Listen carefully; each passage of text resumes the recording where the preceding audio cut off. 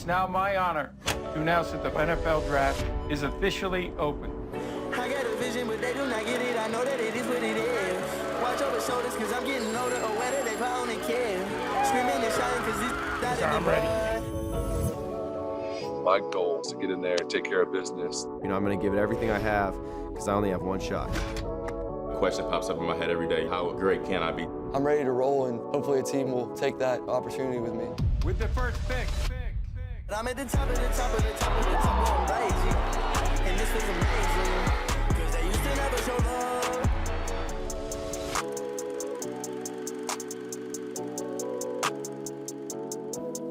And welcome now to the 2021 NFL Draft, streaming pretty much everywhere. Here live on ESPN. Hanging with my main guys, Mike Golic Jr., Treavor Scales. I'm Ashley Brewer. And what you are looking at right there is the live scene in Cleveland. The draft is taking place. Fans are pumped up, getting ready. We got people back out. We have people in masks. Look at God. Draft, fam. Oh my God, we got people dressed as Buccaneers out here. Now, nature has truly healed itself, Ed. Yeah, truly. This is what it's all about. So great to see the fans back in action, pumped more than ever, dressed up more than ever. I don't know what I'm looking at. What did you win? I don't hate it. You know what? As Jason Fitz has often told me, who is joining us tonight alongside Field Yates, Matthew Berry, the draft is the spot where we sell hope to everyone. So right now, if you're the Lions and you feel like busting out a title belt, who's stopping you? Exactly. Who am I stopping to take away your joy and happiness and your optimism right on night one? Ain't no You need got for that. Man Campbell on your side this year heading into the draft. You are all right with the Biting Lord. kneecaps. Fans, go off. This is your one day. Hope is at its all-time high. Like, no one can break your stride. Everyone's feeling good. Everyone's hopeful. Like, this guy we're about to pick is going to be the next huge surprise, the next Tom Brady. You don't know what he's going to do, pop off and just shock the world. Maybe it happens, maybe it doesn't, but go off, fam, right? Yeah. Go and do your thing. Like, and listen, anything feels possible at this point today. Like, we came in tonight, like we've all been around here just taking draft content through a fire hose for the last 3 weeks. Right. Ever since the 49ers traded up to 3. And so we came in tonight figuring the fluctuating betting odds around who's going to go 3, Mac Jones, Trey Lance, Justin Fields, where everyone's going to fall. We thought that was going to be the deal. And then apparently somewhere along the way, Aaron Rodgers decided, now we're good here. You guys need something new to talk enough about. of the news cycle being that he had enough of not being talked about enough. He's trying to get back in. The timing was just phenomenal. I love it. It's about, 4 or 5 o'clock here on the East Coast. We're all getting ready for our shows. Everyone's working. NFL Live just going smoothly, getting ready for the draft.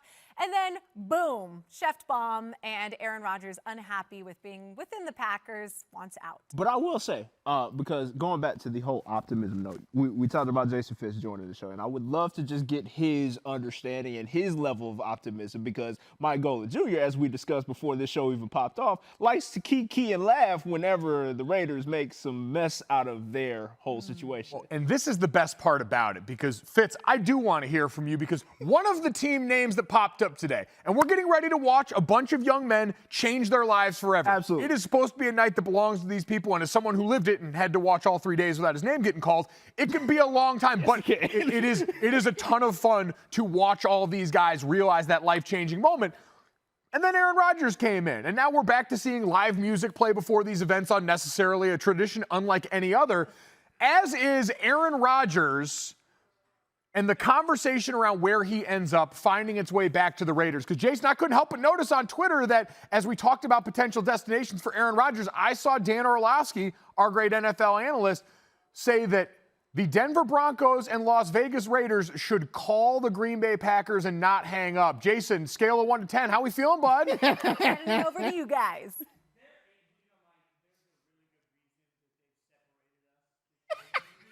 Different sets. I was talking to somebody earlier on a radio station, and they said, what do you want this year for the Raiders in the draft? And I said, just once. I want Mike Golic Jr. not to look at me snarkily from a few feet away and say, ah! Snarkling? Yeah, well, I'm just saying. Is that a word? Snarkily. Snarkily. Like whatever. Inserted as adjective. I'm turning it into a word, Mike, all right? You know, just because you went to Notre Dame.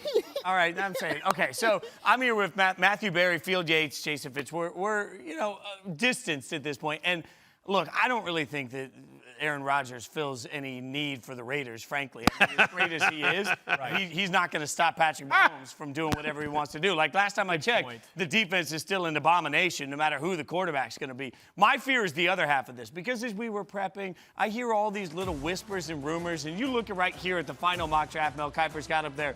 And the one name that I'm looking at, and I'll go down to the Broncos here. We got the Broncos taking Justin Fields. Now, I already don't like that as a fan of a team that, frankly, already has to play Patrick Mahomes and Justin Herbert, who looks very good. I don't love Justin Fields being in this equation also because I think Justin Fields is the second best quarterback in this entire draft. But if you tell me that Aaron Rodgers is going to the Broncos, then I'm going to need to go to rehab. Like, there's no simple way. Like, it's just it. Like, just check me in, and I'll see you guys in January. I feel like it can't happen.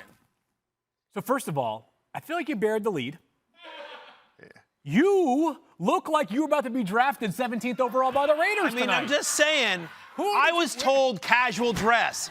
I was told casual dress. I showed up here. Golic Jr. looks like he rolled out of his couch. So it's like, I'm like, okay, good. And then I show up and absolutely Fitz is walking the red carpet. Where did you Fitz and Ashley are going to the prom together. Like, both of them dressed to the nines. Like, You know what, Matthew? I wore tight pants. I'll have you know that. Wait. All of Mike's pants are tight. I was just going to say, every pair of Mike's didn't wear pants are tight pants. right You now. put on pants and they were tight. There's a difference there. What do you want to do? Go, Joe. There's a difference there, a very important difference. Oh, take that thing. Like, you already get started. Mojo Mike I look terrible up here, but down here, pretty good. I'm good from like here down. Right. I'm just, anyway, Trevor's my guy. Trevor showed up like I did. Like, thank you. Thank you, Treavor Scales. That's all I'm just going to say. I'm just going to say that. I'm just saying it's the first round of the draft, and I felt like it was important to dress a little, a little nice and just kind of To ignore producer's instructions, to go casual. It's going to deteriorate. By day 3, I'm going to be here in my underwear and just like praying. All right, so for our own sake, maybe you'll pivot off those plans. But did you ask me a football question? I feel like you did. I wasn't paying attention. I asked you a question about Aaron Rodgers. Your jacket. Okay, got it. Aaron Rodgers to the Broncos, me, rehab. That's where we were. Okay, got it. Yeah, so first of all, the NFL offseason has been absolutely insane in so many ways, right? We've had unbelievable twists and turns with several quarterbacks. Nothing's come to fruition. Obviously, Russell Wilson remains a Seahawk for right now. Deshaun Watson, there's all sorts of tentacles to that story, but he is still a Houston Texan for right now. It feels like, though, we are potentially launching into a different era of quarterbacks, right? I don't know if this is quite the player empowerment era that we talk about in the NBA now, with stars basically saying, if I don't want to be here, not only am I leaving, but I'm telling you where I'm going. It's just a matter of how patient I'm going to have to be to get there. But we are seeing that quarterbacks understand the leverage that they have given their ability on the field, their contractual obligations, and the fact that there are so few teams that have solidified quarterback plans. And as a result of that, if Aaron Rodgers wakes up tomorrow and is happy to be a Packer, then he'll remain a Packer. But if this unhappiness persists, and I know this has been made clear by Shefty and others, is that this wasn't like this happened today, right? Obviously Aaron Rodgers has been ruling over this for Lord knows how long, probably since the end of last season, when on January 20th, he said, very infamously, my future is a beautiful mystery. So I think, Matthew, that what it's showing us is no matter how far into the offseason we are, doesn't matter if we're a day away from the start of the season, if a quarterback's unhappy, he has the potential to alter the NFL landscape. I mean, I think two big things started this just off of before you get to Aaron Rodgers, right? First off, I think Le'Veon Bell sitting out the year that he did with the Steelers sort of changed how players perceive contracts and their own particular power, because he sat out and angered a lot of people and then got paid by the Jets, and I think a lot of players looked at that and said, that's interesting. And then the idea, like 18 months ago, if we'd sat on any kind of set and said, hey, Tom Brady's going to be in a uniform different than the New England Patriots, you'd have been like, really? And so I think people seeing Tom Brady going to Tampa Bay and winning a Super Bowl all of a sudden now gives a lot of quarterbacks saying, like, I need to get into a situation where I can succeed. And that makes a lot of sense. The only pushback I would give you, Field, is that if there's anything we've learned over the last 18 months, the Packers literally do nothing with Aaron Rodgers' feelings in mind, right? Like, they didn't draft for what Aaron Rodgers wants. They haven't done anything Aaron Rodgers wants, so now is the time. I mean, if I'm running the Packers, what I've shown everybody is I don't really care about his feelings. So when he comes in and says, I want to be traded, I say, oh, that's really cute. Cool, we'll see you in the fall. But there's one caveat. is that they haven't done things up to this point. At the same time, we have not reached the boiling point that we're now at with Aaron Rodgers, right? They were able to do things that may not have been to Aaron Rodgers' preference. He still showed up for work and did his job at an incredibly high level. The MVP this past year, the prior year, another NFC Championship game appearance. So I'm not saying that tonight alters Aaron Rodgers' thinking, but it could be instructive. Like if the Packers, if they take a cornerback tonight, which you could argue is a need, by the way, and there's a great wide receiver sitting there, I don't know if we can do this. Maybe I can open up a Twitter Spaces and Aaron can join it. Yeah. I need a live reaction of Aaron if they take a cornerback over a talented wide receiver. Oh, yes. Yeah. Look, you got those strings to pull. Look, real sicko stuff there, Field. I can make that happen for you. I don't know that there's a player in the NFL that has the determination of Aaron Rodgers. If there's a guy that you're going to that's somebody who's going to dig in their heels, it's Aaron Rodgers, who again sits there. I'm 37 years old. I've got one Super Bowl. I've got a short window. I don't know if that window is 2 years or 4 years. I mean, Brady just won one at 43, right? But he's got a short window to add to his legacy, and he's clearly very, very frustrated with a lot that's gone on with Green Bay over the last couple of years. And I don't think he will, but he could threaten I'm not playing for you guys. If I retire at 37, I retire at 37. And I'm an insanely wealthy man, and I'm a first-ballot Hall of Famer, and I've got a Super Bowl ring, and it is what it is. I think Rodgers holds more cards than you may give him credit for, Fitz. Ashley, if there's any one thing I know, it's that if Aaron Rodgers ends up on the Broncos tonight, I'm just going to start drinking on the show. All right, you take it from here. Trade it to the Falcons. I don't care. Allowed? Excuse me, did I say that out loud? No alcohol. We do have snacks, though. Appreciate it. By the way, great Jeopardy host. So if Aaron Rodgers does want to go that route, he could do that. He's also engaged. Maybe he wants to get married and enjoy that. Ain't nothing wrong with that. Listen, I'm going to say it. Maybe Shailene doesn't want to hang out in Green Bay for the winter. Hey. Who among us? Hollywood's a nice place. I don't blame her. Guys, we had a really cool partnership between ESPN and Marvel. By the way, favorite Marvel movie? Oh, man. Civil War. Probably Infinity Wars. The Avengers Infinity War. The answer is Avengers Endgame, and there's no close second. Mike Golic Jr. I was going to say, that is true. The brightest star among us. That's all I was getting ready to say. I got caught lacking. I can't not ask you guys, obviously. It's Avengers Endgame. Highest grossing movie of all time worldwide. I'm just saying. I love it. ESPN and Marvel paired up, and Marvel came out with some comic book covers for some of the prospects, 7 of them to be exact. Oh, wow. And they did a heck of a good job. All right. Najee Harris right there from Alabama. I like that. Marvel's Daywalker. Oh, wow. You got the Black Panther. That's Aziz Olu. Quiddy Pay getting the Black Panther nod. I like that. I heard his suit tonight apparently has some Black Panther under. Nods to it, yeah. I'm not mad at it. Who got Okay. I was getting ready to say. Oh, wow, J.O.K. Look at God. That is that what we're calling him tonight? J.O.K. That's Jeremiah Owusu-Koramoah. Koromoa, yep. I'm going to say everyone at Notre Dame calls him Woo. So it is. Woo. I like that pick. That's perfect. Slim Reaper going to Spider-Man, that's perfect. Slim Reaper, that's also the name for Kevin Durant, right? Yeah, but he ain't really having that. But we're talking football. Oh, wow. Aziz getting the Wolverine treatment. Oh, Zach Wilson, the All-American poster boy, getting Captain America, right? I need a little more super serum, I think. Maybe a future Jet, but today he is Captain America. Need a second dose of it. Maybe a little bit. I know he's listed at 6'3". Right. I have questions. Yeah, dog. Okay. I have questions. Does he not look like every guy in Saved by the Bell, or Zach Morris, or every guy in a Disney movie? So the best, handsome. The best thing I saw as it pertains to Zach Wilson pre-draft was someone saying, Lindsey Jones, who writes at The Athletic, saying he looks like he's saying, and next season on The Bachelor. Absolutely. Perfect. Oh, okay. Shouts to Tyler Arntines for explaining that Quiddy Pay nod to Black Panther that you talked about. There it is. That's awesome. In suit form, right around the lapel there. Okay. I was going to say, shout out to Tyler. He's over at GQ following Quiddy around tonight. Yo, yeah, exactly. Awesome. Some love there to Chadwick Boseman. Up in the all black. That's a clean fit. And the motorcycle in the background. Can we acknowledge why they cut off his shoes, though? Wait, is that motorcycle in the house? Yeah. That is a great question. Inside, does it great work, question. or is it a prop? I got questions on that. That's like when I see a car in the mall. I'm always like, I just want to know how you got it. How? How'd you get here? How does it get there? You didn't build it in there, Tesla store. Can we win it? Can we drive it? What's going on? Speaking of kicks, I mean, Trev, you didn't have to show us up on this show. Oh, these are just my favorites. He's these like, old oh, things. these old things. Like, I just grabbed these on the way out of my home. Yeah, I was in a rush. I figured they go with anything. I didn't even think about But like, this we're not gonna sit here and slight Mike. He's always on top of the sneaker game, and he continues to be so with these Asics Sean Witherspoon collabs. I Right? would say, Like, I just appreciate anything where I can pull Abel's off. that is, I like that. I have an addiction. Sean Witherspoon makes shoes, and I buy them. Right. That's how the system works. Fair. So I like it is amazing, though. One of my favorite parts about draft night each and every year, we talked about like kids getting life-changing sums of money, guys realizing a lifelong dream, is also seeing, because the number one thing in college when you are playing sports is you got pictures for banquets, formals, things like that, where you're getting suited up for game day.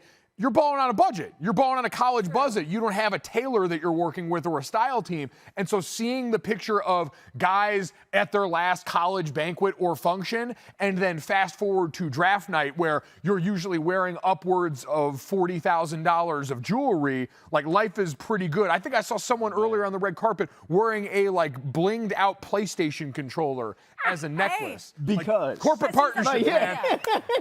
The NIL laws don't matter to you. Get that money. Get to the bread. Go ahead guys, and do it. We have a little movement here. The clock is ticking. The Jags officially on the clock. 9 minutes and 27 seconds until they make their first overall pick. I wonder who it could be. Maybe a beautiful long-haired blonde quarterback out of Clemson. And I love we got a chance to see and talk to Trevor Lawrence earlier. A lot of the broadcasts have. And I love the perspective that he has maintained throughout the entire process of being a football player, not only at one of the biggest programs in the nation, but also on the precipice of being the guy down in Jacksonville. So he has a certain command over it that I can appreciate, and really just a perspective surrounding all of it. Yeah, we're going to get into that first overall pick, especially Trevor Lawrence. But first, I want you guys to check out what Trev and I have been working on. Gojo, also a guest on a show that we've been having a little bit of fun on. It's called SportsNation. If you don't have E+, you better get it now and check it out. Right there. I'm Devin White, Super Bowl champion. You're watching Sports Nation. Get live. It's been historic. It's been entertaining. How much more do you people want? I'm just going to say it. They got trampolines in the floor. I'm telling you right now. Homie, chicks did the long ball. That's all I'm worried about. The Jets, I'm just worried. Is that confidence or is that arrogance? What would you I will defer to the expert on both. By definition, if you're arrogant, you're confident. Cut the mics. Cut the mics. They've seen it all. Yeah, as you can see, it's a lot of shenanigans on that show. Thank you guys so much for watching the NFL Draft with Sports Nation. The draft is live right now on ABC, ESPN, as well as the NFL Network. Also, be sure to head over to NFL.com, see Kay Adams and her team hosting the NFL's Draftathon, where they're raising money to support the most impacted communities recovering from the pandemic. Fitz, I'm going to send it over to you. What do you got for us, buddy? Let's look into this Trevor Lawrence situation. I think it's really interesting. I talked to Ian Fitzsimmons, one of our great ESPN analysts, the other day that talks to so many coaches, and he talked to a coach a couple of weeks ago that said, in their mind, Trevor Lawrence single-handedly saved the college football season that they thought may not get played in COVID-19.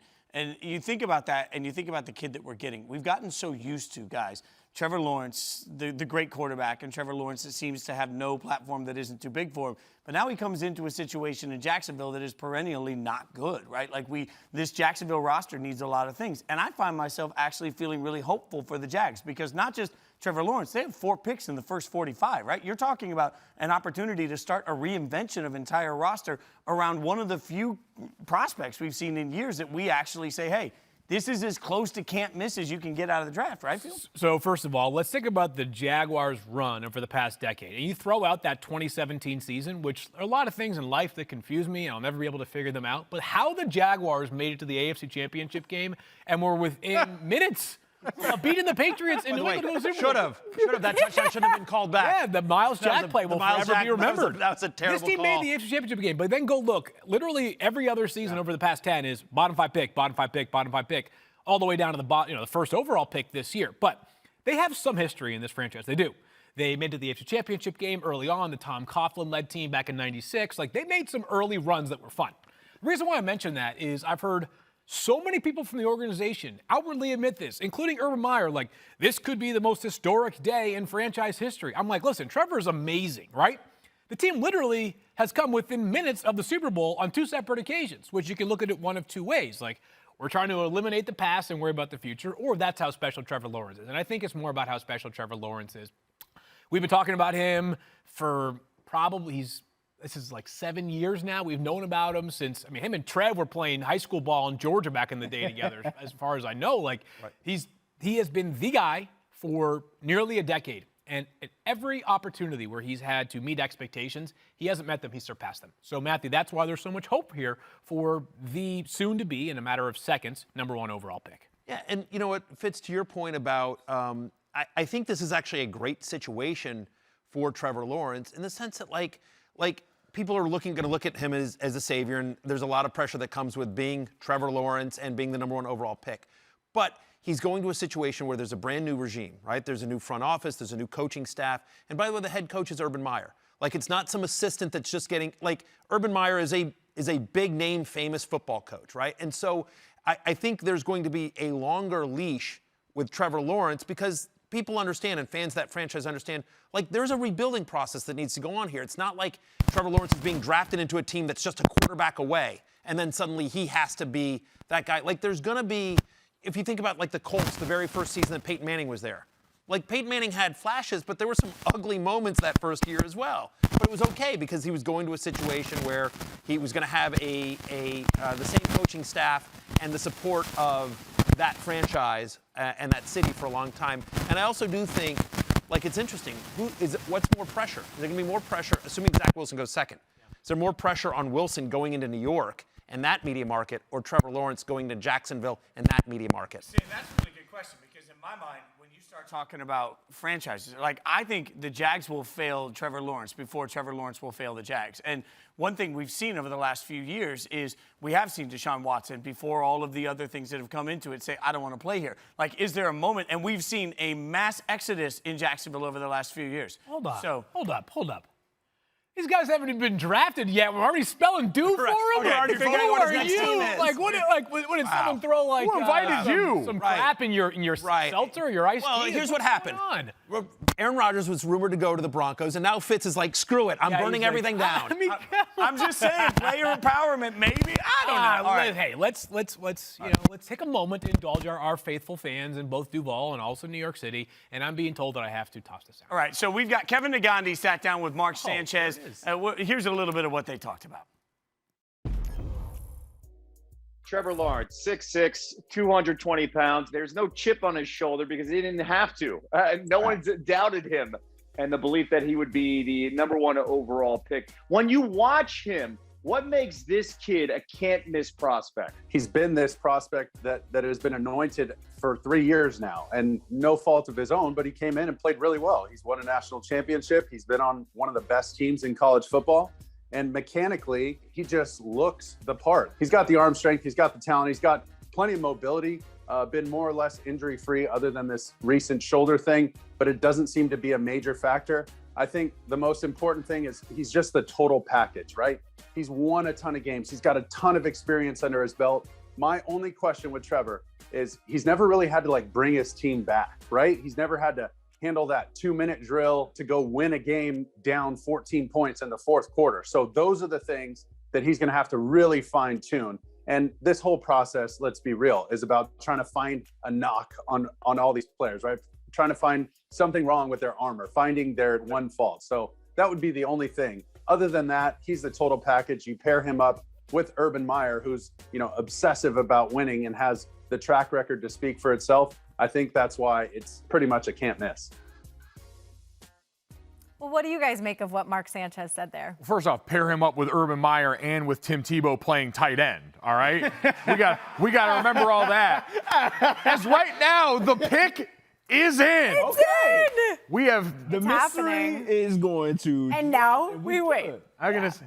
So just to pick up where we left off with the potential critiques of Trevor Lawrence. One thing that has circulated is like tight window accuracy, and it's like a similar dynamic to Mac Jones, where he has guys wide open a lot of times, or it is a matter of his guys making a play for him that may not necessarily allude to him putting the ball in the right spot. It's just a hell of a catch from a wide receiver that's at like an elite level. Yeah, I would say this. The one thing that I thought's gone under talked about, because we put Trevor off to the side, knew he was going to be the number one pick, is the fact that he also did not have the help in other areas that the quarterbacks in this draft class did. You look at Alabama, BYU, North Dakota State, and Ohio State, all far better offensive lines than what Trevor was dealing with. Turn on a Clemson game and you'll watch him making chicken salad out of chicken you-know-what at certain times. And so I think especially this year, I mean, we're talking about Amari Rodgers as a draftable wide receiver in large part because of Trevor Lawrence's greatness. For anyone that saw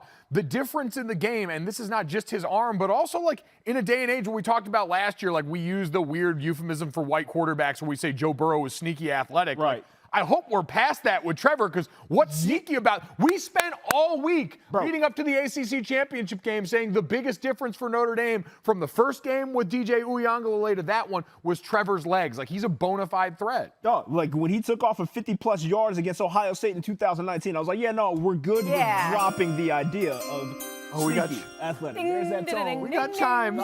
We got the chimes, which means we have Why am I like pick. nervous right now? I know. This is so fun. This is what it's all about. We've been studying and waiting and building this up for weeks and weeks. And for those guys, years and months. And it is. He's got his suit ready to go for this. Trevor Lawrence is your Jacksonville Jaguars new quarterback, the first overall pick in the 2021 draft. Look at that beautiful head of hair.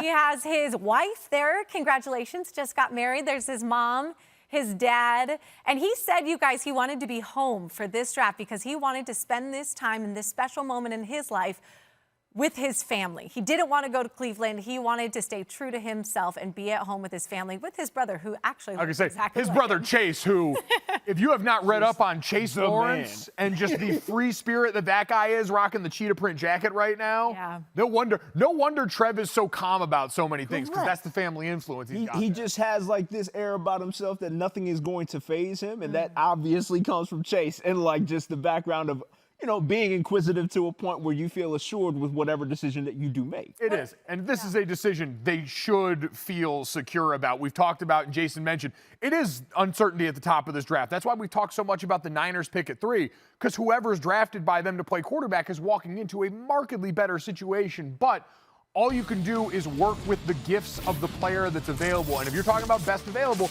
there was no other choice in this draft. Ain't no way you were going to go away from this this guy being at the top of this draft class meant everything to Urban Meyer because of what he has to overhaul down there in Jacksonville, right? Like, he's got a franchise down there that, as Jason and Field and Matthew alluded to, has been defunct for quite some time. And so with that, it's a matter of not only do you need personnel, but there is a culture, right? Like, that trigger word is going to be thrown around often, especially with a new college coach coming in, and that's what he's going to have to attack overall with that franchise. It's the biggest advantage. He's got a young team, and I think that's going to help Urban Meyer coming in early on, these guys that know him from his time in college. But you've also got a quarterback that's going to help you overcome mistakes, and in these top picks, that's what you're going to need. So we can gas bag about it all we want. No Jason, Field, Matthew. Anyone shocked here? Because I know I'm not. Perfect. Very excited. He's This 1 guy for 1 gets so it. far. I mean, not to lie. You know? I mean, I will Exactly. say, though, Mike, like, you know how risk-averse I am when it comes to quarterback. I'm rarely the person that heaps a ton of praise on something that we haven't seen production from in the NFL. That's just not my style. That being said, Jags fans should just go buy the jerseys and be happy because they've got their guy for the next – I mean, if you're right on this pick and that's what they think they are, that's what we all think they are, you're not talking about an answer at quarterback for 5 years. That's the difference. That's why everybody's trying to take a quarterback. If you got it right, you got it right for 15. I mean, you're starting to look at generations. We'll never know what it's like to wonder who your quarterback is. And, Matthew, that's power to me. You're talking to a Washington football team fan. Like, I mean, right, you know, like, exactly. Like, you know, so believe me, I know what it's like to be in the quarterback desert, desperately searching for a guy every single season. Now we have Fitzy this year, thank goodness. But Trevor Lawrence, I think, has a chance to be something special. And, you know, I always try to look at things, obviously, through a fantasy lens because that's my gig. I think the interesting thing here is, like, their defense is still going to be bad. He's still going to have to throw.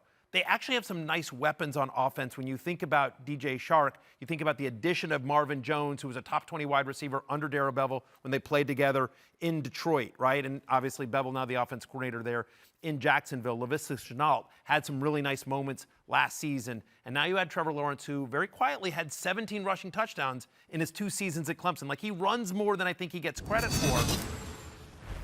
Listen, he's a QB2. Like, you're not drafting him as a starter, but he's the #1 no-brainer pick in a Superflex Dynasty league, in a rookie league where you have, premium quarterback play.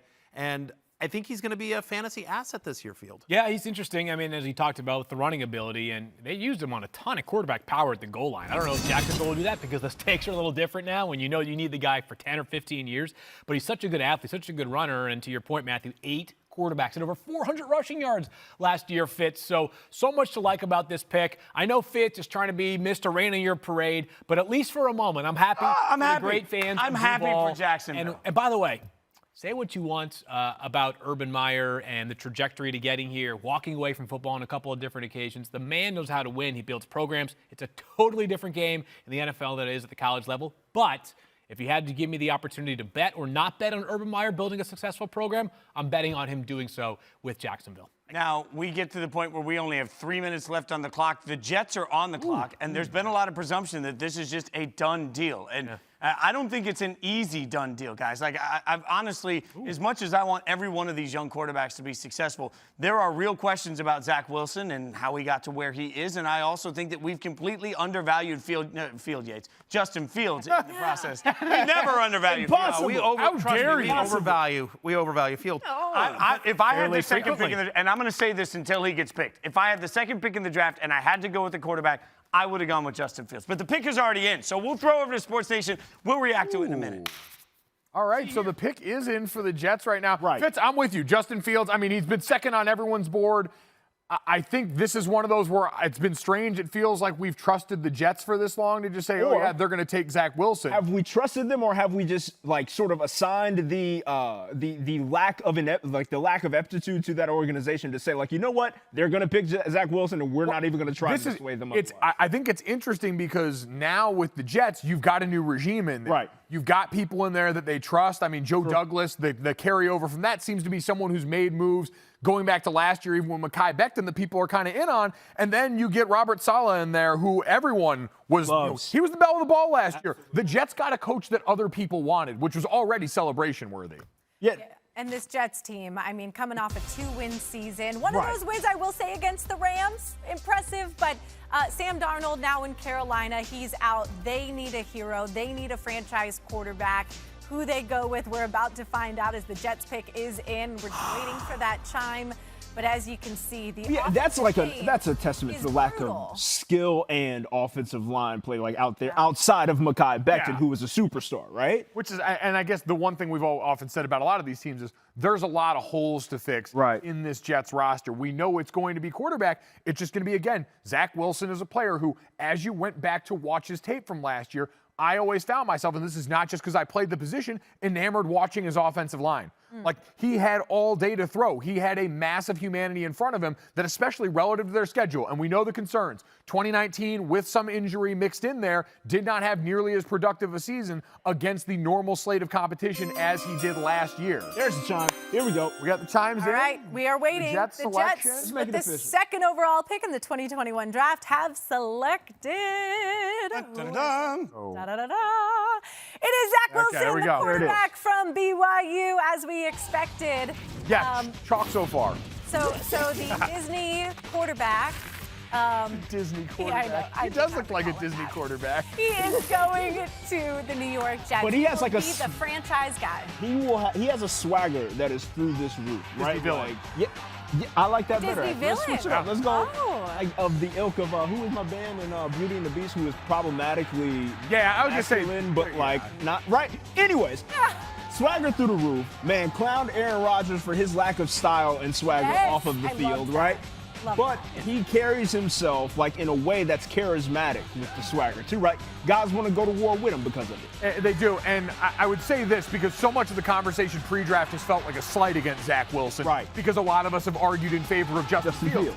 Go back to football season, and those of us that cover it and around it, reminded you there was no more exciting player in college football that people weren't paying attention to. That Coastal Carolina game that people use as a slight, I saw as a testament to them and their ability, their willingness to go out there and play people in an obscure season. He's unbelievable with the off-platform throws. He's got an absolute cannon for an arm. And we know that's the flavor of the NFL right now, Fitz. And he can move.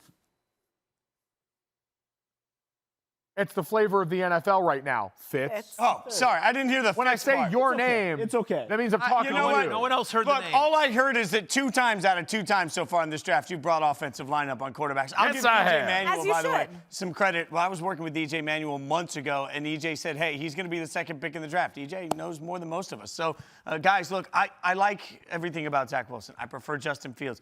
My problem here, for anybody that expects immediate turnaround, I would argue that if Patrick Mahomes was the quarterback of the Jets, they were still a 6-win team last year. It's a bad roster. Okay, I don't care if you put the best player in the league on it, it's still a bad team. It is a bad team. What has gotten into you? I know this get him like right. Aaron Rodgers hasn't even traded yet, dude. I know. So much. Listen. I put on a suit. You throw out one rumor that would affect his team. You throw a suit on him, and all of a sudden Fitz is like a, I wear a suit. I bring the takes, all right? Apparently, it's very upsetting. This is ridiculous. I'm not No comfortable one's with it. told him. Main and Fitz, 7 to 9 Eastern. Did anybody, have we not told him yet that the Chiefs are trading for DeAndre Hopkins soon, too? I heard it's like for like an 8th round pick. Have we not told him that yet? Imagine how spicy Fitz will be at that point. Okay. So you two little, Debbie Downers can have your moments, talk about the Jets not being successful and all that, but... Don't rope me in with this guy. Okay, fine. You Debbie Downer over there, and you not Debbie Downer over there. We can see Don Downer. No, hey, listen, let me just start here.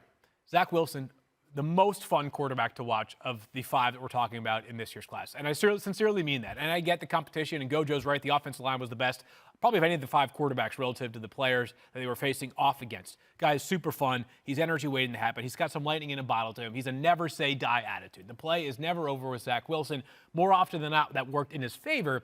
He's going to have to reel in a little bit because you're playing much deeper competition at the NFL level. Super talented guy. He's got a lot of charisma, and we talked about the market earlier. New York's different. It's a different beast. I don't care how great of a quarterback you are. No one's going to take it easy on you. So he's got to meet expectations in a hurry. The Jets, this time around, it's incumbent upon them to do a very simple thing that they did not do with Sam Darnold. That's basically do the exact opposite of what they did with Sam Darnold, right? Give pieces to Zach Wilson. Find a better offensive line. We already talked about Mekhi Becton a minute ago. Continue to build the wide receiver group. If you have to overdraft a running back, do it to help make Zach Wilson better. There is beacons of hope here for the Jets. There's a lot of natural pressure because it's a quarterback playing for the Jets because they've been bad, Matthew, but there are reasons to be optimistic. There's absolutely reasons to be optimistic. I think it starts with Joe Douglas, who I feel like is a very good general manager. I know he's well respected within the NFL. I think getting rid of Adam Gase, all due respect, I think that's a positive. Yep. Just changing the atmosphere in that building. And the only concern with Zach Wilson is, to your point, is like bad offensive line. And one of the things that he does really well is the deep ball, right? So you've got to let those plays develop. Like Corey Davis was a nice signing. I love Denzel Mims, right? They have Jamison Crowder. We'll see with Chris Herndon, but there's actually some weapons there for him to throw to if he has the time. I think the offense, I hate to agree with Gojo, but I do believe that the offensive line is a huge piece for the Jets. Zach Wilson's success. You're all right about that. I just like giving him grief. All right, so now the draft, air quotes, has officially started because we've gotten all the suspense. The 49ers are sitting at the 3rd overall pick, and they're there by way of a trade that was already made to get them to 3. Now, there's been a lot of conjecture about what they're going to do, and everybody thinks it's going to be a quarterback. The question is it going to be Mac Jones? Is it going to be somebody else? So, Field, where do they go with this pick in your mind? So, famous last words because we've got literally less than 3 minutes on the clock. I still think this ends up being Mac Jones as the 3rd overall pick. We know that when they made this trade from 12 to 3, not only do they know they're going to take a quarterback, but you have to have a quarterback in mind when you're making this big move. Not that you can't change your mind, but I do believe when they made the move, the idea was, hey, we're moving up, and the plan is to take Mac Jones, absent a great performance from Justin Fields and or Trey Lance in the 5 weeks after the trade was made. So I think they take Mac Jones. The fascinating piece of this is I would agree with you, Field, but for whatever it's worth, like about 5 hours before the draft started, over at William Hill, the line changed and Trey Lance became the betting favorite, not Mac Jones in terms of who gets picked in the 3rd pick. And you have to also wonder, we know Aaron Rodgers is from the Bay Area. We know the 49ers attempted to see, hey, is there any interest here? Now that's news. do the 49ers trade somebody that they think might be interesting to the Packers, or do they just draft for their team? Because now that there's more pressure, is there an opportunity to go out and get Aaron Rodgers? Imagine Aaron Rodgers playing for Kyle Shanahan. And that's a really interesting question, because I'm looking at a 49ers roster, and they just put the graphic up for games lost to injury for notable starters. This was a decimated team last year. Decimated. But this is largely considered a Super Bowl caliber team if they're healthy. If they're Super Bowl caliber, what the heck are they doing giving it to a rookie quarterback to walk into the Super Bowl? That seems weird to me. Yeah, hold up. Is this a bit and I'm just not in on it? Like, can we have a pre-show? You like any of these picks, Fitz? What? Come on. You don't like this pick too? Is he the biggest angry hater? Fitz. No. I'm just saying that it's a difficult. This is why I think Jimmy G's still going to be with the 49ers coming into the season. I don't think you can hand this roster over. To me, it makes sense to draft. If you're going to draft a Trey Lance, this makes sense here, because you can sit him for a year, play Jimmy G, and you've played chess while everybody else is playing checkers. That's smart to me. We had this debate on the podcast. Field and I and Stefania Bell, we did the Fantasy Focus podcast. We had this debate when the podcast we did after that trade.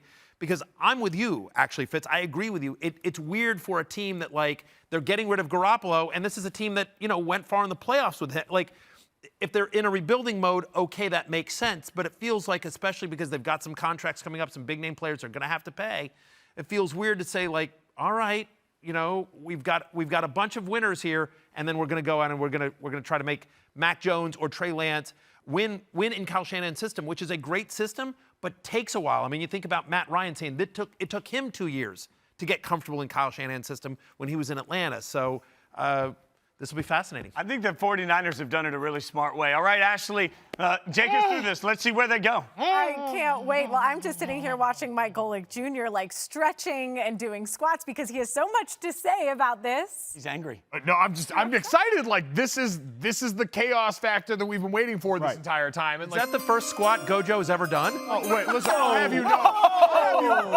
you know, real flexible in this mobility area, is not at a premium for this young man. Oh, no, mobility is at a premium. That's why I got to wear the Lulus, or else I'll crack these pants wide open. Exactly. Oh, my God, it's Trey Lance. It is Trey Lance. That threw us for a loop. The quarterback from North Dakota State, who has 17 career starts in college football, is now going to be a quarterback within the 49ers. But we talk about what Kyle Shanahan likes to do with his offense. He loves to run the heck out of that ball, and he loves to get everybody involved in doing so. A lot of motion, a lot of deception, and it's sort of a run package that is built around a guy that is very talented with the ball in his hands down the field in that regard. So Trey Lance, take everything that you've heard, obviously the level of competition, playing in the FCS at North Dakota State, which is a powerhouse. Yes. It's a program you can trust.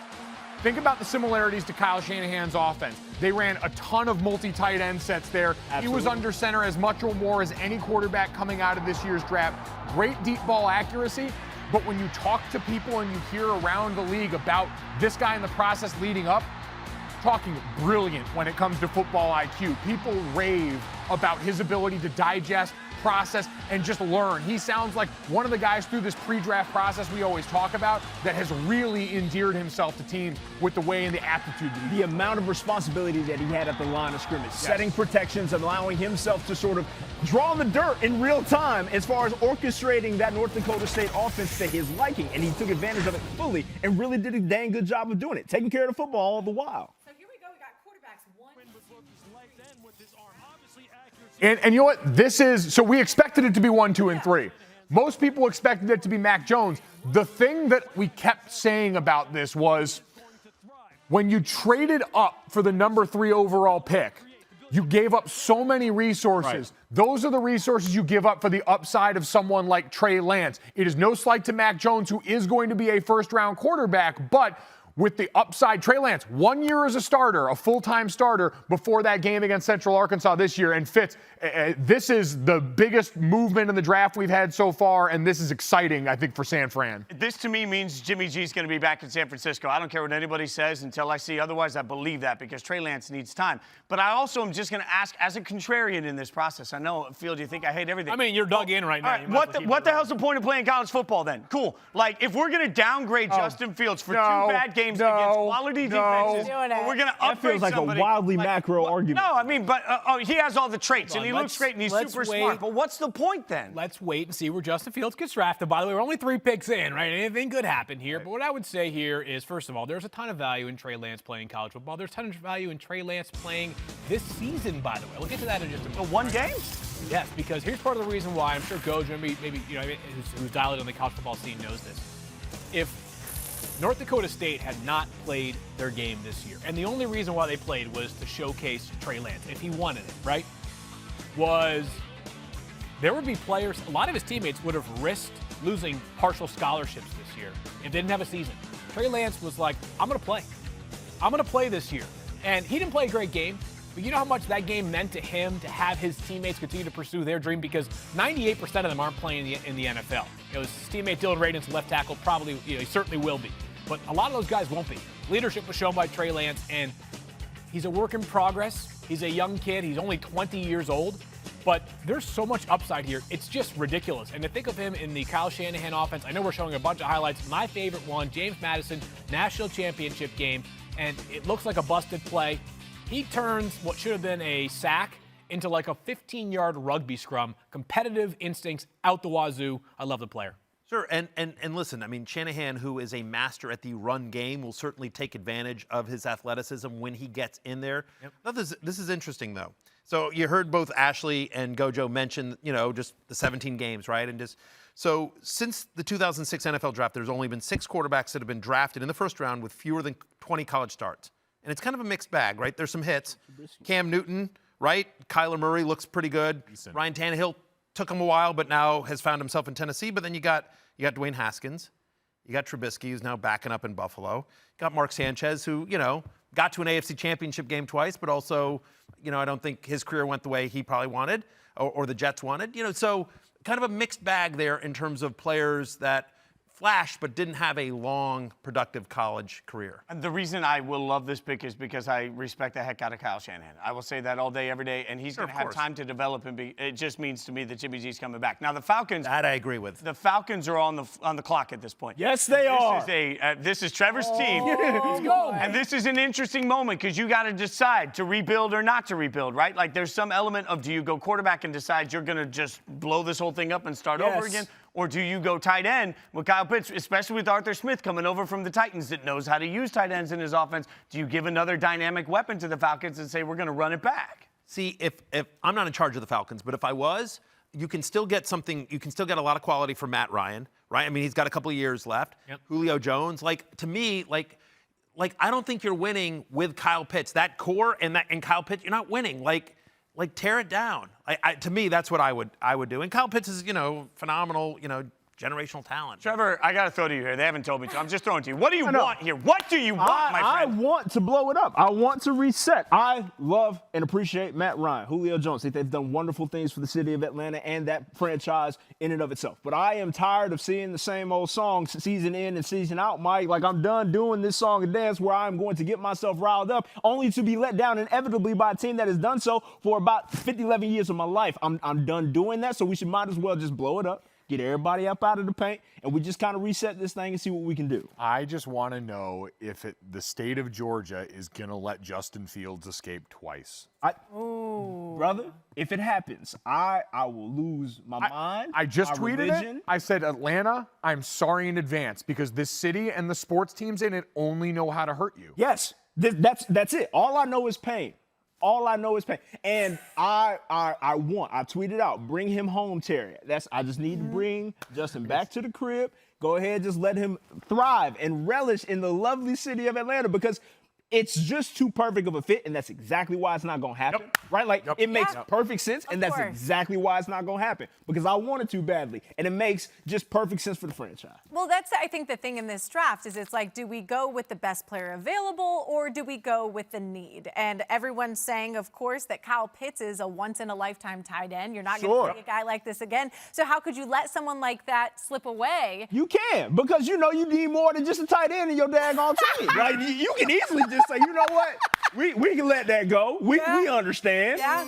You need a quarterback for him to throw. No, see, now I'm upset. I told myself I wasn't going to do this. I told myself I wasn't going to get this invested, and here I am. I'm not ready. Sweating. I'm not ready. And now I'm going to just be mad. I'm The preparing Atlanta myself. Falcons select Kyle Pitts, the tight end from Florida. And Trevor lost his religion, lost his mind, lost his hope. It could all be so simple. It could all be so simple, Mike.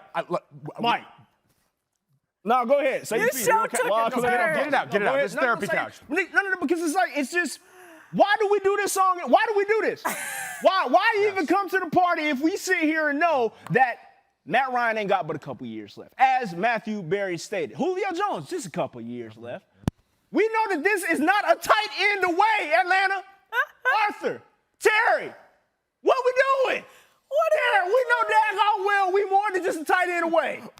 And that's going to be the thing that carries us back to the Super Bowl, so we can just go up 25 points and lose the ever-loving mess out of the league and have me crying in an apartment in Boston and driving down 93 sad as all outdoors? No. Stop it. Look out, Terry. Just get back, Terry. I'm that done. was one of my favorite things when I first met Trevor and was getting to know you. We connected. Oh, cool. You're from Atlanta. My mom's from Atlanta. So you're a Falcons fan. He's like, oh, no. I'm not a Falcons fan because they ruined my life when they were down 28-3, and then our hopes went away. Trevor, I can make it make sense because I look at it like this, and I hear everyone's points about transition, wanting to move on, the opportunity cost of being at 4 and getting to pick here. All I'll say is this. When you guys pushed that money forward for Matt Ryan, there came with an understanding that the soonest you're going to be able to get out from under this contract is June of 2022. Right? Yeah. A couple of years into a rookie contract for a quarterback that are extremely valuable years. I can argue this as a bridge program to say you get a tight end in Arthur Smith's offense, you get him with a quarterback that's used to getting to the tight end spot, get him a couple of years, and all of a sudden when you do finally make that transition, if Julio's gone by then and you can get the Hall, you've got the next space alien in line there that's going to be a great asset for a young player in that offense. But please tell me why exactly you pass on the talent that is Justin Fields at the quarterback position. Because that's the crux of it for me. Because I'm thinking they don't want to have the first 2 years of his career in a spot where financially you've got a quarterback like Matt Ryan on the roster that's still playing very good football. That, you could sit in favor of Justin Fields, but you're already paying the dude an arm and a leg. You might as well get him out there and get the use on him. Maybe they can time it up. Now, maybe they do too well and they play themselves out of an opportunity like this again. I'm just trying to make it make sense for you so you don't. I appreciate the therapy in essence, right? Like I do. And Kyle Pitts is great, like for what it's worth. To be clear, yes, let me give that man his, because I think he is an otherworldly talent when it comes to a receiver in this draft class, right? Not just tight end, but as far as lining up on just any and every position on the field, this man will bring the ball in and make people look silly. I'm only happy that he is gone from Florida so he doesn't embarrass my dogs anymore either. Go ahead, just take this away from me because your boy's just going to sit here and lament and get in his own head until the end of this show. All right, Trevor, I'm just going to tell you this. You know I'm cheap. I don't spend money on anything. Except that jacket. I'm going to go, the pennies on sale, thank you, clearance. I'm going to go to NFL.com, and I'm going to buy you a Kyle Pitts Falcons jersey because I freaking love this pick. I will never forget asking David Pollack on College Football Live last year. I said, how do you stop Kyle Pitts? And the answer was he laughed at me and he said, you don't. And then he sent me a bunch of cut-ups of them attempting to triple team Kyle Pitts where he still got the ball. This is not a good pick. It's a great pick. And I think if there's anybody in this draft not named Trevor Lawrence that is this is the guy you can bank on that's going to have a monster career, it's Kyle Pitts. You are going to be celebrating this, and I'm going to hug you through all of it every step. I'm buying you a dang jersey. First of all, I'm so glad the hex is over. Second of all, you know how quarantine's done a lot of bad things for most of our bodies, a lot of people accelerating into dad bod? T-Scales somehow keeps that XL frame going. The dude, I'm not sure what kind of body by Jake stuff you have going on back at the house, Trevor, but it's working for you. Hey, for you. Bench presses trees on the side. That's what it is, okay? That's the secret. I bench the bar, and sometimes I struggle. Anyways, I have nothing bad to say about this pick. Literally nothing. The process part, I understand where Trevor's coming from because the value of a quarterback, if he reaches his absolute ceiling, is higher than the value of a tight end if he reaches his absolute ceiling. Just do the math here. The highest paid tight end ever, $15 million a year. The highest paid quarterback ever, $45 million a year. Little math, that's 3 times as much, Matthew. So I get. He did that in his head. I actually did it beforehand. I'm preparing some notes. In any event, I get that. I get fundamentally and sort of philosophically where Trevor's coming from. On the other hand, like I have watched college tight ends my entire life, and I know that athletically, Vernon Davis is in the same sort of vintage as Kyle Pitts. I've never seen a tight end like him. I've never seen. There's not a single tight end, not a single defensive player that had any answer whatsoever for Kyle Pitts. It was absolute mastery. It was amazing. 83-inch wingspan, the highest by any pass catcher at the combine the last 20 years. I mean, just like a physical freak, right? And obviously the production matches it, 12 touchdowns last year in 8 games.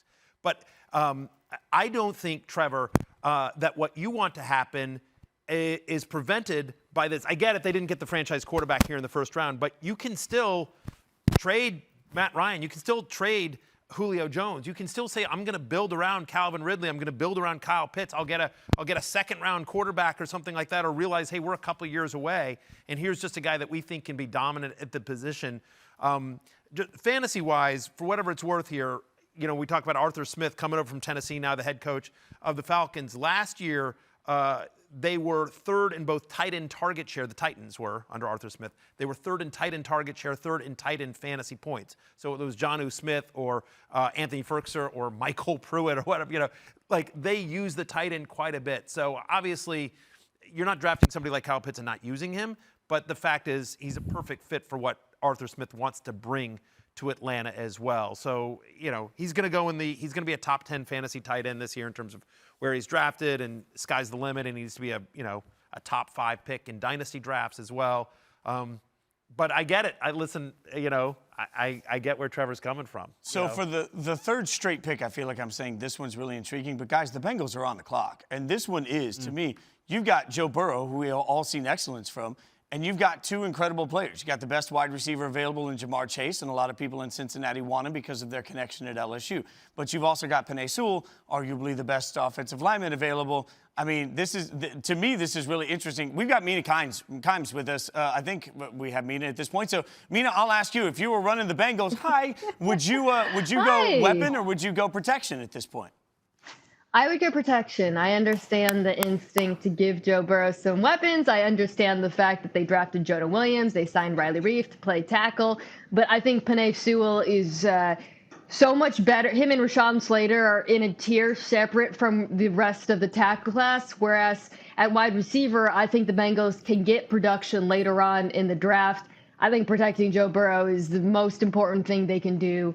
So for me, it would be Penei.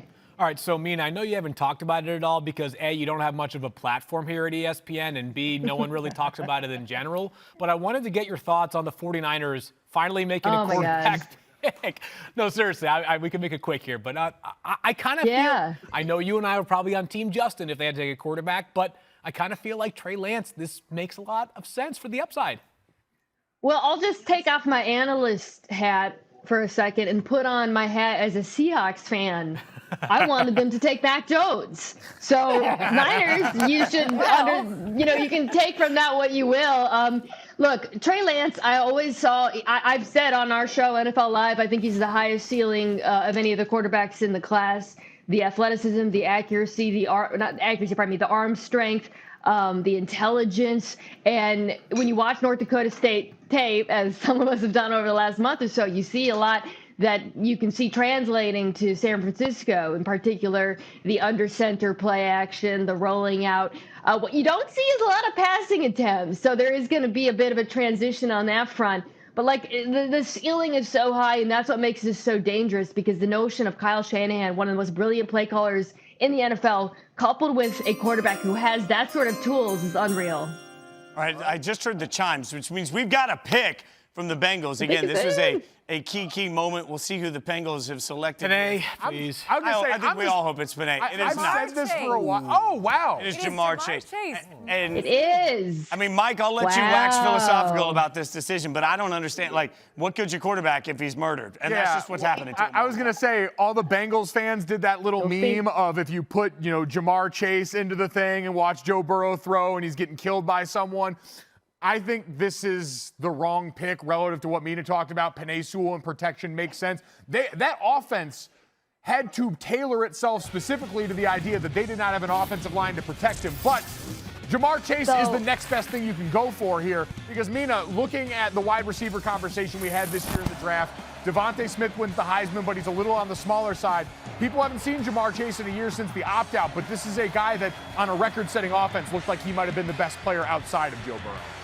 Yeah, I mean, and the criticism of Ja'Marr Chase at times was, well, how much of it is Joe Burrow placing the ball perfectly? Well, you no longer have to worry about that because Joe Burrow is going to be throwing him the ball in the NFL. I mean, he's a bully, his ability to win both at the line of scrimmage and at the point of contact, it is unreal. He has grown man strength, as you say. I would have gone Penei, and now I think just to spin it forward, this becomes a really interesting question for Miami because there's been assumption for a while that Miami would go pass catcher and Chase. I think they should take Penei. Yes. And I don't know if that's something that they thought they would do, but protecting Tua is so important, and I actually like the pass catchers they have. I think they could add one later on. What do you guys think? I'm excited for weirdo Dolphins offensive line Twitter to come back into my life. I know you started 3 rookies last year, Miami. I'm extending you that grace. Take the really good guy, protect Tua, and prosper. As Mina said, you've got really competent weapons in other places, but this feels like a spot. Just take the beef. Yeah, the beef is good. It's grade A. It's Wagyu. I said that yesterday to an affiliate in Miami, and Twitter destroyed me that they should take Penei if he was on the board.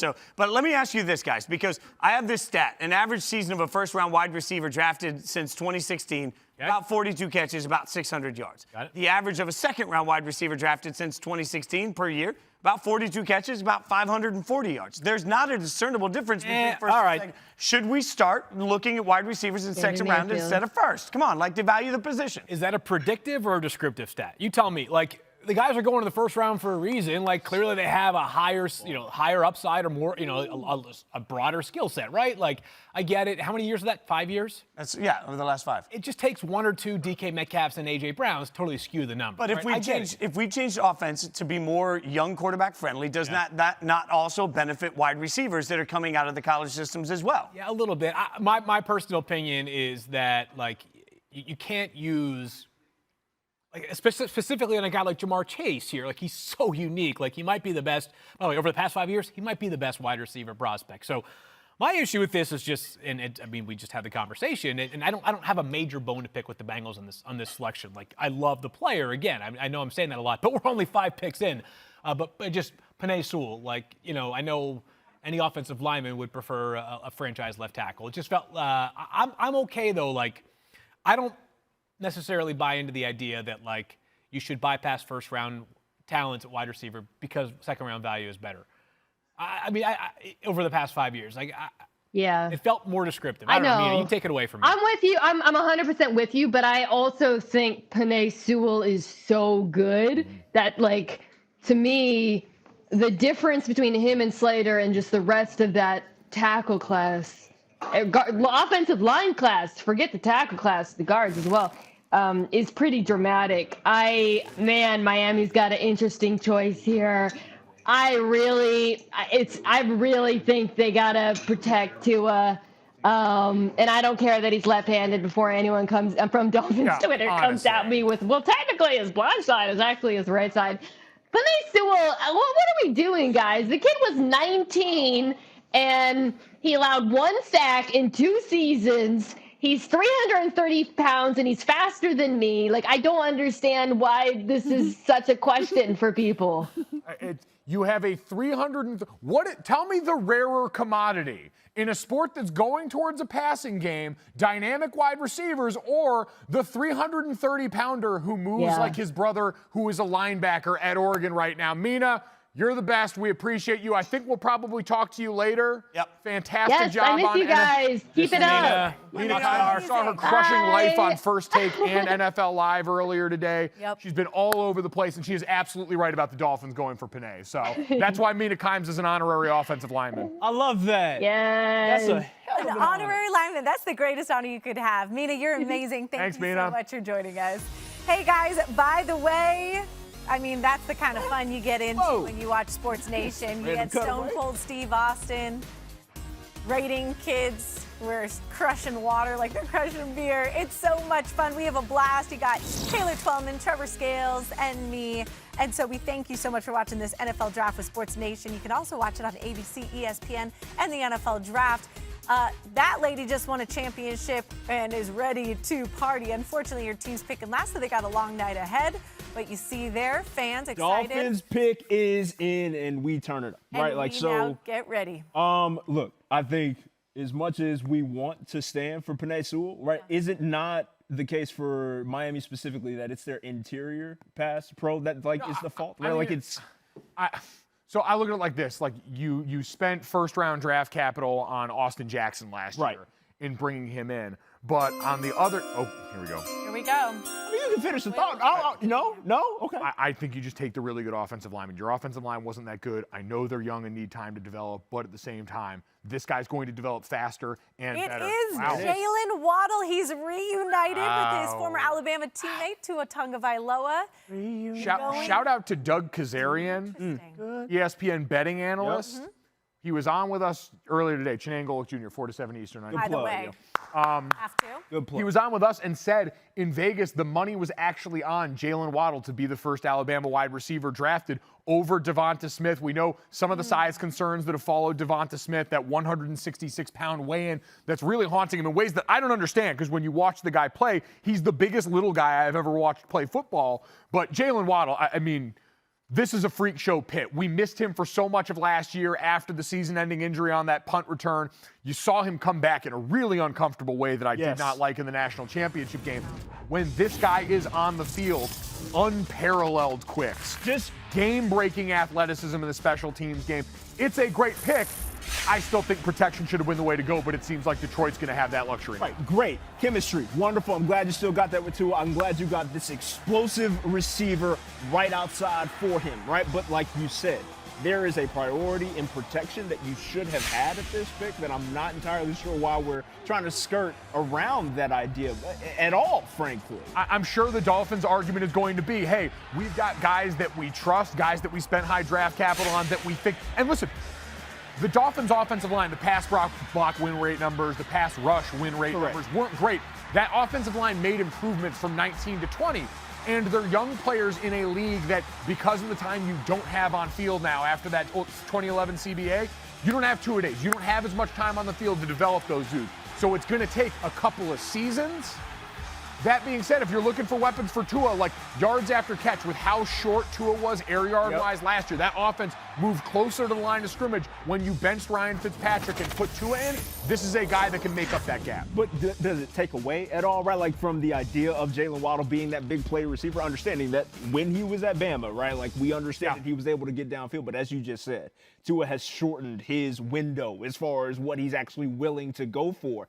And if we aren't going to use him appropriately, does that take away anything from what you get out of that value? No, because I think the idea is in year two, now that it's going to be Tua's job from the jump, they got to push that thing downfield a little bit more. Like, Fitz, I can sit here and wax about till I'm blue in the face the fact that I think the Lions should now pick Penei Sewell, and we'll just keep kicking this can down the road. But the Jaylen Waddle pick for Miami, legitimate game breaker. There's certainly nothing to take away from him. Yeah, and what we're seeing, I mean, this is two straight teams, right, that have decided they like continuity. They like a young quarterback that's comfortable with the wide receiver option. I can see the logic behind it, but Matthew, when you start thinking about where we are at this point with Waddle, like, does that make you suddenly think that the Dolphins are much more dynamic? Like, where are you on that?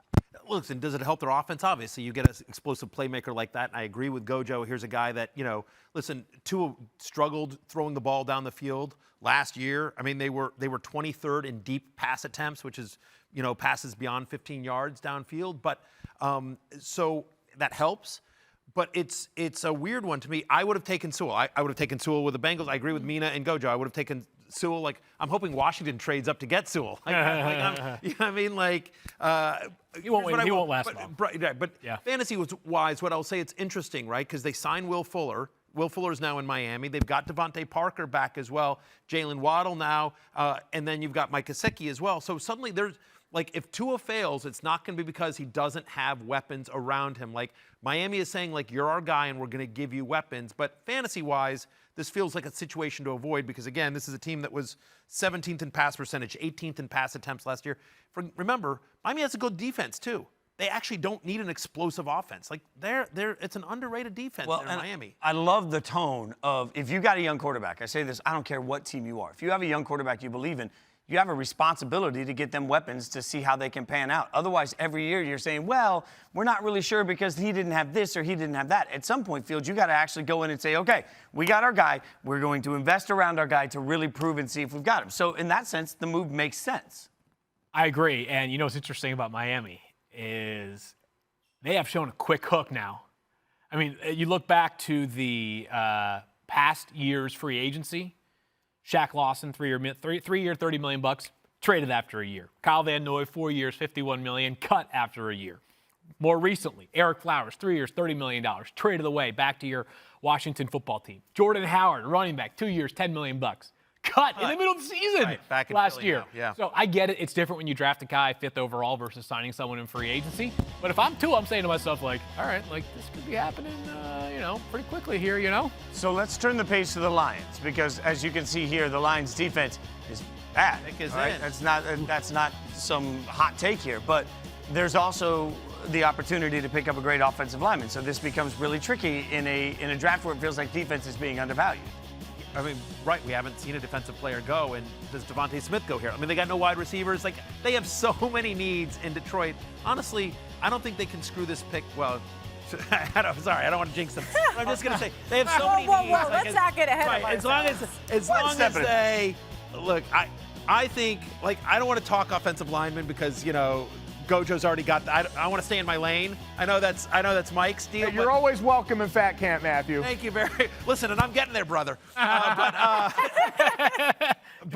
yeah, exactly. I'm going to need the name of your sweats guy. But all I'm going to say is that Sewell is one of those guys that I think about Trent Williams with Washington. You draft him, and then boom, he's there for a decade, and you just don't think about that. And he just makes he just can create so many lanes and just helps your offense in so many ways. I'm surprised he's still available. Ashley, we'll let you get the pick in. Let's see where this thing goes. It's going to be crazy. The Detroit Lions, the pick is in. We're just waiting for that chime to announce. Matthew's saying that Detroit can't possibly screw this up like the nicest thing Just jinxed him. I'm sorry, Daniel Dobb. Because I'm there's sorry, that Daniel. chime. You got to balance Fitz out. I get it. So much credit there from Matthew Berry. But here we go. The selection is, give it to us. It is. Where's the beef? Where's the damn beef? Big fella. Oh, big man. Finally. Big fella. Big fella from Oregon. Man, look, you have to love everything about this at this point, right, Mike? Like, you get your big fella off the board, the guy who has cat-like reflexes at 330 pounds out here tackling DBs like he is the DB in the situation, right? It's impressive in everything that he does. This guy won the Outland when he was 19 years old. That's full stop. Like, he's going to turn 21 in October of this fall. Penei Sewell is, as you said, and Field pointed this out earlier, we were talking about generational prospects in some spots. I don't know if we've seen an open field offensive lineman get out on screens and decimate people in space the way that Penei Sewell does. He's a wrecking ball, and my favorite thing about him, I've comped him for Dragon Ball Z fans to Broly, if you've seen the movies, because he gets better so much faster. Turn on the 2019 tape. He was one of the 2020 opt-outs because of all the wonkiness with the seasons in the Pac-12 and the Big Ten. In 2019, you can watch him in between series, make a mistake, because technically he's still improving, he's still getting to that ceiling, and improve it in the next series. You watch him take this stuff in real time, internalize it, and then put it out and administer pain on the other end. This is, I know some people had Rashawn Slater as their number one. To me, you can't pass up on the ceiling. The guy already has a high floor. The ceiling's insane. I've heard it described perfectly, where you turn on his film, and more often than not, you're having to identify a lineman when you're watching his highlights. Mm-hmm. Nope. He stands out immediately. Yeah, it is very apparent the person you're supposed to be watching on this rep, and it is Penei Sewell, like, just in a class of his own when it comes to that type of stuff. It's so true. You see every high school highlight, and they put the little halo on him. Penei Sewell is a human halo. Right. You walk in and you just go, oh yeah, it's the one that just ate 2 linebackers' faces in and one it's still running down the field in the process. No one more pumped right now than Jared Goff, who I know personally is so excited to get out there, start fresh in Detroit, get ready to start something. And now he has some protection in front of him, and he's ready to go. You know what? You won't see the grass this season in Detroit. As my friend Trevor Sycamore over at the Draft Network said, Penei Sewell is raised on a steady diet of kneecaps and pancakes. Dan Campbell is going to love this man. They are going to keep Jared Goff upright, and that's going to allow them to find out if that's the quarterback of their future. Absolutely. Fitz, what do you guys think? All right, what do you think, Matthew? Well, listen, I love it. You heard Ashley just mention Jared Goff. Like, listen, Jared Goff has been an inconsistent quarterback so far in his NFL career, but when he's not blitzed, he's actually really good. Like, the problem is when he's under pressure, he has struggled so far in his career. So getting protection for him, and then you think about what Detroit at least has right now, right? They have Anthony Lynn, a former running back, a guy that loves to run the ball at every stop where he's been a coach. They have DeAndre Swift, who a lot of people felt was like the best or one of the best running backs coming out of the draft last year. Like, all of a sudden, like, you're like, okay, like, listen, there's still a lot of holes in Detroit. But in terms of what they want to do offensively, at least right now, in terms of what they have in Jared Goff, who's still a young quarterback, and obviously, like, he's just best player available. Again, that guy's going to be a rock for a decade, at least. Yeah, the Lions have nothing but time right now. 6-year contract for their head coach, Dan Campbell. I would imagine the same for Brad Holmes, our general manager. There's no pressure, right? You can take the best player available. You don't need to fill a need. Wide receiver is their biggest need. But if you view Devonta Smith, let's say he's at this level, whatever, make up a number. Yeah. 1 to 10 scale, he's an 8.9, and you have Penei Sewell as a 9.9. You take the 9.9, and Gojo's more qualified to talk about this than I am. But some offensive line coaches prescribe to a theory of rather than like you're my left tackle, you're my right tackle, you're my right, best 5. We'll get the best 5 out there. And in the case of Detroit, they've got a very highly paid, a very good left tackle in Taylor Decker. That's okay. Like, either he'll play right tackle or Penei Sewell play right tackle, and you just have 2 really good tackles. Ask the Buccaneers how important it is to have 2 really good tackles. Yeah. Ask the Chiefs how important it is to not have 2 good tackles, right? So, no-brainer pick. We like all these picks because we're only 7 in. There's been no major shock, but relative to value, it's a home run. One shock for me so far, no trades, by the way. The Panthers picked no defensive players. We haven't seen a defensive player come off the board, which is something that we've been talking a lot on radio this week that I thought could happen. And frankly, when you start looking at the way we value offense at this point, but look at their quarterback depth chart right now for the Panthers because they got Teddy Bridgewater, they got PJ Walker, Will Grier. Like these are all this is where the Panthers have been with their depth chart at this point. That's where they were last year, obviously. Right, before Teddy Bridgewater shipped out. So now they bring in Sam Darnold, and the real question has been, what do you do? And I think there is some value to saying, hey, we're just going to hand Sam the reins. I would usually say that, but Justin Fields is still sitting here. So I don't know if you're Carolina and you're saying, hey, we got a lot of defensive needs, but also Justin Fields is sitting here. I mean, Field, how do you attack this draft knowing the way it's played out so far? I mean, for Carolina specifically, I think defense, and more defense. I'd be looking at one of the 2 cornerbacks, Jaycee Horn or Patrick Surtain II. So you don't care that you don't care that Fields is still there. You just traded for Sam Darnold. You have to make him better. I've been banging the drum like. You just traded for Sam Darnold. The one thing that failed him in New York was lack of supporting cast and infrastructure. I would be thinking to myself, we just traded for Sam Darnold, let's make him better. And I agree with that. I think there's a moment that it sort of feels like I argue with that. Listen, as somebody who's a Washington fan, and like everyone didn't understand, why did we draft Kirk Cousins when we spent all those picks to go up and get RG3? You can never have too many good quarterbacks. It's a commodity. And so Sam Darnold's a question mark. Like we think there's talent, but there may not be. If you think Justin Fields is as good as If the Panthers front office thinks Justin Fields is as good as like all of us on this floor do, then you draft him and you figure it out. Like you're not gonna go broke with 2 good quarterbacks. Ashley, what do you guys think over there? Man, I wish the Falcons had that mentality. Wouldn't that be nice? Wouldn't that be nice, Trev? I don't know. I just saw Mike Golic Jr. grab a candy bar. So how are we feeling about this? Are we taking a big man next for Carolina? I wasn't sure what to do with this. Carolina, by the way, has to be a team that's upset that Detroit ended up going for Penei because this would have been great if your thought is. But I actually agree with Matthew. You didn't pick up his 5th-year option for a reason in Sam Darnold. It's because you were waiting to see how the cards fell here.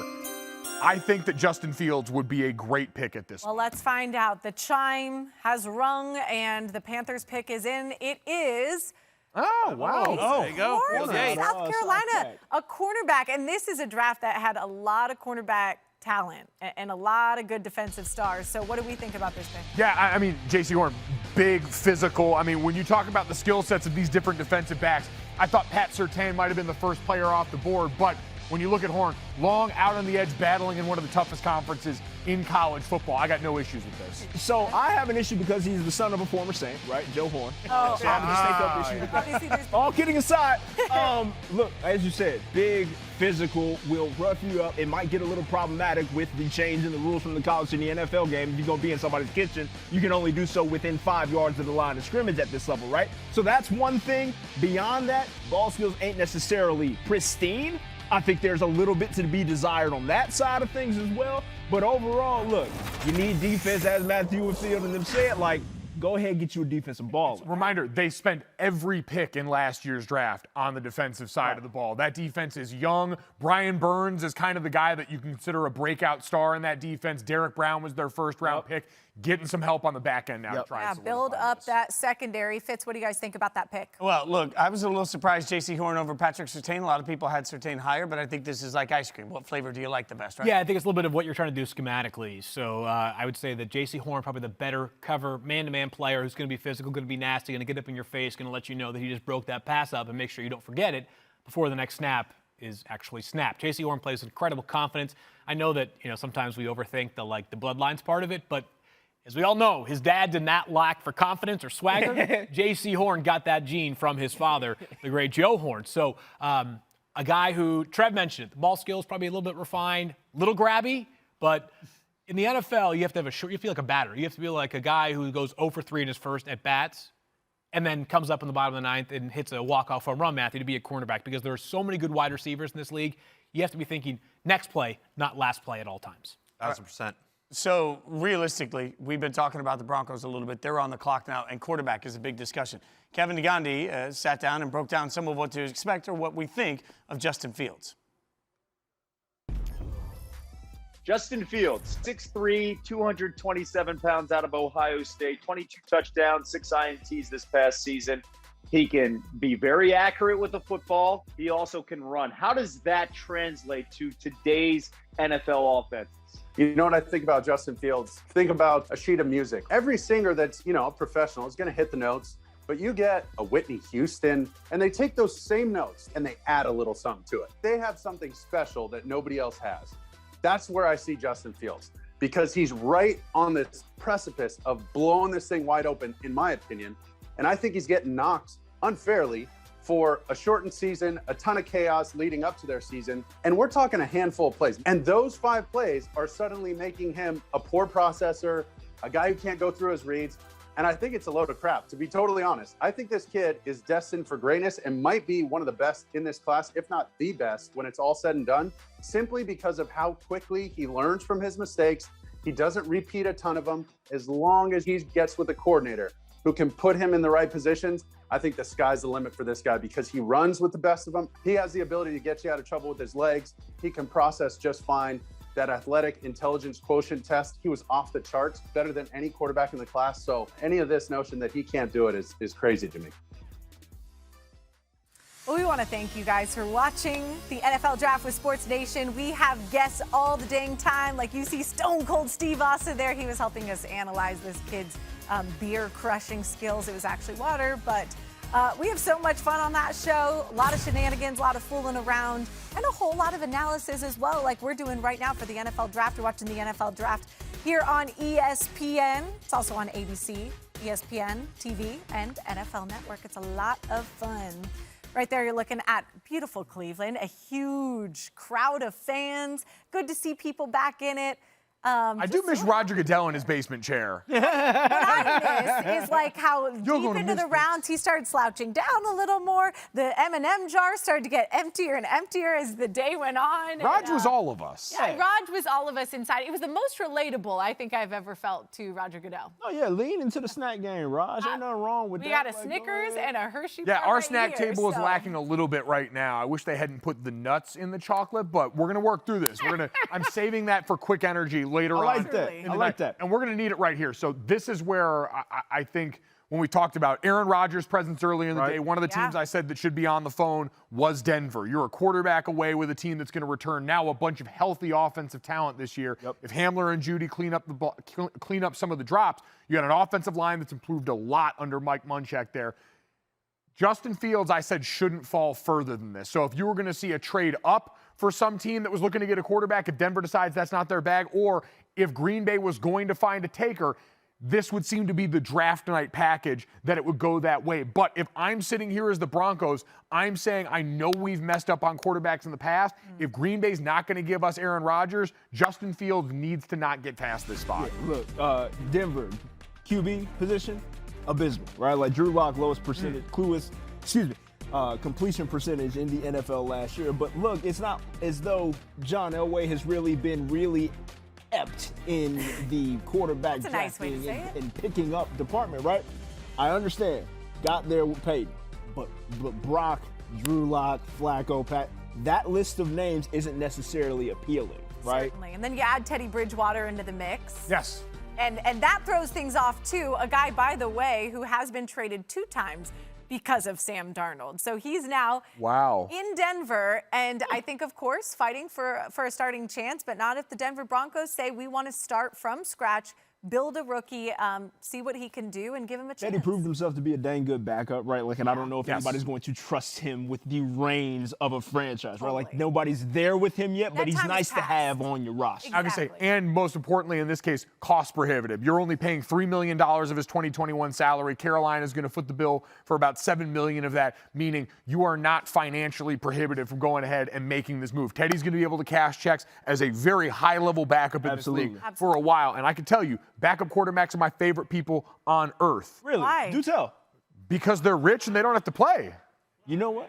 That's my dream job. Sound logic. That is super sound by the way, for what it's worth, we always have like QBR in these stats for starting quarterbacks. The only backup stat that should matter is your salary over time, like your all-time career earnings divided by the number of games you've actually had to play in. And the higher that number is, the better the backup quarterback. And we now have the pick in for the Broncos, so we'll find out. Comes to mind when it comes to just low amount of snaps play with the check being very, very large, right? Like that's the type of lifestyle I'd love to live. If I'm going to be an NFL player, just let me cash checks and chill on the sideline, coach you through some stuff. Listen, shout out to Curtis Painter. I can say, a good one. Paint squad in the building right now. Yes. You stand with the clipboard, you have a good attitude, you give fist bumps to the guys on the sideline. It's a beautiful thing. Matt Castle, another great guy. I mean, Castle probably had to end up starting a little where it would throw it off that time in New England, but all-time guy. Those guys are usually always a good time to hang out with often. Absolutely. Self-aware is all outdoors, too. Colt McCoy. Oh, my God. And for what it's worth, like a top 5 quarterback name of all time. Yep. 100%. It really is. Just football player, like, generally speaking, I think, like, Colt McCoy kind of rings, like, just all kinds of bells. And a reliable guy that, hey, if you really run into trouble and you have to throw him in a game, he can get the job done. But we will see now what the Denver Broncos do with this selection here in the first round. The Denver Broncos pick is... It is... Wow. Okay. Patrick Surtain. Defense. Wow. Let's go. Defensive with a cornerback. Back-to-back defense. That's all for a loop, so here we go. First of all, so Fitz only excited because the Raiders, right? Like I just want to put that out there. We know he's glad that they didn't take Justin Fields. You're not going to tell me to not like the idea of Patrick Surtain getting picked up at this spot because he's just dang good at what he does, and why not continue to improve upon the young defense, Mike, that you said has already making leaps and bounds in the positive direction. Yeah, no, this makes a lot of sense. Fitz, I'm going to need a minute here because I'm still a little shocked. So what's the reaction over there from the people with composure? Look, let's start with the most important thing. This is the most important thing we will say all night about the draft. As of right now that the Broncos have made their selection, Aaron Rodgers is not a Denver Bronco. So the rest of the night is effing spectacular. Hold on. A couple things, though.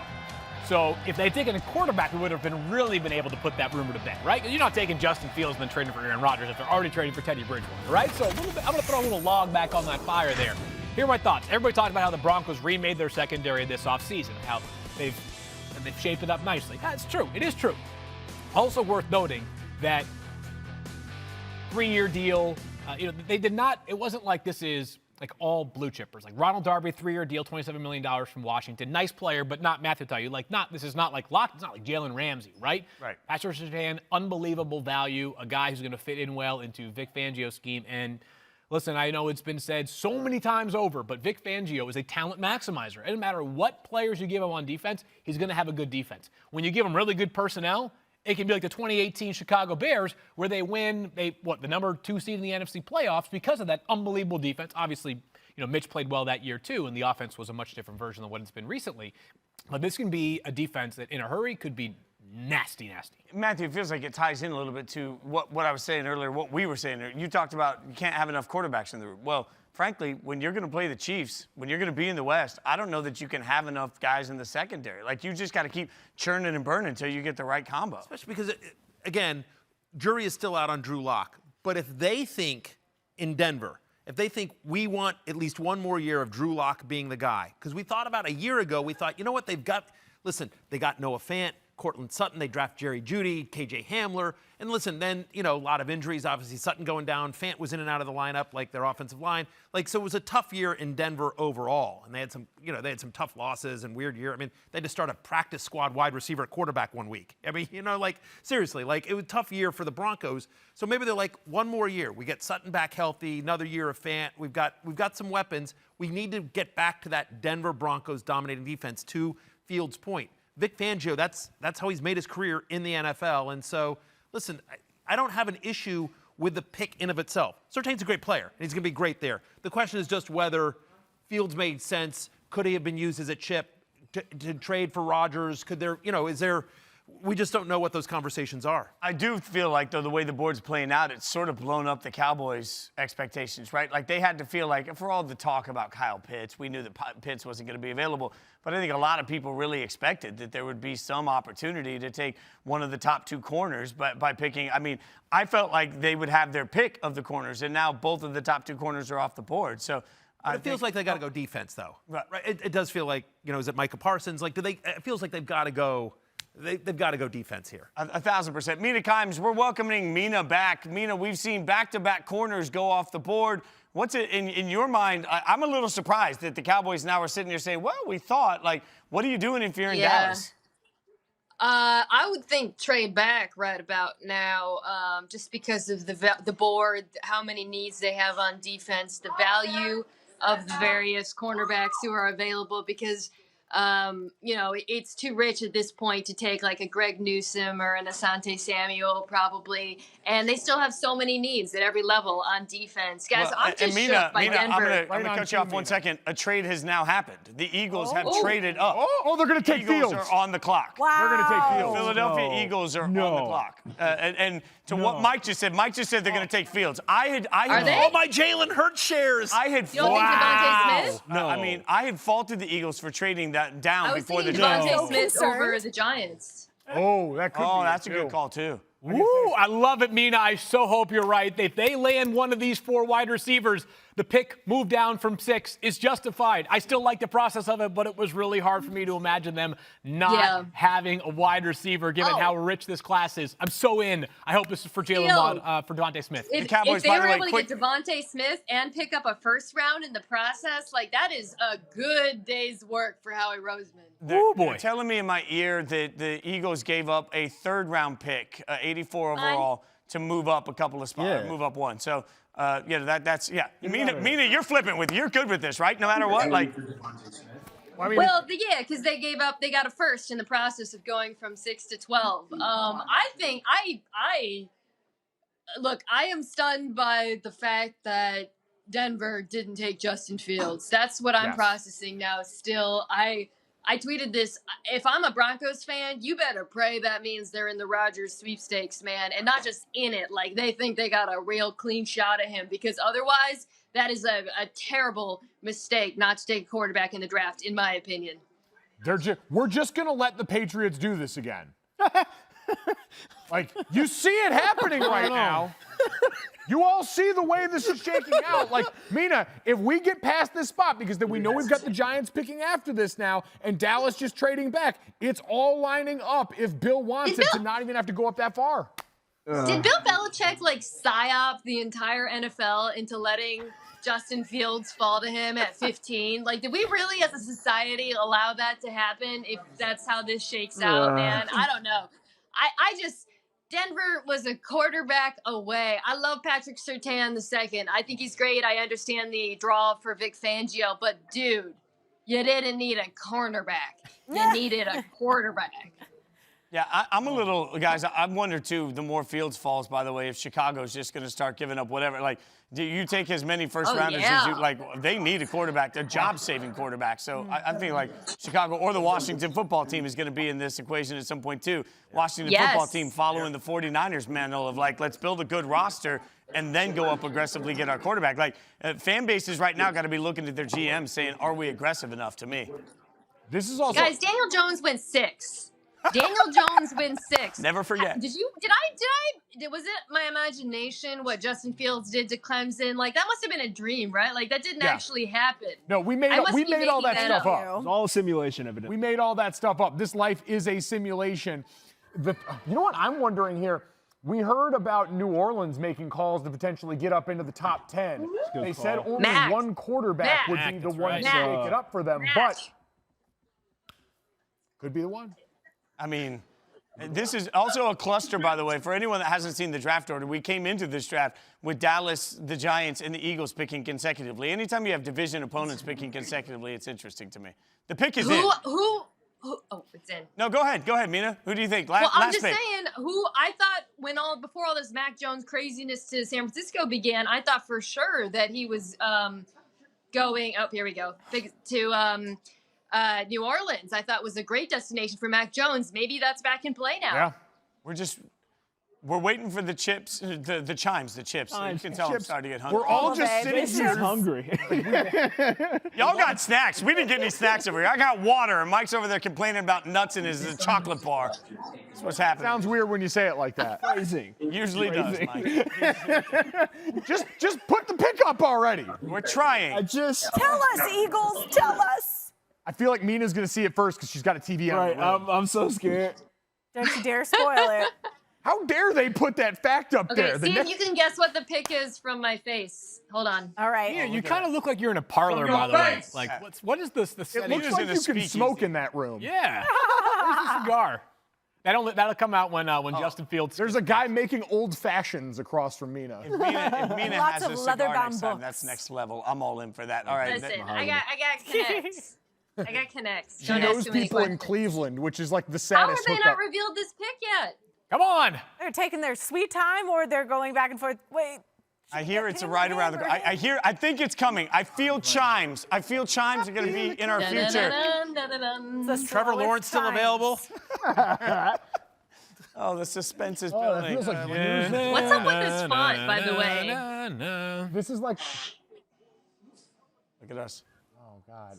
Like this is. The Giants team. Do they not know yet? The Giants probably wants. They should take Rashod Slater. Yeah, no question. We got chimes. The Philadelphia Eagles have selected. Oh, the drama. Please. What is this? Nectar of God. My God. Release What's the house. Justin loving God? Wide receiver out of Alabama. Well, all right. Boom, called it. No big deal. Wow. Dab on him. Wow. Okay, so what do we think? What's he bring? We had to get one of those in. Mina, what's he bring to the offense for them? He's a true, despite his, diminutive build, he is a true number one. I mean, he's got the entire route tree at his disposal. He's got speed. He's got change of direction. He's an incredible route runner. He's strong. He wins, at the point of contact. His catch radius is enormous. There's a reason why he made some of the most dazzling catches of the year. There's a reason why he won the freaking Heisman. He's spectacular, and I love this for Philadelphia. Man, again, I cannot stress this enough, guys. Philadelphia traded back, picked up a first-rounder in the process, and got the Heisman winner. Mina, we appreciate your time.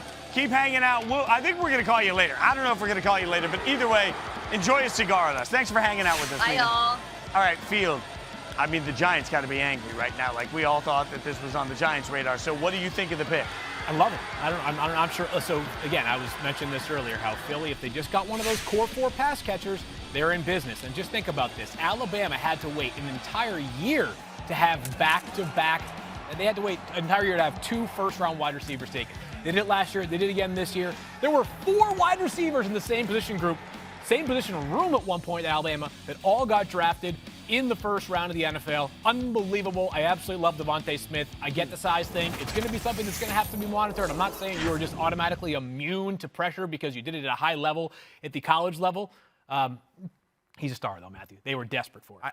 I love the pick. Listen, as a Washington fan, I hate the pick. Same as but as a fantasy manager, as just a football fan, I love the pick. Super smart. Philadelphia got the 3rd fewest yards from their wide receivers in the NFL last season. Right? I mean, and listen, they drafted Jalen Reagor last year. He was out for much of the year, so that struggled. They had a nice find in Travis Fulgham, right? But they're trying to remake this, right? Alshon Jeffrey's no longer there. Deshaun Jackson no longer there. So you got Jalen Reagor. You got Devonta Smith now. You've got Dallas Goedert, who's a nice young tight end. We'll see what ends up happening with Zach Ertz. But all of a sudden, there's some nice weapons for Jalen Hurts. Don't forget, you've got Miles Sanders out of the backfield as well, who's a nice pass-catching running back. This is really listen, guy's a playmaker, right? Anytime you add a playmaker, that's great. The issues with Philadelphia last year were injuries, of course, and, the coaching staff, there was in turmoil. But honestly, for me, love the pick for Philadelphia's offense. I'm going to cut you off. Massive trade. Massive trade. The Giants have traded with the Bears. I should pull off my psychic hat. What do you say? The Bears have traded. Look at the terms of the deal. I'm excited. Look, wow. If this isn't Justin Fields, then Sarah Spain might actually burn Chicago down today. Andy Dalton, QB1, has about 4 minutes and 44 seconds left. Frame that tweet, because I think I agree with you, Fitz. This has to be Justin Fields, right? I wanted Washington to trade up for Justin Fields, but there's no way the Giants were going to trade in the division. I mean, this is a massive trade. They gave up number 20 in this year, a 5th rounder. They also gave up a 1st and a 4th in next year's draft. Oh, wow. So as opposed to where we just saw a small move that was only an extra 3rd rounder, again, what Chicago has given up is the 5th round, this year's 1st round for them, which is obvious, the 5th round pick also this year, but next year's 1st and 4th to move up. This has got to be a quarterback. I can't. Yeah, has to be. Absolutely, it's the one shot. Do you want to take it? Do you want to pass it over there? I don't know. I don't know where we're passing it. I'm too excited. Sports Nation, take it. Our heads are falling off. I don't know, but this has to be a quarterback, as they were saying. You have to go with Justin Fields at this point. Oh, yeah, I mean, you just mortgaged your future, like Jason said. You just gave up all of that. And this is fascinating because this is driven out of desperation, right? Chicago has desperately needed this. They gave up on the Mitch Trubisky experiment. You brought Andy Dalton over. The QB1 graphic now dies at this pick. But the interesting part is Matt Nagy and Ryan Pace are on trial for their football lives in Chicago. And historically, teams with coaching staffs and regimes that are limping in, that draft rookies, that play early, tend to not see the other side of that. Think Jeff Fisher. Think Hugh Jackson. Think Lovie Smith. Because the franchise, the ownership gets a look and says, hey, we like this quarterback. We don't necessarily think you're the hands that need to be molding this very expensive clay. Right. And then you get shown the door. So if you're the franchise and the fan base, you're thrilled. If you're Matt Nagy and Ryan Pace, you're kind of looking around going, we might have to start looking for other work. Right. You have to immediately cash in or else you're up out of the paint. It's that simple when it comes. But this move tells you everything about their front office and their mentality, and that they are going up to get this guy knowing that they are voided at that position. And look, this is a group that has not had a Pro Bowl quarterback since they won the Super Bowl in 1985, bro. They are desperate for this position. Sarah Sprain is on my timeline in all caps, and I respect it, and I understand it, and I just hate that Justin Fields isn't coming home, but if he's going to Chicago, that's fine. I think it's a fit. I mean, listen, he had to leave Georgia to go to the Midwest to have success the first time around. Yeah, no, it's cool. We can rip that history Band-Aid cannot off repeat. again. Yeah, let's keep ripping that Band-Aid off. Let's do that. Listen, I'm sorry, Trev, but there is something about this guy. And listen, as a proud Midwest alum myself, I can understand it. Those are good salt of the earth folks in Chicago. No doubt. Mike, you were talking about it earlier, the fact that the regimes don't survive. I would argue this. There's no price I wouldn't have paid in Chicago. The the analogy I've used is if you've ever been on eBay and you're out there like making a bid on something, you're like, I'm comfortable with this amount of money. And then all of a sudden you realize, well, I'm in the moment. I want to pay even more. Then you realize it's 3 days before your wife's birthday. And if you don't get this, you're done. That's where they all are. Like if you got to overspend, Mike, to get a quarterback, I say you do it all day, every day. Ashley, I think the pick's about to come in. We'll let you guys take him. I think whatever Chicago has done here was worth it if they get themselves a quarterback.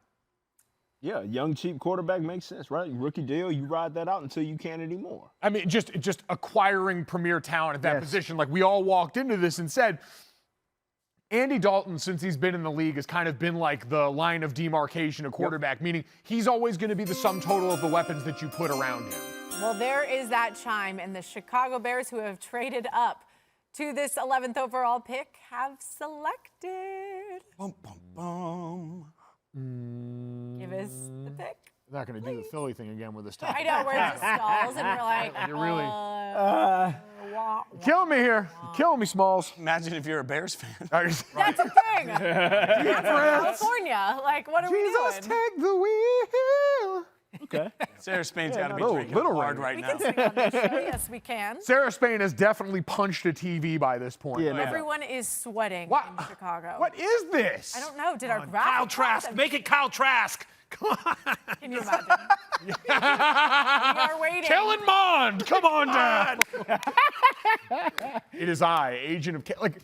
Yeah, like, do you think the closer we get to the screen, the quicker? By the way, kudos to Dave Gettleman for making that trade. Like Dave Gettleman, who never trades on. Like, yes, that's a great point. He got a haul. Really good for Dave Gettleman. Freaking haul. Yeah, like in all seriousness, Dave Gettleman, who gets brutalized on draft day and sometimes rightfully so, but that's a haul for Dave Gettleman. Like, nice job by the Giants front office. Well done. Matthew, that's so true, and we do, and like so much of the way we judge Dave is going to be based on what happens with Daniel Jones. Absolutely. When some of the free agent moves he's made have really panned out, ones that he got roasted for in real time, as have some of the draft picks outside of Andrew Thomas last year. So I'm with you. This is excellent GMing.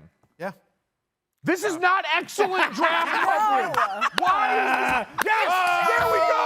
Finally! There we go. There it is. Yes, sir. There it We've is. been waiting.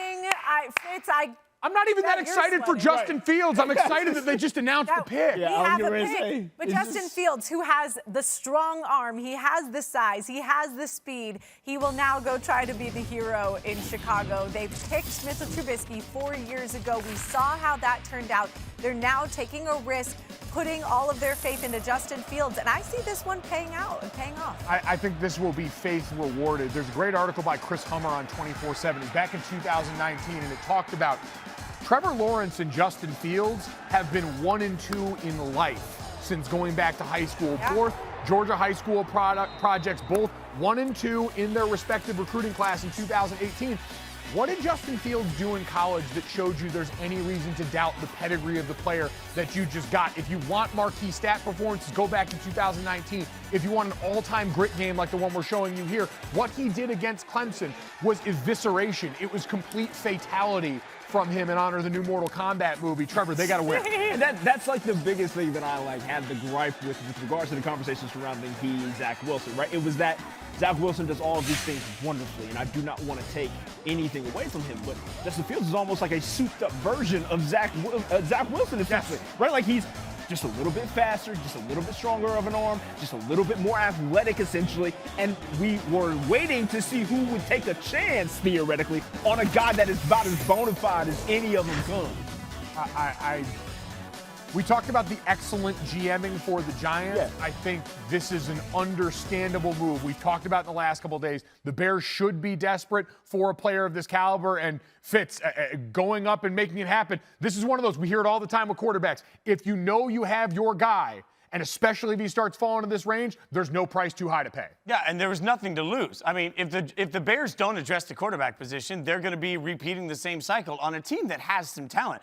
If they just sit there and wait till the board comes to them, they're not going to get accomplished to one thing the fan base and the team seems to want to get accomplished most. So if this works out, if Fields is great, it doesn't matter what price they paid for him. If he stinks, it doesn't matter what price they paid for him. Like, either way. That's the best point of it, right? Is that, like, if Fields crashes and burns this year, or if for some reason they don't play him and they play Andy Dalton, Matt Nagy and Ryan Pace are out, right? Yeah. If he does amazing, And the whole franchise is still intact. They saved their job. They saved their job. Look, and here's the thing. First off, by the way, Justin Fields has not thrown a pass yet in the NFL. He's already the best quarterback Allen Robinson's ever played with. Yeah. He's already the best quarterback Allen Robinson's ever played with in his career. And look, fantasy-wise, I think even though he's the 4th quarterback off the board, fantasy-wise, Justin Fields is going to be the guy that I have ranked the highest. First off, the rushing ability. And then you think about the Bears, like with Allen Robinson, with Cole Kmet, with Darnell Mooney. Like, there's some pieces on that offense, right? Dave Montgomery's a nice pass catcher. They get Tariq Cohen back. They signed Damian Williams in the offseason. Last year, the Bears, 9th in pass percentage, 8th in pass attempts, 6th in deep pass attempts. Like, this is a team that threw, and yet they were 22nd in quarterback fantasy points. They just didn't get the production they needed out of Mitchell Trubisky and Nick Foles, and now they get a guy in Justin Fields that can absolutely sling it, who's also a threat with his legs. Listen, I love the pick for the Bears, love the pick for fantasy, love the pick for Allen Robinson, who has not played with a quarterback who's one of the best wide receivers in the NFL. Like, you know, great. Listen, and totally agree. Like, it doesn't matter what they paid. In my mind, they were aggressive, but they got themselves what I think is the 2nd best quarterback in this draft. And realistically, they addressed such a huge need. And if you start looking forward through all of this process, like, they got themselves somebody that's been knocked, like I said earlier, for 2 games, Northwestern and Indiana last year. 2 games where maybe he didn't play as well as some thought he should. But I would also argue that context matters to those 2 games in the middle of a COVID season, on a decimated team of injuries at the time for one of those games, on a week where they weren't even allowed to practice leading up. Like, yeah, there were moments that it looked a little rusty last year. But just like we've said so often with some of the other quarterbacks, you have to watch 2019. You got to go watch 2019. Ashley, we love the pick over here. I know you guys do, too. I'm excited for Bears fans right now, Ashley. Yeah. I'm excited, too. I have some people on Twitter that I follow that are from Chicago that are just rejoicing. Finally, we get a good pick and something to be excited about. Excited like that little dude right there. Those are the kind of shenanigans and the fun that we have. Guests like Stone Cold Steve Austin that stopped by Sports Nation.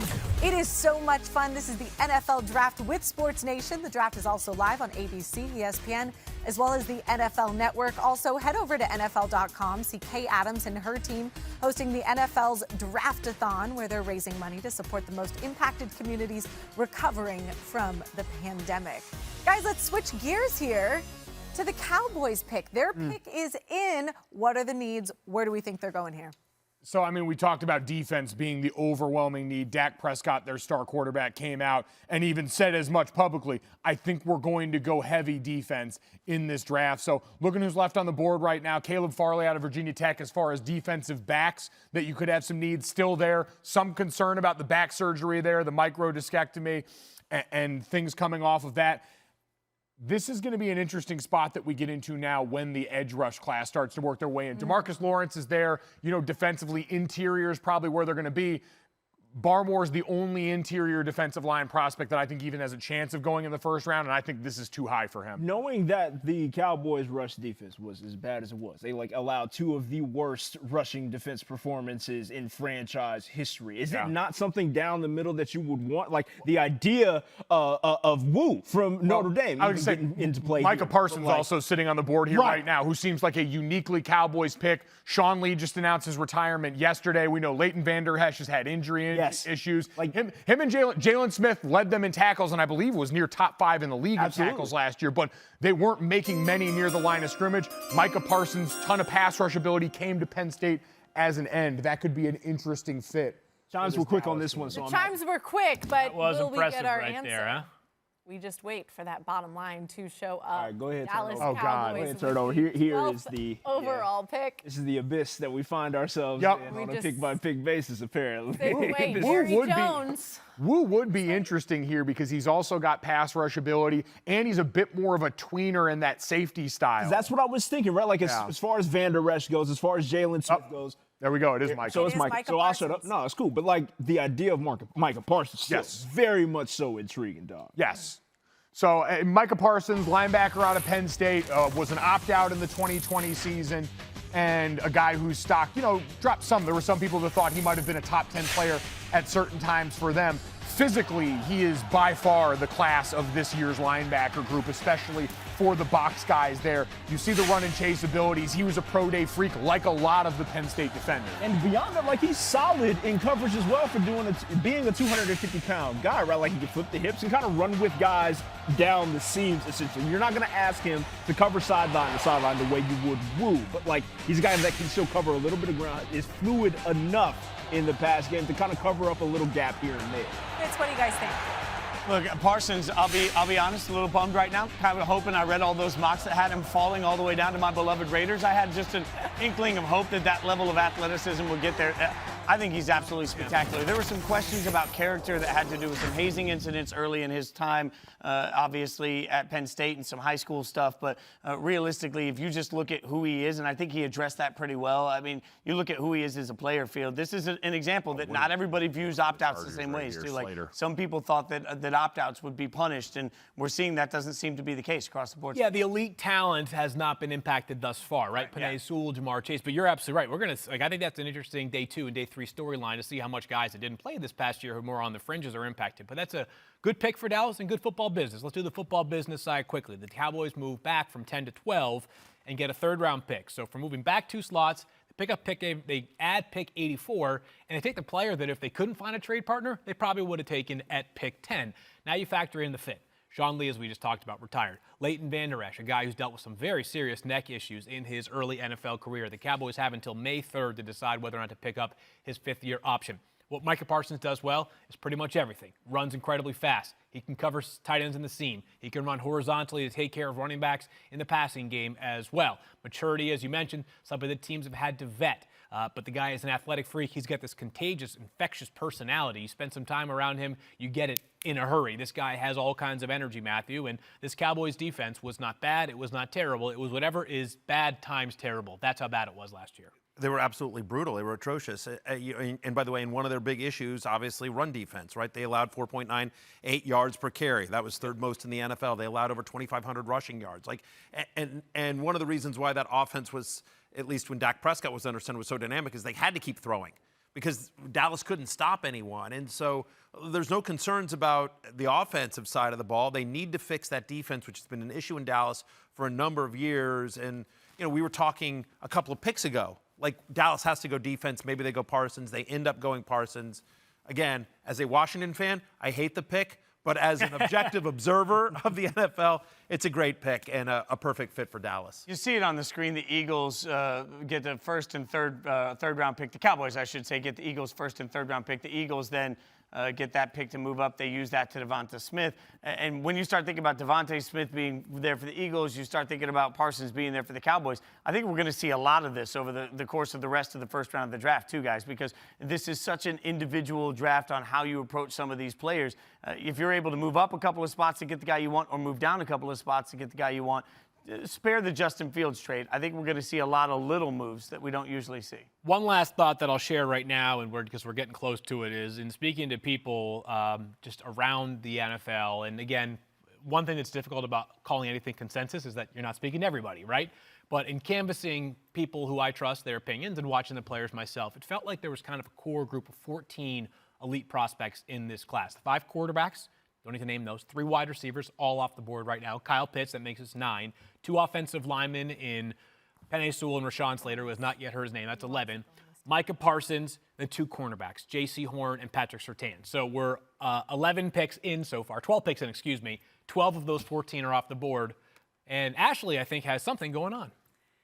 I am so excited to welcome in the one and only Stephen A. Smith to our NFL Draft live stream. Stephen A. Smith joining us. Do we have you here, my friend?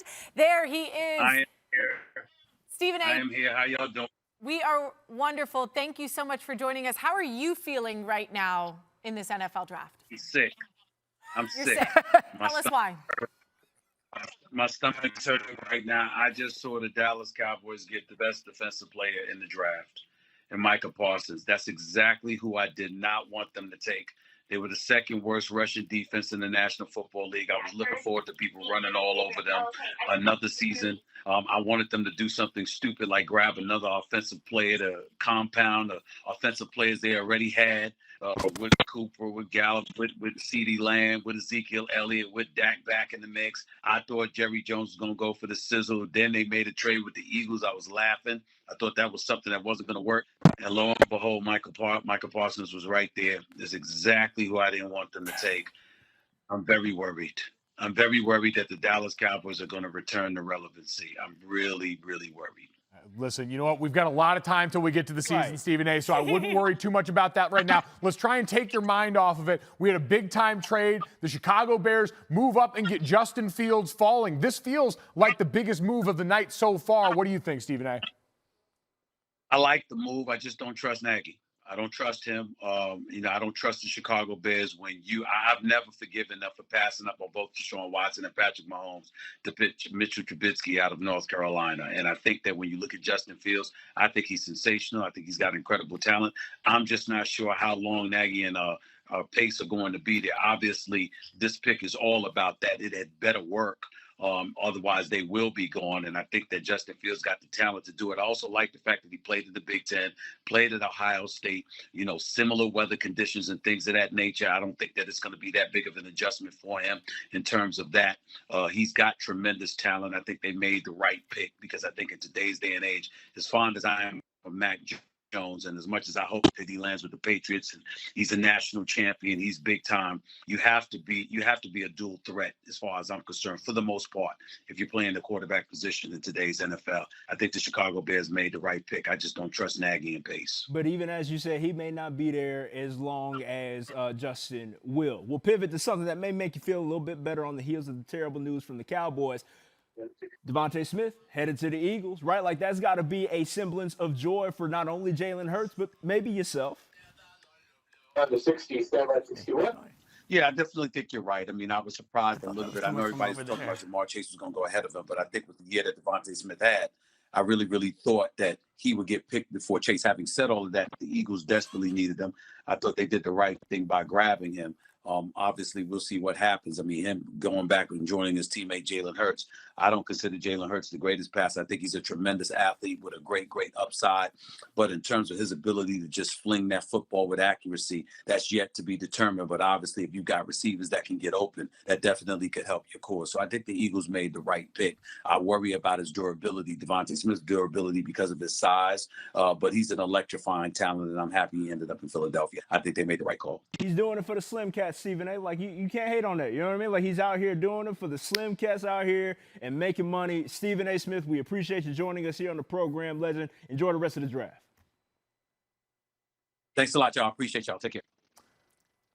The man that works more than I thought was humanly possible, Stephen A. Smith, stopping on every single show on ESPN, so we certainly appreciate his time and his insight, of course. We're going to move on and talk about this next pick with the Los Angeles Chargers. I don't know if you guys knew this. I'm a Charger fan. Now, wait, hold on. This is my team. I am shocked. And I'm so, I feel like I talk so much about my love for the Dodgers, the Lakers. I even root for the Coyotes because I was born in Arizona. Sure. But respect. But the Chargers desperately need to protect this young rookie quarterback that they just saw just bloom in his rookie season. And so you have to say, I know we were talking, Rashawn Slater is hopefully the potential pick, but what do you think happens here? What a huge win for them. I mean, most mock drafts we saw had Christian Darrisaw out of Virginia Tech going here. And as we get out of the top two tackles, I think you start to see flaws that are going to show up there. Rashawn Slater, there are people, I know Daniel Jeremiah over at the NFL Network, who I have a ton of respect for. That was his favorite tackle in this draft. And for a Chargers offense, and especially the offensive line, that going back to Phillip Rivers' time in there has been a revolving door of pain in front of their quarterbacks. You saw Justin Herbert able to accomplish and overcome. He did things last year I didn't see at Oregon. Get him protection now. Rashawn Slater falling to them here is a gift. Take it, cherish it. Right, yeah, no, I'm excited. And it's just like inevitable, right? Like you said, it, the moment we saw everything fall out the way it did, we expect the Chargers to make the smart decision here and protect their guy. By the way, so excited. Wouldn't it be wild? We're going to get the pick here, Rashawn Slater. Yep. Rashawn Slater. And protection for Justin Herbert. This is what we needed. And I'm just so excited to have a fully, hopefully healthy squad back for the Chargers, because that's something we haven't had in years. Oh, It's no like doubt. it's just left and right, guys going down, especially on the defensive side. So once you get some of those guys back from injury and you get some protection here, I think this team could be good, but I'm just saying. Huge. Rashawn Slater, too, comes in ready-made. And I talked earlier about the difficulty of developing linemen in the current NFL. This guy technically might be a little further ahead than Penei Sewell right now. Wow. His movement to the initial point, change of direction's not great, but movement to the initial point is top-notch. And you go back, the tape that really did it for most people was the one against Ohio State. He had 9 reps in the pass rush against Chase Young. No pressures involved in that. Chase's only sack came when he was lined up over the right tackle. This is a slam dunk. This is an easy win for them. And this is like the what I love about watching Slater is like he's teach tape. He's like the guy that when you turn that film on, every offensive line coach is going to say, do this. You are capable of implementing these things in your technique. This isn't a Penei Sewell that is an athletic freak. No. And we're not going to ask you to be Penei. We can ask you to be Rashawn, though, because he is so technically sound. Exactly. A lot of Jonah Williams in the double underhooks, the ways he goes about this. What gets interesting now is we get the Vikings up on the clock here, and Fitz, I want to hear from your guys' camp about Rashawn Slater, but this is lining up for what we saw in like the original mock drafts. Mac Jones at 15 to the Patriots seems like a spot that's an interesting thing to consider now. But Fitz, where do you guys at on Slater? Yeah, I think Slater's a steal, by the way, this late for the Chargers. This is a great pick for a team that, frankly, every year is incredibly talented. Like every year we look at the Chargers on paper and think if we were playing Madden, they're going to be one of the best teams. It just doesn't ever work out that way. But offensive line, they had a weakness there, and they've now addressed it in a big, big way. Well, one of the biggest winners so far in the draft is Justin Herbert, as their biggest, most glaring need was left tackle. And I was talking about this in a couple of different shows recently. It's just the idea that amongst the most obvious needs around the NFL, regardless of the team or where they were picking, was the Chargers needing a left tackle. Rashawn Slater, and Gojo gave it the great breakdown there, as a guy who his apex is probably being a franchise left tackle. He could also play guard. Some teams during the process thought he might have the best long-term ceiling at guard. But for a player that opted out of this year, his draft stock, another guy who was not impacted that much, First Northwestern first rounder since 2005, the great Luis Castillo, who incidentally also went to the Chargers, if memory serves correctly. So great to see that Justin Herbert gets the player that he needs, Matthew. And you're right, all of a sudden, Mac Jones of the Patriots, we have 2 minutes until the Vikings are no longer on the clock, and a trade has to be executed. If I was hoping Slater would fall to my Washington football team, or maybe Mac Jones falls to him. We'll see here. Yeah. Worth noting, Chargers 31st last year in pass block win rate last season. They were 30th in run block win rate. Like, it was an offensive line that struggled. And by the way, you think about that 2019 game that Slater played against Chase Young in Ohio State, did not give up a pressure to Chase Young. I don't know, like that's as good a praise as you can give an offensive tackle. We have a trade. The Vikings are now off the clock. The Jets have moved up. We're going to get the details. I'll get to the details as soon as we can. Remember, the Jets had a lot of draft equity, not just the number 2 overall pick. So the Jets have moved up. Field, any idea who the Jets are moving up for? Like, this that's is a good surprise. question. Could this be an Ali Vera Tucker from USC? Yeah, right. Very versatile offensive lineman. I'm going to, Gojo has a better breakdown of him as a player, but if you're thinking about moving in front of the Patriots, you got to assess what are their needs, right? You're moving all this way up. Now, it could be that you tried to call 16, you tried to call 17, and they say we're not open for business. So you say, all right, we're going to go as high as we can. But offensive line would seem to be a spot that I think makes a lot of sense. I really thought that we might see the Washington football team here trying to move up ahead of the Patriots to have a shot at Mac Jones. So I'm a little surprised to see the Jets. Is it him? Is it Darrisaw? Is it, there's a couple of offensive linemen that are expected to go in the first round. Tevin Jenkins, I know there's a lot of people. Some people really like him as a first-round talent. Some people have him as a day 2 guy. But more offensive as we talked about when Zach Wilson was drafted, what do the Jets need? They need to protect Zach Wilson. They need an offensive line around Becton. So, other players around Becton, I should say. Well, we're still working on the details, and Becton is a great example of what the Jets are trying to build around. I mean, they have a foundation, right? Like, they've just got to get the rest of it pieced together. The Jets pick is in, so when we hear the chimes, we'll make sure that you know it. Mike, any prediction there from your end? I mean, Versa Tucker, somebody you and I have talked a lot about. I loved him as a possible fit for the Raiders. You think he goes off the board to the Jets here? Yeah, I mean, I think it would make an overwhelming amount of sense, like Field said, because you've got position flexibility. I know a lot of people think his best position is guard, but fundamentally, he seemed to execute in both spots, I thought, really well, especially you're always going to be looking. Kayvon Thibodeau at Oregon is going to be kind of the measuring stick in the Pac-12 for how you judge a lot of these guys. But build a wall in front of your newly minted quarterback in Zach Wilson. This seems to be a great strategy. So what are the physical concerns then for Vera-Tucker, right? Like there is limitations as far as like length goes or whatever have you, like the classic sort of knocks that you will take against a guy that may not necessarily play on the exterior. And all of those things that get brought up, it's different for different guys. Like technically how you play as an offensive lineman, I think affects the way length is going to matter for you. But yeah, length, some of the athleticism might just be a better fit at guard, which isn't a four-letter word anymore. Like Quentin Nelson just got his fifth-year option picked up. We're going to watch him sign the richest contract in guard history and usurp Zach Martin, his former teammate at Notre Dame. Can we take a moment, please, to pause on this graphic, though, and look at what a mess the first-round draft picks have been for the Jets historically over the last, decade? Traded, cut. I mean, what has been the issue here for this organization? Obviously, they've made significant changes in the front office. A lot has changed. They've gone through so many different head coaches. But my goodness, if that is just the perfect story of what has unfolded in New York. And I think it's just indicative of like how many needs this team has, right? Like I know that protection everywhere is top of mind, right? But like there's been a void of no skill as well, right? Like they haven't had a receiver to get the ball out to in quite some time as well. So there are so many things to address, and that graphic kind of shows it perfectly in that, look, everybody's excited that Joe Douglas comes in here, makes a couple good picks and a couple good transactions as well.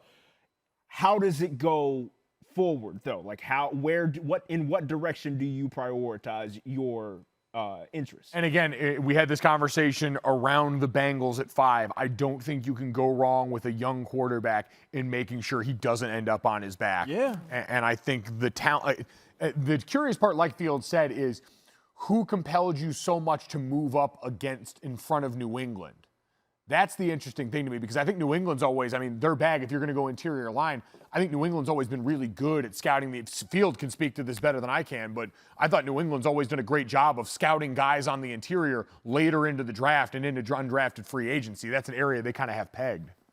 Yeah, they certainly do well there. I think the interesting part is I was just thinking about why would the Jets move in front of the Patriots? And I think this is not one where you're moving up because you want to get in front of New England. It may be that like you're calling a bunch of teams in that range, 15, 16, 17, and maybe Arizona's saying, we can't move back. We got our guy. Maybe the Raiders saying, we can't move back, because we have our guy. So I think that that's part of the thinking here for the Jets is maybe it's not necessarily they wanted to jump the Patriots, but just that they have a player that they really want and they don't want to put any risk to it. Is there a defensive player we're not thinking of that would be worth this trade up for New York? I'm trying to make sense of it from some way other than just the offensive line, and maybe it's not. I'm blanking on his name. The safety from TCU. Trayvon Merrick. Trayvon Merrick. Very much. Yeah.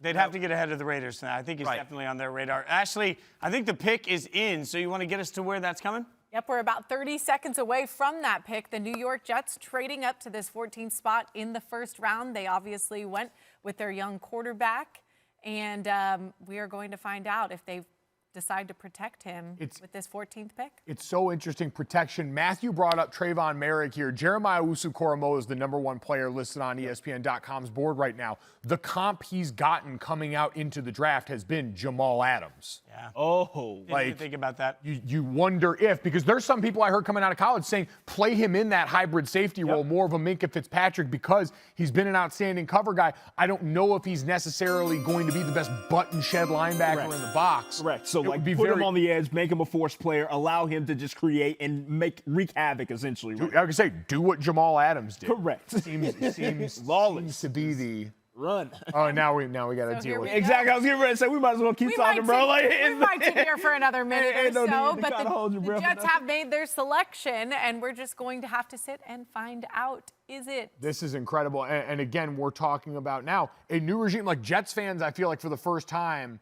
come into tonight with some semblance of confidence. Hell, the Knicks are good right now. If there's any time for the other team in New York to start feeling good about life, you can look over there and say the Knicks are a playoff team, a bona fide playoff contender.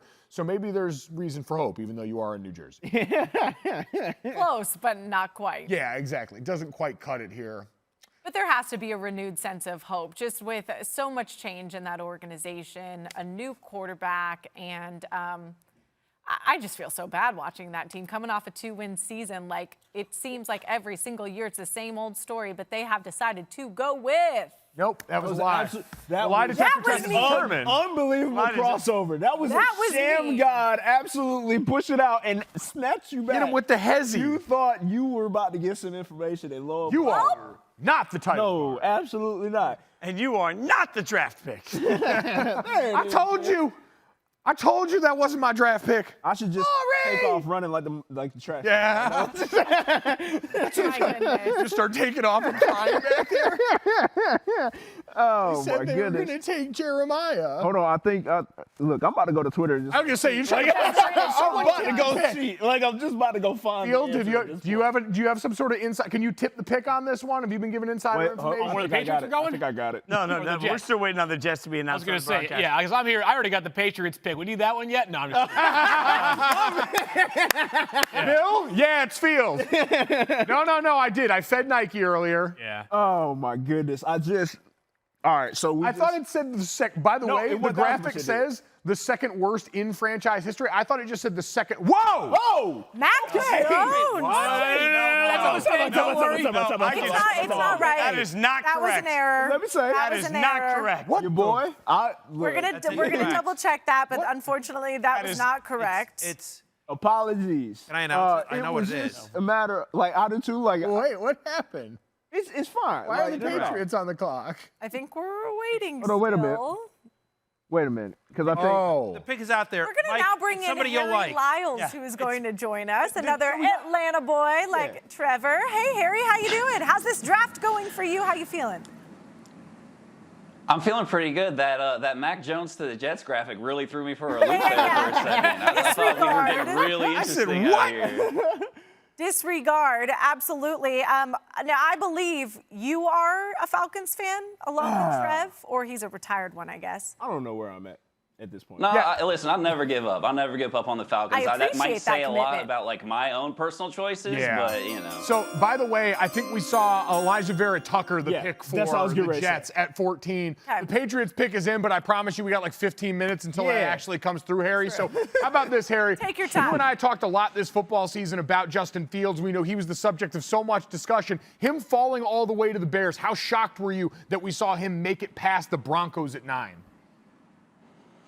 I mean, Mike, it's like you said, man, you know, at the beginning of the college football season and even right up to the last game, right? We were talking about Justin Fields being 1B to Trevor Lawrence's 1A. And to see him fall this far in the draft is incredible. I mean, if you are a Bears fan and for a franchise that has not had really any memorable quarterbacks outside of Jim McMahon and maybe Jay Cutler if you're into memes, like this guy is in an incredible position. I mean, hopefully, right, if they surround him with great players, I know Allen Robinson's got to be just so happy right now to see that Justin Fields is going to have an opportunity to throw him the football. That's a huge win for them. And if you're Justin Fields too, I mean, hey, Chicago's staying in Big Ten country, why not? I don't. Go ahead. By the way, the pick is in. Mac Jones for New England. So we did all this wailing and gnashing of teeth to ultimately get, when Mel and Todd put out their first mocks, Mac Jones at 15 to the Patriots was the pick. Harry, we've talked a lot about Mac Jones. We thought he was going to be the 3rd overall pick in this draft. This feels a lot more in line with the player Mac Jones is and where he should have been taken, does it not? Yeah, 100%. I mean, and you know, honestly, I love how like Kyle Shanahan just threw us all for a loop for the last 2 months. They knew who they wanted. First off, there's no way that you trade up all the way to number 3 or just any spot really in the draft and you don't know who you're taking. We all have some self-reflection to do because we just went with it for 2 months, but also maybe we should send Kyle Shanahan a fruit basket or something like that for giving us so much content. But Mac Jones for the Patriots, that seems like a much better fit. And you know, if there's somebody who's going to get all of that potential out of him, you know, I think we all kind of expect it to be Bill Belichick and the Patriots. It is smoke screen season, right? Like that is what we have become accustomed to when it comes to whatever rumor you hear, right? Like just understand that there's a tinge of lie within it all. But to your point about like maximizing potential, getting Mac Jones in a system is one thing. Getting him there without receivers is another. And that's where I worry about like what the Patriots are going to inevitably do surrounding Mac Jones. They may put him in the best game of all time, but we even saw it with Cam Newton, albeit him being injured. there was only so much that even Cam could do. So, like, what can we expect from Matt, right, Harry? Yeah, I think it's going to be interesting because, too, if you think about it, at least from my perspective, you draft a guy, if you're going to have him develop behind somebody, you know, you'd think they'd have like similar play styles. They don't really have that with Cam Newton and Mac Jones, but that's not to say that it can't still work. I think that we're going to see a healthier Cam Newton this year, and that he's going to be able to teach Mac Jones a lot of things that obviously it would take him, you know, a full season to learn on his own. So I think that this is a really safe pick for the Patriots. Obviously, it's a good situation for everybody involved. And if you're Mac Jones, obviously you're used to winning. There are worse places to go to New England. Obviously, though, that last year wasn't quite what they're used to doing, but I think that we're going to see a better Patriots team this year. Goodness, I hope so. What have you seen from Mac Jones that proves to you that he was worthy of this pick and going to Bill Belichick's system? I mean, look, it's hard to not like a quarterback that completed like what, around 70% of his passes in college. And, you know, a lot of people like to say that, you know, he played with a lot of guys that, you know, were already pros, right? Like Devonta Smith, Jaylen Waddle. These are the guys that he was throwing to who were picked before him. But, you know, we kind of did the same thing with Tua, right? But we didn't really say that with him or Joe Burrow. So I think that, you know, Mac Jones probably should get a little bit more credit than he deserves. I think this is probably a more appropriate place for him to get picked. And hopefully, as we see through the draft here, that the Patriots are going to try to build up some of those offensive weapons, because it certainly was not happening for them last year. So when it comes to back towards the top of this here draft, we see that pretty much a lot of GMs are banking on the chemistry of quarterbacks pass. You mentioned Tua getting and him getting reunited with his receiver and Jaylen Waddle, thank you, and Jamar Chase headed to the Bengals, right? Like, we're looking at this continuity of sorts. How much value do you think should have been placed on that idea of pairing up guys that they have been with in college and super productive with? I think it's cool. I think it makes sense to a certain extent, but I also think that, you know, we all agree, and I think, Gojo, you would know best, that, you know, the college game is one thing, but the NFL is a completely different beast. So, like, your chemistry might have worked in the SEC and whatnot, but, you know, when it comes time to playing these NFL games, that's only going to help you but so much. And I think, honestly, that's kind of like why I think that Kyle Pitts' situation in Atlanta, not to be a homer, but to have perhaps Julio Jones, if he sticks around, Calvin Ridley, those other options, even Hayden Hurst around you to take that focus off of you, and then you've got a veteran quarterback in Matt Ryan. I think when you look at all these, you know, these guys that are going to be the pass catchers that we're looking to be the best ones moving forward here as we come out of the draft, I think you have to look at Pitts and think that he's in the best situation, and not to forget about the Heisman winner Devonta Smith. I think Philadelphia still has a few more pieces to figure out before he can really show what he's capable of. But as we've seen, he's, you know, perhaps the most talented player in this draft. So I think this is just an incredible class, and it's going to be really fun to see who really comes out on top here. Looking forward to it. Harry Lyles, we appreciate you joining us. My second favorite Harry next to Harry Styles. Just kidding. Thanks, guys. You're the best. Fitz, want to hear your thoughts and your guys'. Oh, my God. All right. Well, that's your thought. You couldn't even wait till the pick actually came up? Well, I got to be ready because we might be working when the pick happens. I even got my Raiders shoes on, by the way. Like, oh, wow. All right. Full We'll talk to you guys in a minute. I've got work to do. Mike Reese joining the show town. now. ESPN NFL Nation Patriots reporter. Mike looks professional. I do not. Mike, all right, so give us a sense of the Mac Jones situation. Was there a consideration to trade up for the Patriots, or were they just willing to let him come to them should it be that way? So to know their strategy is to know that they're always active, you know, to know which teams are coming up, who are they coming up for. So think about what the Bears did. They go from 20 to 11 coming up for Fields, giving up a future first-round pick. Patriots weren't going to be in that market. They weren't coming up to give up a future first-round pick. That would be too rich. In that case, they were just going to stand pat and let it come to them. And my sense, and I think the way they turned in the card pretty quickly, was reflective of their conviction that this is what they were hoping was going to happen, that Mac Jones would be there for them, that no one would be coming up to leapfrog them over 15. So I think, you know, based on that, I think we can make the sort of statement that this worked out the way the Patriots hoped it would. Mike, just want to start by saying you're the best. It's great to have you on the broadcast. We appreciate you making some time for, especially right after this Patriots pick. Let's talk about the fit, Mike. You and I have talked about this a lot on text. Let's make those conversations public now. How would you assess what Mac Jones brings to this Patriots offense relative to what you think they envision building this year with all of these new passing game weapons? So, Field, covering Bill Belichick over the last 21 years, it is ingrained in my head what he looks for at the quarterback position. Accuracy and decision-making. And when you talk to people who are a lot smarter analyzing football than me, like Charlie Weiss, the former offensive coordinator for the Patriots, they tell you, like, Mac Jones is made for the Patriots because his strengths are accuracy, decision-making, intelligence. We know he had the 4.0 GPA, double degree. So, like, he is a program fit.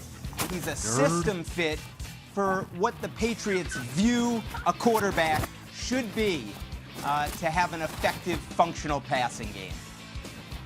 Mike, any sense on what their development plans can be for them? So the sense would be, they have Cam Newton, totally different style of player. Jarrett Stidham and Jake Dolgala, practice squad player. So they bring Mac into the mix, and if I know anything about Bill Belichick, he won't be naming a starter tonight and saying Mac's our guy. He'll say, we'll get him all in, we'll teach him the system, and we'll let the best player emerge from that. Now, obviously, you pick a player 15th overall, you're doing it with the vision that he's going to start at some point, right? I mean, like, you don't pick him here if you don't think he can be your future franchise quarterback. That being said, Bill Belichick doesn't do timetables, and he doesn't want to be pinned down to say, this is definitely my guy right now. So he'll take it step by step, but an exciting night for the Patriots after Tom Brady leaves in free agency after the 2019 season. They're wondering how long is it going to take to find the next guy. They think they got the next guy. Hey, Mike, Matthew Berry here. So great to see you. Thanks for joining us as well. All right, so I'm with you that they're not going to have a timetable for when Mac Jones starts. But what's interesting is you say, hey, we're going to get them out there and teach them the system. But what system are they teaching them? Because the system you run with Cam Newton is very different than the system you'd want to run with Mac Jones, who's obviously much more of a pure pocket passer. And so I'm just curious how you see that transition going because, listen, Josh McDaniels obviously did a great job with utilizing what Cam Newton does well last year, but I feel like what Cam Newton does well is very different than what Mac Jones does well.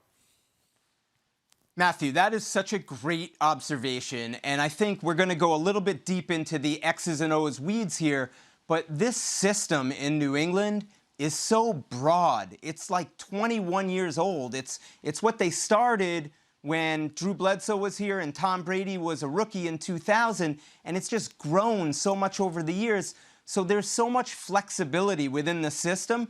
So the system's actually what it is. Like, they're running the system with Cam, but they're tapping different parts of the system. So, for example, remember when Jacoby Brissett played in 2016 when Tom Brady was serving a suspension? They were running plays like quarterback keepers with Jacoby that they never would have run with Tom, but it was in their system because the system's so broad. So that part, like the system's going to be there.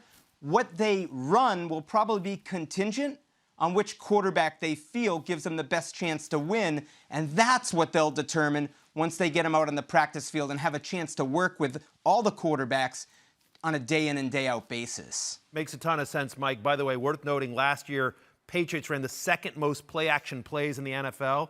Mac Jones led FBS with 23 touchdowns off of play action last year in college. So already you can see a fit there in New England. Mike, we appreciate you joining us, my friend. Thank you so much. Thanks. On a hectic night, we appreciate you giving us some time. Enjoy your night. Always have time for you and loved it. Thank you. All right, so obviously my beloved Raiders are on the clock. The pick is in, baby. The pick is in, baby. And I have no idea what the pick is going to be, but I do want to take a second at least to acknowledge, because we did miss one pick, and Collins was picked by... Zaven Collins from Tulsa goes to Arizona. For anyone that has not seen it, and I know, Mike, you called one of his games, and I would love to just talk about the Raiders here, but I don't want to short a kid that was drafted that was incredible. Mike, you called some of his action. Yep. This kid is an athletic freak, a monster, and a great pick. Like, I think the Cardinals got a star. Bro, in Vance Joseph's defense, think about the pieces they've amassed in the last few years now. Hassan Reddick leaves in free agency after a big year for him. But if Isaiah Simmons takes that step forward in year two, the versatile safety hybrid linebacker out of Clemson they took in last year's first round, Zaven Collins was playing box linebacker in a defense at Tulsa that was not going to make him do a ton. He has unutilized pass rush ability that we know in Vance's crazy sub packages they're going to make use of. But this is a guy, a 6'4", 260-pound grizzly bear playing linebacker with actual legitimate zone coverage skills. Ecstatic. And now Fitz. Now we get to my pick. Hold on. I want a single camera right now. I'm expecting a safety. I am expecting Mary. Singular. That's what I'm expecting here. We'll see where this goes. Every year, Mike. All right. Listen. Okay. Here's the thing. Hey, listen. He played at Alabama. There you go. There's a positive.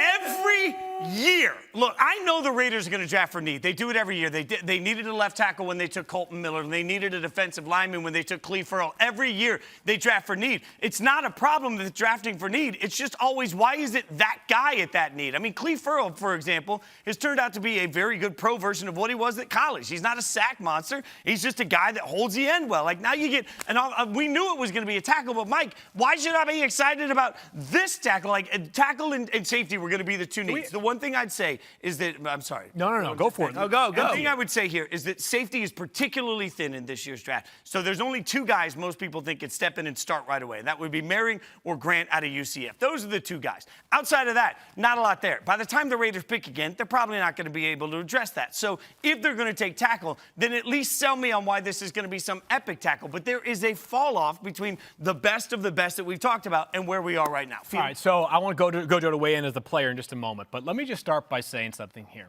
Teams should absolutely go by their boards. They are spending hours, months, scouting these players and working incredibly hard to figure out which players are the best fit for what they want to do schematically. At the same time, it is important to have an understanding of the other teams and how they are evaluating these players. Because if you don't think that you can get Alex Leatherwood in your second-round pick, which is probably what the Raiders are suggesting, then I get it.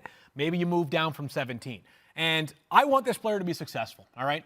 I want the Raiders to be successful. It's one of the proudest franchises. We got people like Fitz, who literally has tattoos of them on his body. That's how much he loves them, all right? That's true. Yeah. This, to me, signals a potential misunderstanding of how the league is viewing these players otherwise. I'm just telling you, if they move down 10 slots right now, and I get it, it takes two to tango, right? It does. You have to have someone who's willing to move up. But I have a hard time believing that if there was a scenario for Las Vegas to move back, that he wouldn't have been available at 25, at 27, maybe 35. He's a nice player. He's played a ton of snaps for an excellent program. I just wonder whether this is a player that the rest of the league would have given any credence to taking at 17th But overall. I'll give a counter to that. Please do. No, they deserve it. Your point. It takes two to tango. They calling around. Anyone want to trade back? No. Like, as we talked about, the big 14, they're all gone, right? So Mac Jones goes at 15. Like, maybe if he had slid and the Patriots didn't go it, maybe a quarterback-needy team slids it. But so there's let's pretend there's no one that wants to go back. And on their own board, even if no one else does, on their own board, they're like, we think Alex is the guy that we want. And by the way, we don't think he lasts. We think, could we get him at 24 or 27? Yes, but we don't think we're getting him where we're picking in the second round. And we're not going to want to trade up in the second round. So you know what? Look, are we overpaying a little bit? Yes, maybe, but we want our guy. And so, I mean, like, that's the counter argument. And I agree. I've made that counter argument a bunch. It takes two to tango. My question starts to become, is there a big difference between Leatherwood and for example, Jalen Mayfield, like the next one on the board? Like, that's where I start to get confused. And this matches Mike Mayock. Every year he wants somebody that's played big school football, that he has proof of concept on. Mike, sell me on this guy. Like, just sell me on it. So this is rich for my taste.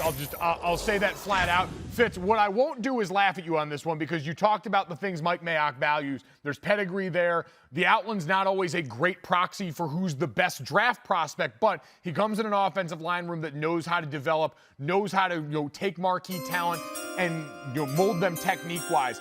Part of a great offensive line. He's got position versatilities, which, Jason, when you and I talked about Vera Tucker as a potential draft pick for the Raiders, part of the sell was he can move in or out. Leatherwood's played guard in that Alabama offense. He's got some experience there. Was he the highest next up tackle on my board? No, but you can see the reasons why. He's a twitchy athlete. He's a guy that if you can corral some of that ability, he's going to do really well. Just not to pour salt on your wounds here, Fitz, but per the ESPN NFL draft predictor, there was an 87% chance he would have been available at pick 37.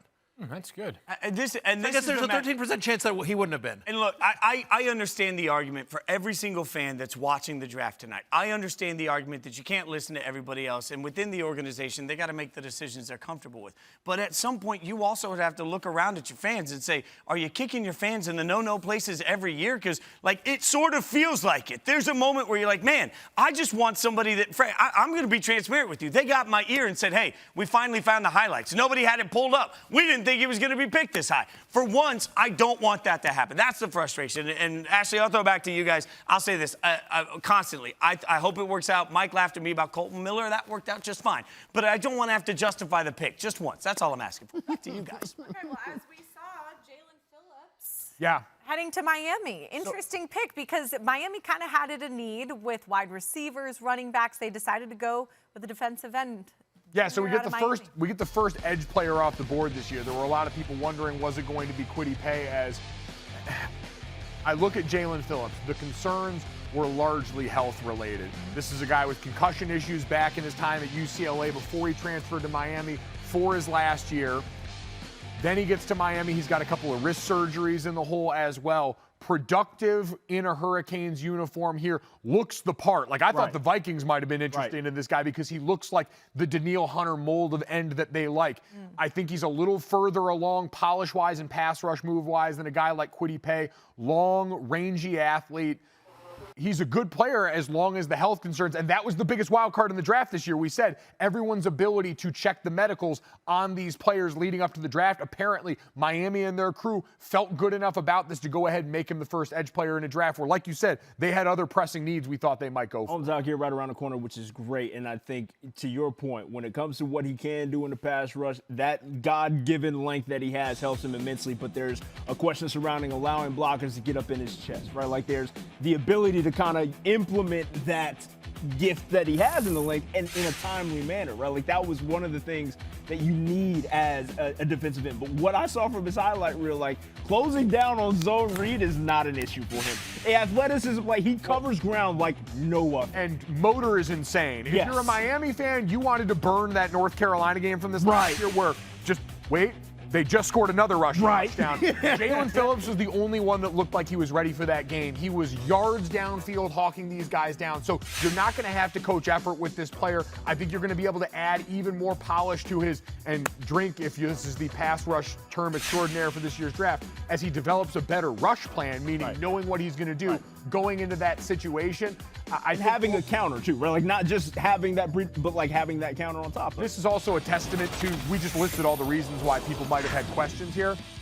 This is also a testament to this year's edge class. It's a much more lackluster edge class overall than what we're used to, Fitz. Yeah, I think you make a great point, by the way, about this edge class, Mike. Like, there's just a lot of question marks on it, but when you look at Jaylen Phillips, he's somebody that really took advantage of the opportunity he got realistically in Miami. The health concerns are real, though, and you know, I can see why he reminds me a little bit in that sense only of Caleb Farley, right? Like, certain guys that have great production that you know can play, but without the normal steps this year for medical, it's just you don't know how to analyze these guys. So I think he's going to be a spectacular player, I hope, but I think there's a real question mark on it. Now, Washington is on the clock, and Matthew Berry is our President Washington football team. Yeah, buddy. Matthew, you got a way you're ready to go on this? Are you excited? Yeah, I am excited. Listen, they need a linebacker. They need a left tackle.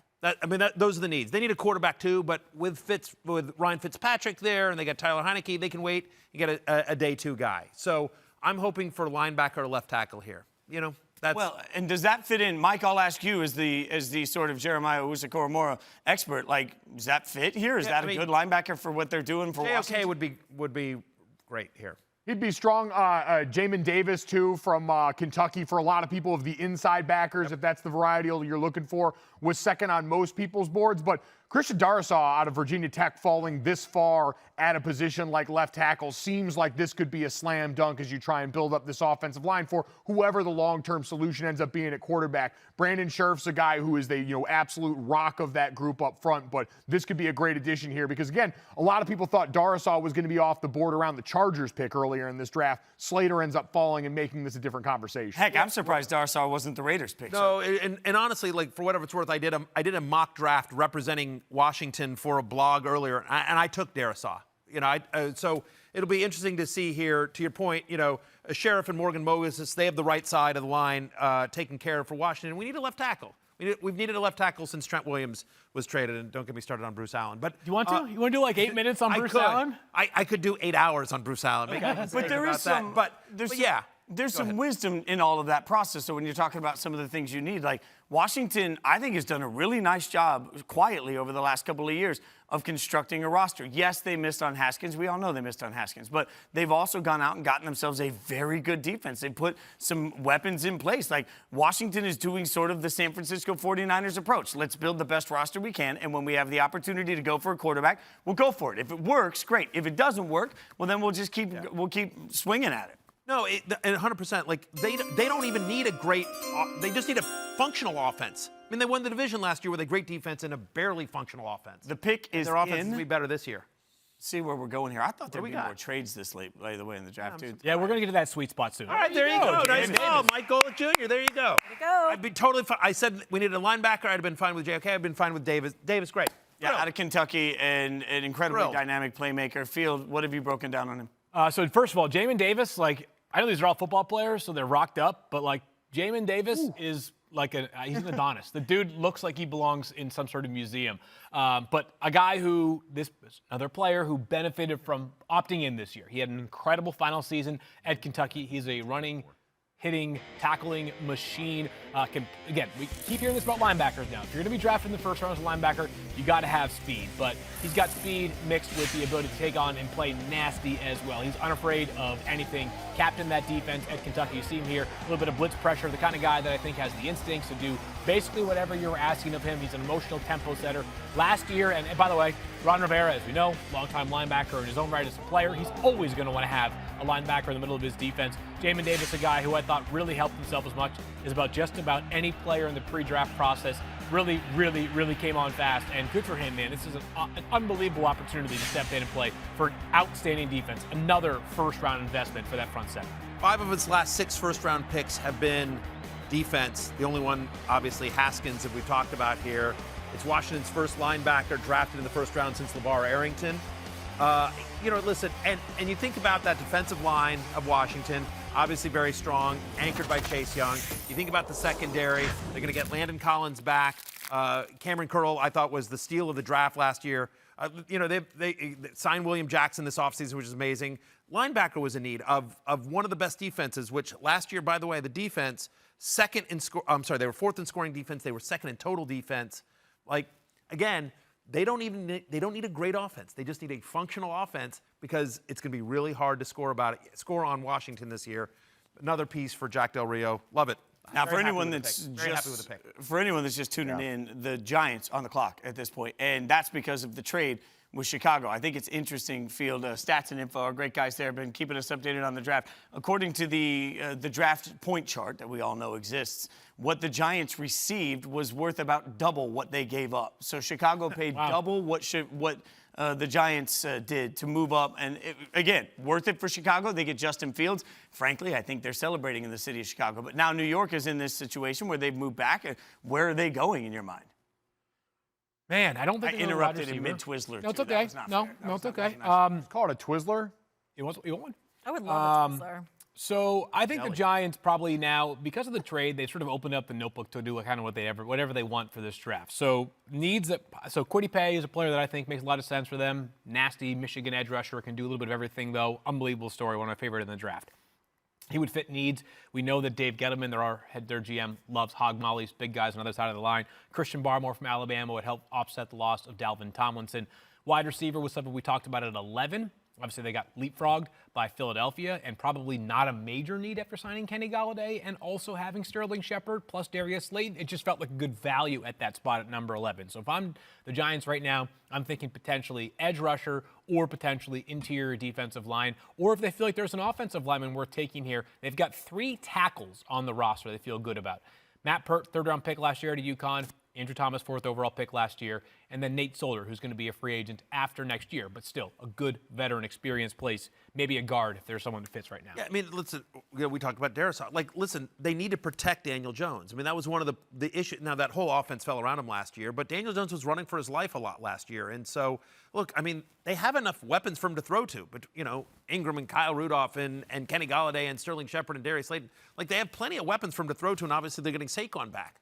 But, yeah, get some guys to block up front. I wouldn't mind them going offensive line here. Yeah, I think anything they can do that helps Daniel Jones makes sense. We're going to bring in our friend Diana Rossini right now. Let's Diana go. Rossini, of course, one of our great reporters here at ESPN. Diana, what is happening? What's the latest that you're hearing about what's taken place so far here in the first round? Because you were covering the possibility of some trade ups, and we saw a pretty big one from the Chicago Bears.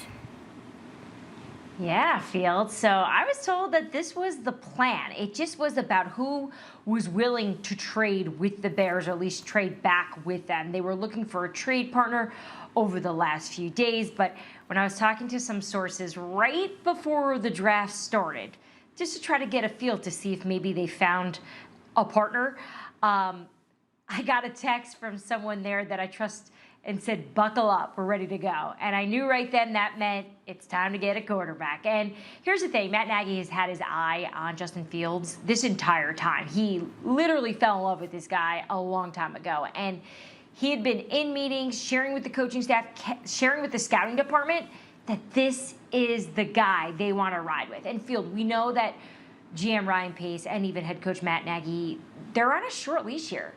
And with the quarterbacks that are on their roster, I think you can make an argument that they would just be okay with an Andy Dalton under center. They needed to make a move. They paid a pretty good price for it, and now they got the quarterback they want. Justin Fields says he feels like he fits perfectly in this Matt Nagy offense too, and he says he kind of knew the whole time he was going to Chicago. Oh, wow, that's a little nugget from Diana. Diana, also, Treavor Scales was on set reacting to the fact that the Falcons chose not to take Justin Fields. He was very upset. Yeah. Any surprise in your mind for the Falcons sticking it forward, just taking Kyle Pitts? No, not at all. These guys were so calm and cool, collected for the last few weeks. And you got to figure you got a new head coach in Arthur Smith, a new first-time GM in Terry Fontenot, and they are joined at the hip, those two. And they both have a very chill, calm, prepared demeanor at all times. And even just trying to get information about what they were doing, they were pretty transparent with the media in general. Like, look, we like our spot at 4 here. We're getting tons of calls. We're taking them. We're listening. But we like where we're at. And I spoke with them right before the draft started as well, just to see if they were able to get a trade partner as well. Because leading into the draft tonight, and Field and I were talking earlier, they couldn't find a trade partner. Nobody was willing to pay the price. And Matthew, you think about how much we've been talking about Kyle Pitts and how much every team loves him. Nobody was willing to get up and give a lot. And look, the Falcons were asking for a lot for him, but in the end, they were really happy with the player that was on their board as the best player in the draft. They were able to get him, so this was a success in their eyes. So, hey, Diana, I'm just curious. We've heard some of the trades that happened. I'm curious if you've heard of any trades that didn't happen. Like, Washington was rumored to be trying to maybe trade up to get to Justin Fields if he dropped a little bit. I'm curious if you've heard any. There was some talk about maybe the Saints trying to trade up a little bit if he fell a little bit. Curious what trades you've heard that didn't happen. Yeah, the way it works, as you guys know, with trades is, there could be some flirting, but to actually get done, someone's got to be willing to pay. And I know the Saints spoke to the Detroit Lions, and their asking price was through the roof to get out of that spot. We obviously saw what they did. They stayed pat there. And New Orleans has just been getting denied by every team as they try to get in. Look, they can still move up now. We still got some time here. They don't pick to 28. And I know there are some teams in front of them that they've spoken with. But as of now, they can't get in. And, they were looking for a player on the defensive side of the ball. Corner was the position I was hearing later in the day. And I know they also had their eyes on Mac Jones. And they were fearful the whole time that New England was going to go after Mac Jones. And that's exactly what happened. So Matthew, full disclosure too, there were a lot of chat. There was a lot of chatter today about teams trying to move up. This was crazy today, how many teams were trying to get into the top 10. But as we saw, there's really only one big trade in the top 10. Yeah, and Diana, as we know, by the way, it always feels like just before the draft, it's not just information, but sometimes it's intentional misinformation from teams who are trying to kind of play the game, if you will, with other teams around the league. So you talked about the Saints and the affinity for Mac Jones. So let's just recap what I think sort of has been the story of the night. It's the 3rd overall pick, the 49ers going Trey Lance. I know you're dialed in there. Thoughts on the process there that led them to Trey Lance, and then how about Mac Jones landing to the Patriots at 15? I'm not sure that many people expected Jones to last all the way to 15, given where we were with his likelihood of being a 49er 2 weeks ago. Cool. If I could pitch in all access right now, it would be in that 49ers war room this past week. And, you know, I'm sure you guys are just as interested and curious of just what was the game plan here? And what was with this Mac Jones interest so early on? Was this a smokescreen or was this real? I felt it was real. The people that I speak to there, I've known for years, and they were very adamant that Mac Jones was the guy they really liked. And when you listen to the reasons why they liked Mac Jones, this being the 49ers, it all made sense. This wasn't that much of a wild card. So here they were, you know, in the last few weeks doing more work on Trey Lance, and Adam Schefter reporting that this weekend they didn't even know. Trey Lance finding out just 2 minutes before the pick was made public on national TV. He didn't even know, and usually these players have a little bit of an idea. So look, they obviously feel that he is a better player who gives them, you know, a much better chance to win. And I think Mac Jones to the Patriots, that one. It didn't shock me, but I was a little surprised. Just I had heard New England, that wasn't their quarterback. I had heard that they had somebody or a few quarterbacks higher than Mac Jones. But in the end, for them, they didn't have to move up. They got to just sit there, and now they got a quarterback with, you spell his name backwards, it's Cam. I just found that out. I think that's a cool nugget. Stay woke. Oh, that's a nugget. Diana, you're the best. Thanks for hanging out with us, my friend. Appreciate it. Enjoy your night.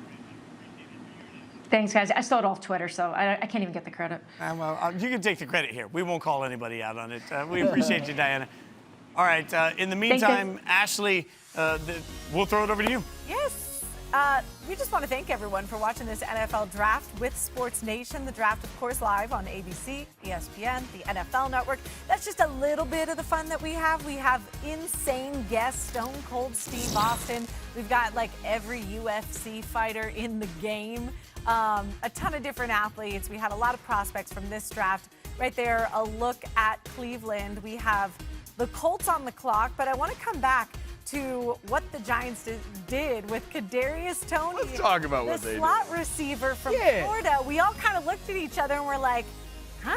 For why? For why is my first question. Yeah. I don't doubt the electric ability of this young man. He is just fantastic when he gets the rock in his hands. And I understand David Gettleman sort of protecting his investments and sort of surrounding Daniel Jones with just about everything he possibly can in order for this man to succeed.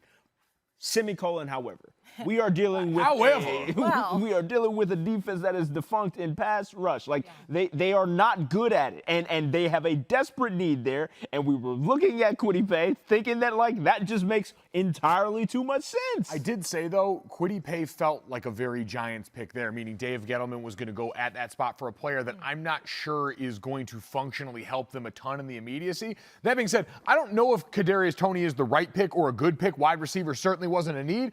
It's a fun as hell pick. If you are in New York, and Lord knows folks in New York, not necessarily a group that we associate with watching a ton of college football, just pop the tape in and watch. This man's a human joystick. He's a video game glitch. He makes bends in places that should not be physically possible. He gets through places that should not be physically possible. He is the back button on the joystick when you make that immediate stop when you're playing Madden. Repeatedly on an endless loop until we die. So Giants fans, you're going to have a ton of fun, even if I don't necessarily think this is the biggest need pick, Jason. So Mike, let me ask you a question. Is there a moment here where Gettleman's sort of playing chess? Because a lot of the mocks had the Giants considering a wide receiver at 11, right? So they moved their way down. And all of a sudden, they still get, by many estimations, what the fourth best wide receiver in this class. So while I realize it could be a reach to take a wide receiver here, if they were already looking wide receiver, they picked up a ton of draft capital in future drafts, and they still get one of the best. They smart. They did. At the same time, look who was taken right before where they would have been. The Heisman Trophy winner. There's a big delta between Devonta Smith and Kadarius Toney. Now, again, based on what you got moving back, collecting draft capital, it's still a solid decision. But, you know, I mean, for a lot of people, Elijah Moore, especially if you're looking for a slot receiver out of Ole Miss, was probably the guy with a bit more overall juice. Again, I don't know if Toney's right or wrong. I just know he's fun. And you make a good point, by the way, because now you're talking about Toney versus Bateman or Elijah Moore. Yeah, I was going to say Bateman sitting out there is another looming specter in all this. I hate the pick. Can I just say that? I hate the pick. I praised all this. I gave all this praise to Dave Gettleman earlier in the show. Like, amazing trade with Chicago. Good job. Way to go. And I absolutely hate I don't hate the player. Right. Like, I get it. Like, he talented player, like, you know, kind of a gadget Percy Harvin type guy that you can use on a variety of different packages and in different ways. And obviously, you know, I mean, you saw some of the highlights there, but like very talented player. But in terms of what, like we talked about it, like, how about Darrisaw? Like, get some protection. Like, they've invested so much in their offense. They have Kenny Golladay. They just signed him to a 4-year deal, right? Darius Slayton's what, a 3rd-year player? Sterling Shepard isn't old. Like Evan Ingram, like Kyle Rudolph, they just signed to a deal. Like, they've got Saquon, and it's what I think is 3rd year, right? I mean, it felt like it doesn't feel like a move that helps you now, and it doesn't feel like a move that helps you in the future.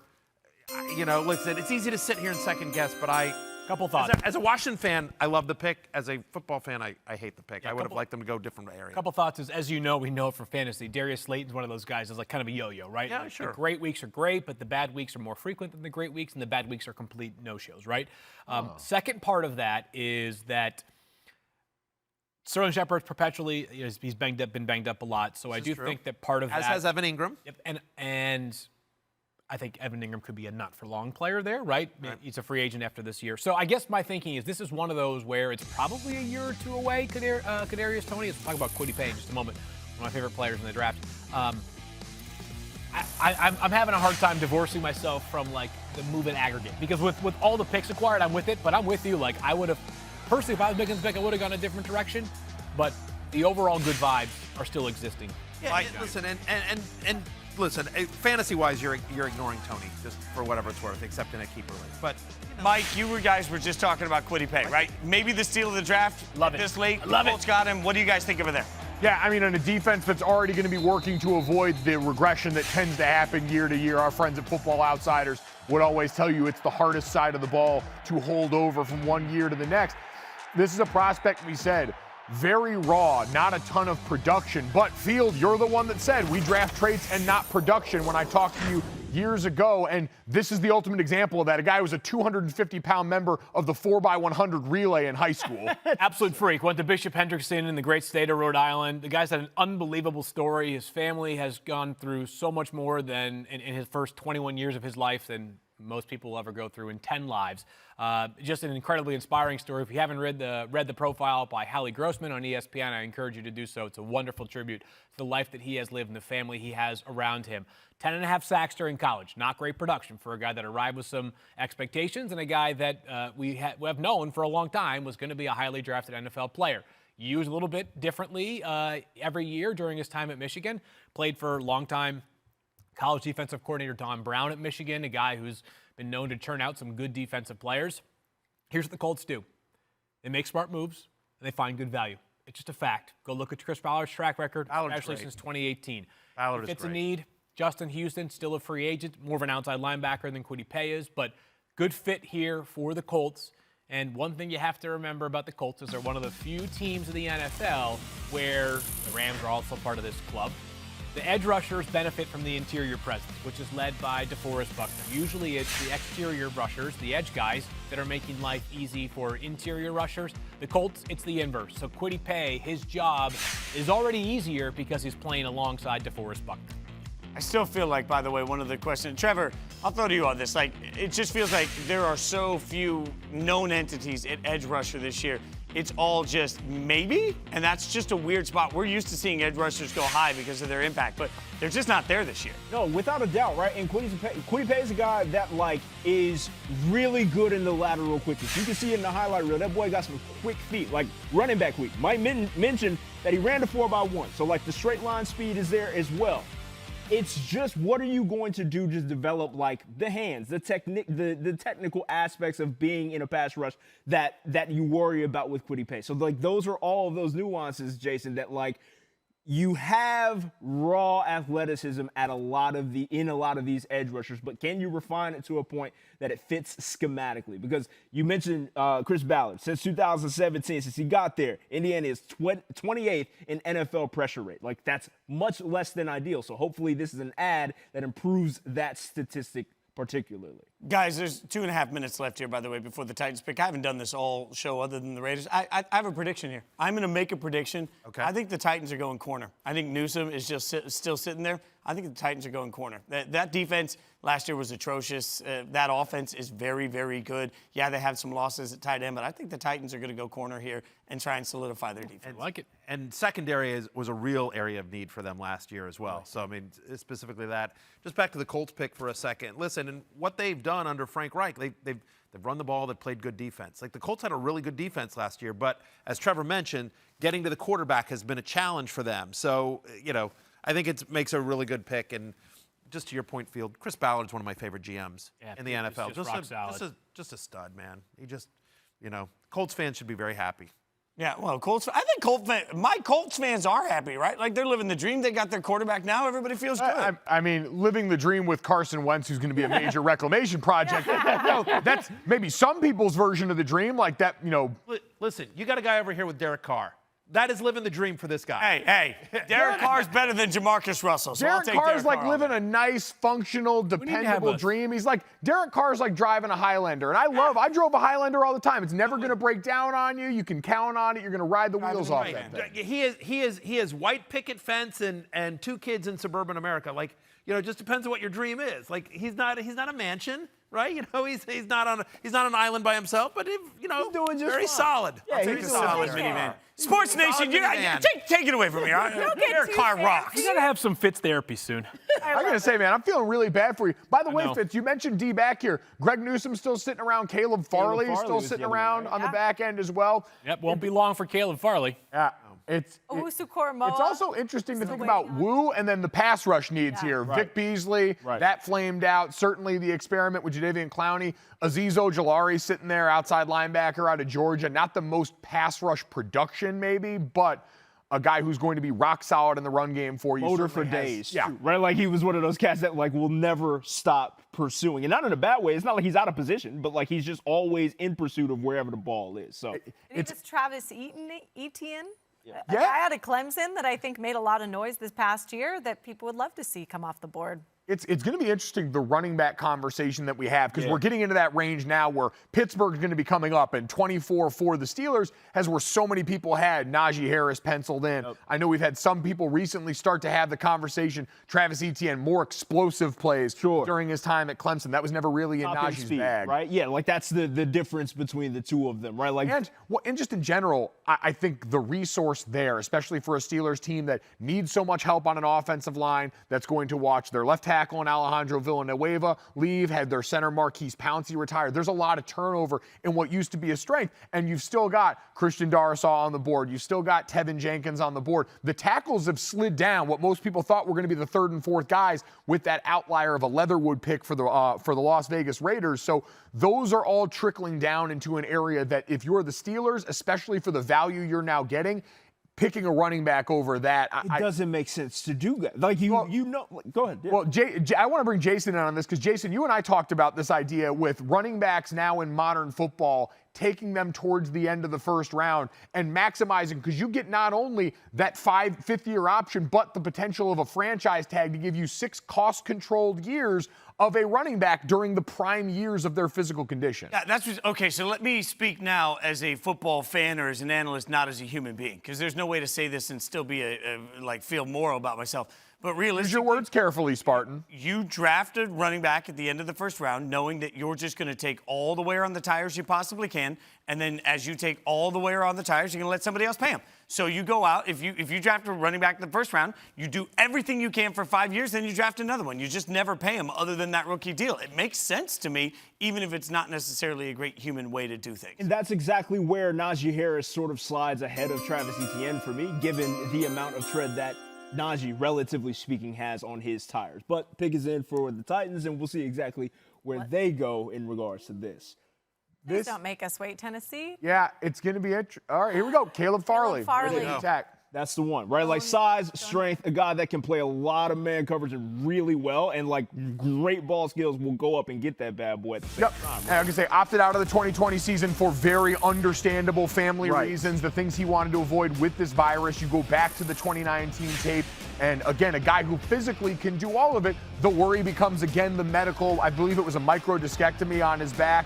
And that's a surgery. I know plenty of guys that had. I believe Tyler Eifert, my teammate at Notre Dame, was one of those guys. My brothers had that surgery. Coming back and being highly productive is not an insurmountable task with that. And so I think for Farley, he certainly slid down. This is a guy that would have been in the conversation for maybe the first corner taken. Now finds himself a new home in Tennessee. This seems like a solid pick for them, Jason. So, Phil, I want to get your thoughts on something here because I love the player. I'm nervous about the medical. And multiple GMs have pointed out that this year, particularly because of COVID-19, medical information has been slow to come out. If you've worked in these departments, how do you analyze somebody when you don't have their medical and you know that they've had a major medical procedure? Well, you have some level of medical information. It's not like you're totally out in the dark here, but this is one of those where you have to have a good working relationship with the agent here. Drew Rosenhaus, one of the best agents in sports, let alone football. He's certainly doing his best to convey all the medical information that you can. And it's just a matter of what level of trust you have in your own team doctors. And 22 for Caleb Farley, if he's healthy, it's a freaking steal. It's just an unbelievable steal. He's an amazingly smooth player. This guy was not built to be a cornerback because he was a wide receiver until like 3 years ago. His very first game ever playing cornerback against Florida State, picks off 2 passes. Like, this dude is just different. He's special.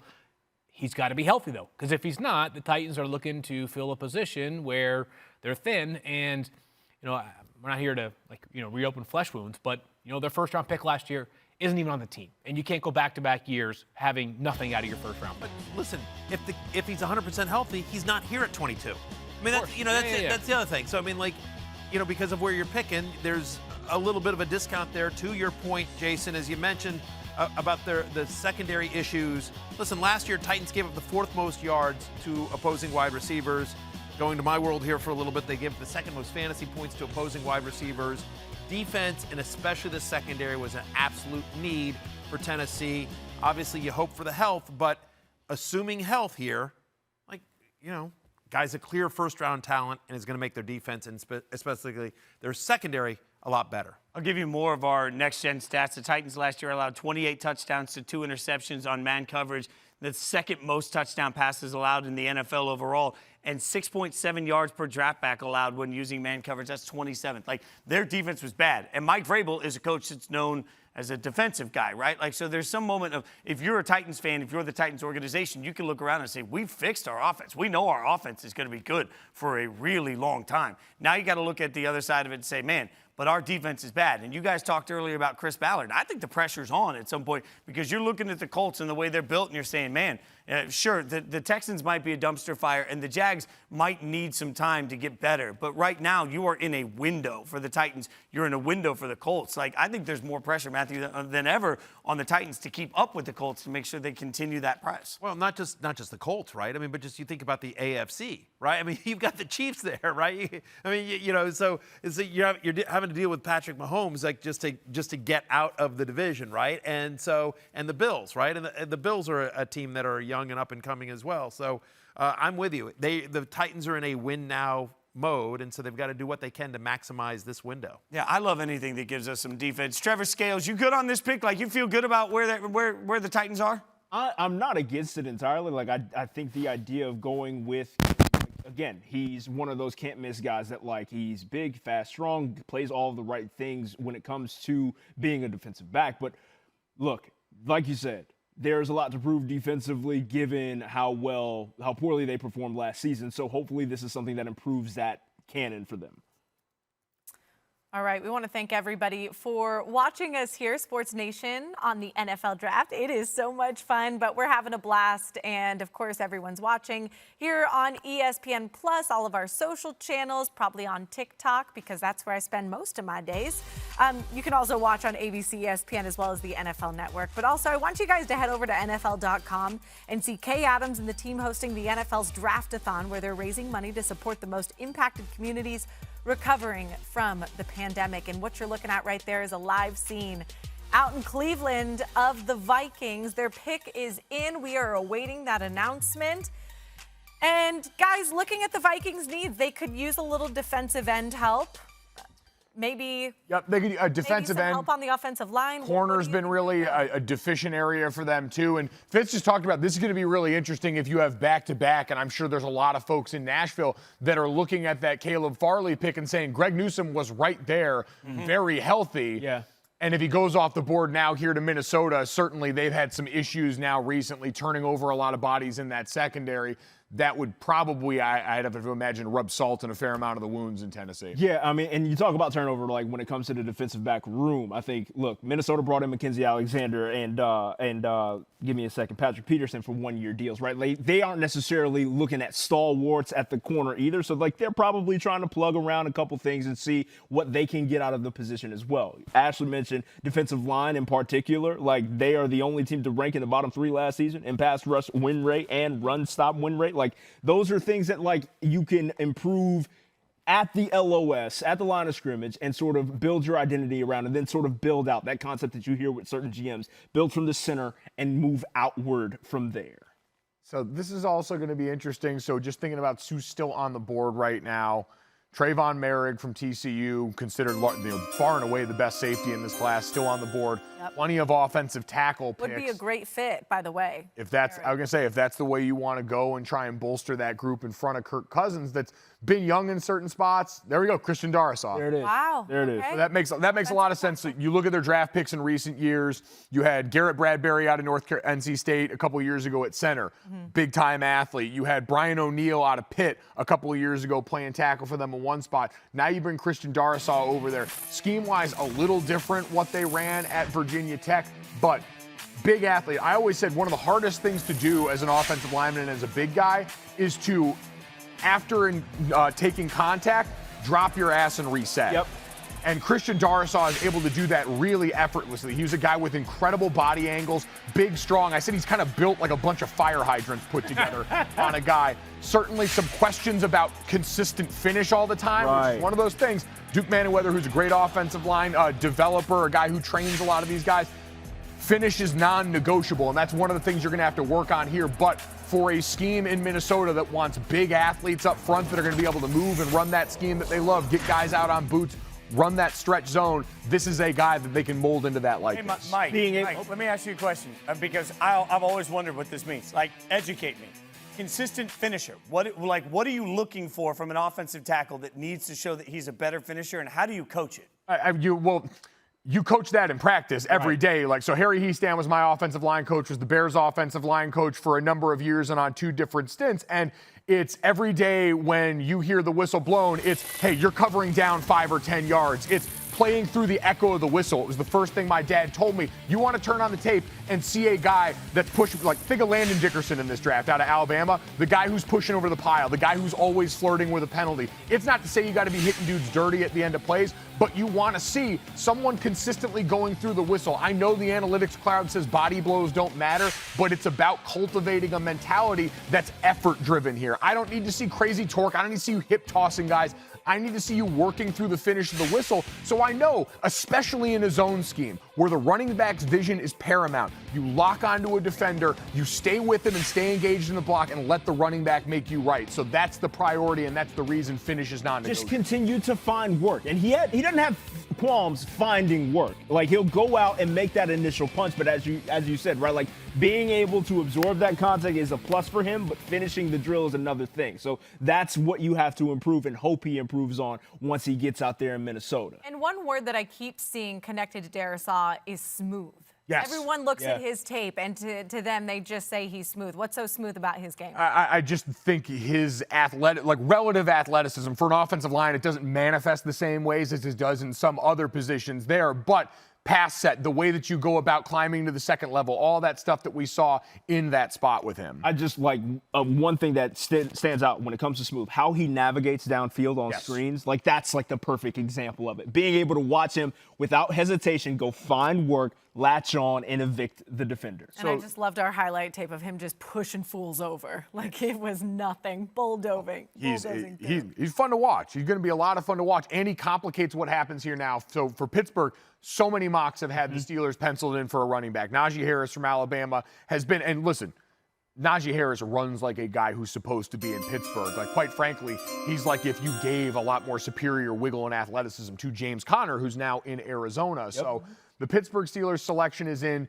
Tevin Jenkins is still on the board, tackle out of Oklahoma State, who after the starting at the Texas game in last year's film, really turned on. Well, there it goes. It is Najee. Wow. Out of Alabama. Wow. They needed a little help on that run game. There you go. I don't know if it's like I love the idea of identity and Najee Harris being there, physical is all out there, 6'2", 230, just stretching faces with the ball in his hands. It's great. Not to mention the fact that he does, similarly to James Conner, catching passes out of the backfield. Very proficient in that part of the game.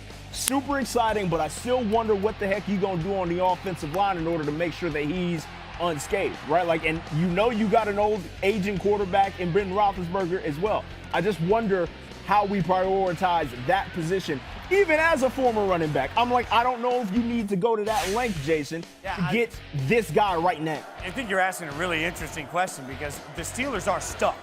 We need to be clear. They are stuck at the quarterback position right now. But Field, when you're talking about Najee Harris, look, who is a running back we all agree is just a beautiful thing to watch. Like, the way he runs the ball is absolutely spectacular. There's been some, question on whether or not it's he or ETN that's the best back in the draft. But when you look at this pick, make sense of it for why it helps the Steelers, not just this year, but long term. First of all,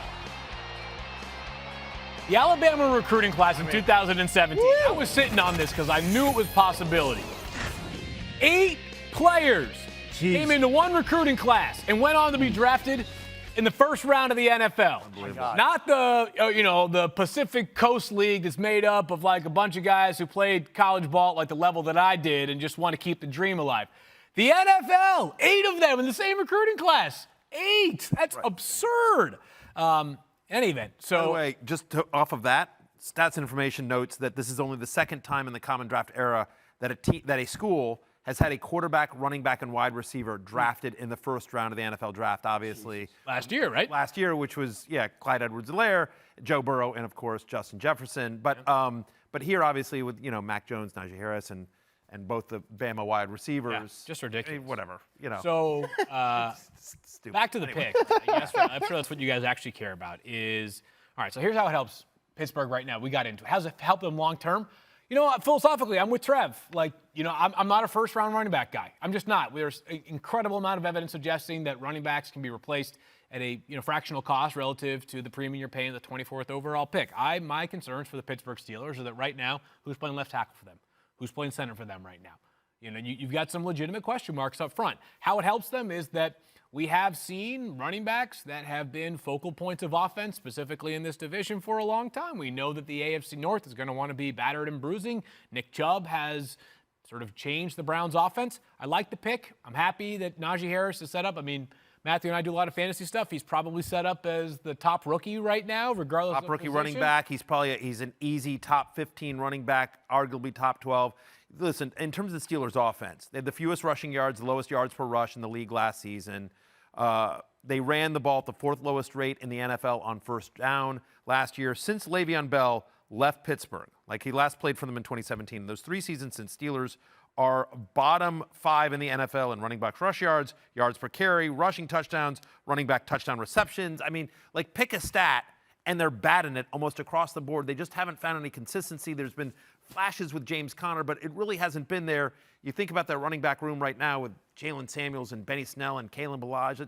Not a lot to get excited about, all due respect to those players.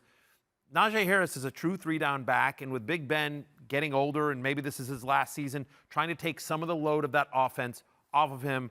What does Pittsburgh, just to what Gojo was saying, like he runs like a guy that should be running in Pittsburgh. Like Pittsburgh is smash mouth football. Yeah. Like, and you need a guy like that. I'm with Field. I wouldn't have taken a running back in the first round. There's all sorts of analytics that suggest that's not necessarily a quote-unquote smart move, but he's now in Pittsburgh, and he's going to be an asset to that offense. And I hear that, and I know the analytics, and I understand the argument, especially when you're talking about in the top 10. I think where I argue that, we always talk about the window of opportunity when you draft a quarterback. It starts right now because you've got him on their rookie deal.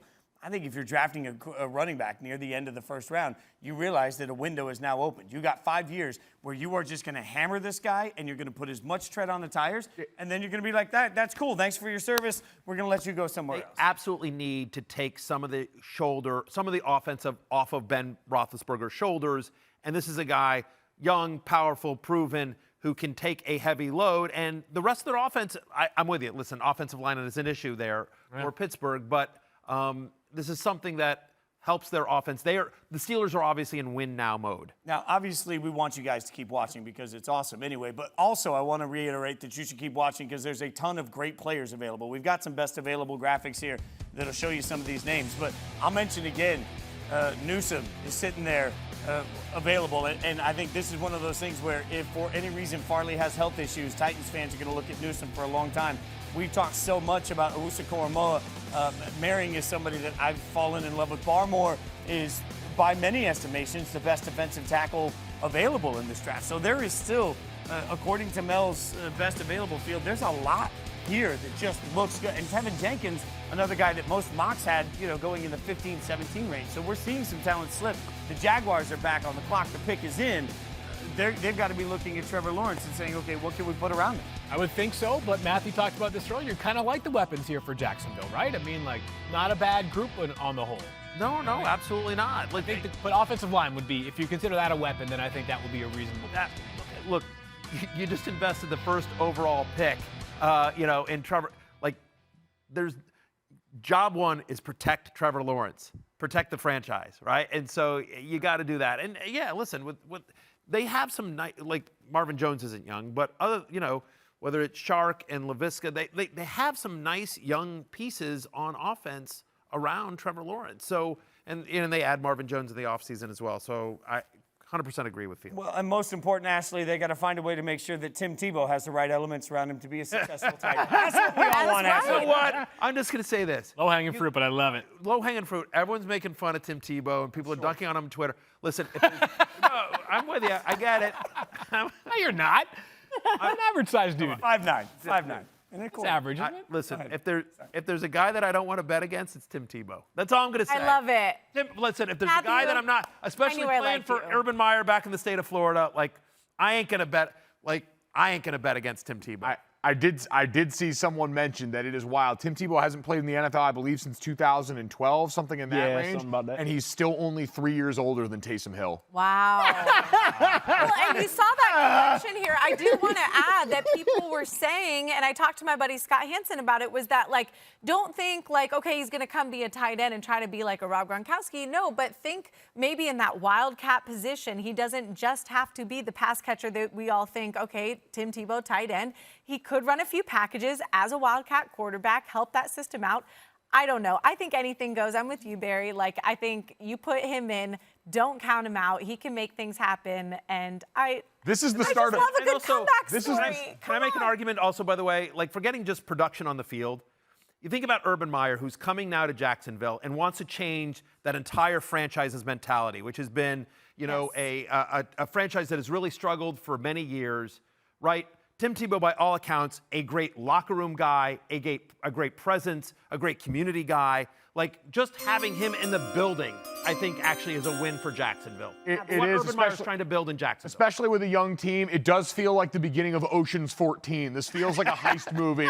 Hey, guys, we're getting the band back together for one more job. Urban, you in? I love it. You son of a... And I love that. Running back out of Clemson, who has such a dynamic skill set. He is now heading to join Trevor Lawrence in Jacksonville. So, Mike, my favorite thing about Travis Etienne is that he is a violent runner, right? Absolutely. He is a guy that gets up to top speed very quickly, and his top speed is very much so of elite caliber. But we can go back to the running back discussion as far as like just macro here in a second. Well, but you, go ahead. Matter of fact, well, go ahead. I mean, you beat the game last year. Yeah. You had an undrafted free agent running back who was top 5 in the NFL in rushing yards behind an offensive line that had 2 tackles that were at times non-competes last year. Yeah. I don't understand turning around and spending first-round draft capital on it when you have a litany of other needs. This is a head-scratcher to me. Oh, yeah. No, I'm not down in that whatsoever. I was going to take a second to gush over Travis Etienne, but when it comes to that, that's all. Dude's a freak. And, like, I appreciate the fact that, you know this, he took time, and this Clemson coaching staff said, we understand the NFL is going to want to see you catch more balls, so we're going to throw you more balls. Absolutely. And that is a definite stock up. This guy's an all-around, unreal glider. I just think what we talked about, most teams, you're trying to find running back value later on. Exactly. You beat the game last year. Ain't no need to go out and get it. Like, you had something in the holster that you did not need to go exhaust a pick of this caliber on that player. I am thrilled for Travis. I am so glad that he's going as high as he is. But, Jacksonville. Am I off on this one, guys? I mean, I understand Travis Etienne and what he brings to the table, but no, Mike, I think what you're saying makes a lot of sense. But it is a new regime, right? So the new regime comes in, looks around, and says, "All right, do we have?" And I'll always go back to college football show that Trevor and I did last year. You know, there were so many highlights where we saw Etienne running away from everybody, and it was Trevor that was like, "Wait! Don't just look at that. Look at this." And what I mean by that is we think so often that a back is either a power back or a fast back. And realistically, this is one of the few people that does both. I mean, I love the explosive power of it. I love the dynamicism. We're going to, I don't know. We're going to welcome in some Jacksonville expertise to help me figure out how to say dynamic. That's where we're going to go. Keep shooting, baby. Keep shooting. Thank you so much. Jeff Darlington joining us. I think that's where we are here. Yes. Hey, buddy. How's it going, man? Yeah, what's up, Jeff, look at that. How Look we at that. doing? What's up? So Travis Etienne just went I off the should board. Take my tie off for this one. Yeah, no, I'm the snazziest dressed of this show. You got to keep the tie off, dude. Come on. All right, Etienne, reaction. What do you think? I mean, it's also surprising, by the way, because, you know, the Jaguars, I feel like the Jaguars have a pretty young running back already. Like, they have James Robinson that they're sort of grooming as well. So it is peculiar to me. The one thing I'll say here, like, I don't know if maybe I've heard all along that they're really just trying to make sure that they put a ton around Trevor Lawrence in this situation, make him as comfortable as possible. I didn't realize was supposed to take that so literal that they were going to bring his teammates on board as well. Like, they hired Bevel as the offensive coordinator to try to make sure that he brought along Russell Wilson in Seattle. They brought him on to try to bring along Lawrence here. They brought on Marvin Jones to bring in a veteran presence. It just surprises me, I think, as much as you guys, that they spent the 25th overall pick on a running back, which honestly, to me, doesn't even feel like the biggest need the Jaguars have right now. Yeah, Jeff, do you think the Jaguars considered my dynasty fantasy team that I have James Robinson on before they made this pick? Or do I need to have some sort of intervention with Urban Meyer? Yeah, no, I think you definitely should bring that up with him next time you talk to him. Yeah, he and I talk so frequently. I'm sure it's like on the top of the mind for him right now. Jeff, I feel like this has kind of weirdly become the night of reunions in the NFL draft. Trevor Lawrence and Travis Etienne. I know, it's so true. We've got a bunch going on. Like, do you feel like there's something to it here, or do you think this is nothing more than coincidence? Well, I mean, I would have maybe made the case if Devonta Smith ended up with they even got They got one, yeah. They got Jalen Hurts. So, yeah, no, totally. That's a great point. I mean, it does feel like reunions. I don't know. I think this is the NFL. This is the big boy league. Like, you don't need friendships and roommates from college. Like, it's cool and all, but when it comes to a passer and a pass catcher, I guess you'll have a little bit of chemistry that you know about. So you can certainly make that case. That's cool. Maybe a little bit more security there. Otherwise, when you get to the NFL, it's a whole different beast. Yeah, do you think the thought process here in Jacksonville, because the Jaguars are usually, Jeff, one of the more analytically driven teams, and we've been talking throughout this show about the fact that, generally analytically driven teams don't like to draft running backs in the first round. Do you think there's a case of like, hey, we got to build up and we just best player available and we know this guy is special? Or were they always trying to target him? Any thoughts on sort of their process going into this pick? Yeah, Urban Meyer definitely was making it very clear that he was going to go best available. And they had the ability to do that. Like, his thing was to make sure that he didn't, like, stray too much toward the college game where he was trying to, like, he needed to stick to his board. He kept telling himself that. It's why he has Trent Baalke there. Like, he needs to get that NFL mindset where he sticks to his board. So he clearly did believe that this was the best available player. I think that, again, it goes back to, like, it feels a little bit overvalued. Maybe he'll prove us all wrong, but it does feel like if that's his best available player, that his board was probably pretty different than a lot of boards across the league. Very talented player, but it is a little weird considering James Robinson had over 1,000 yards rushing for them last year. Okay. You know, undrafted free agent rookie, and on a team that was terrible. You know, James Robinson was a bright spot. It felt like that's maybe one area where, they're like, hey, we can get running in, and yeah, interesting pick. But yeah, as Field says, that sound you just heard was not to mention. Yeah, go ahead. What do you got? Sorry, Jeff. No, not to mention the fact that, it is a team that has so many needs. Like, not only can you pick best available, but there's a pretty good chance that when you do pick best available, it's also going to fill a need. Right. It's the worst team in the NFL last year. So that's the more difficult part to digest is that they picked best available and it didn't really necessarily fill a need. So, maybe it'll prove us wrong. They got Trevor Lawrence. All is fine in Jacksonville. We don't need to ruin it. Yeah, really, that's realistic. So, Jeff, just a few hours before the draft started, we were not talking about the picks. We were talking about Aaron Rodgers, and that even bled into the draft. Would he be traded tonight? I mean, what's the latest? And realistically, is he going to be the quarterback for the Packers this fall?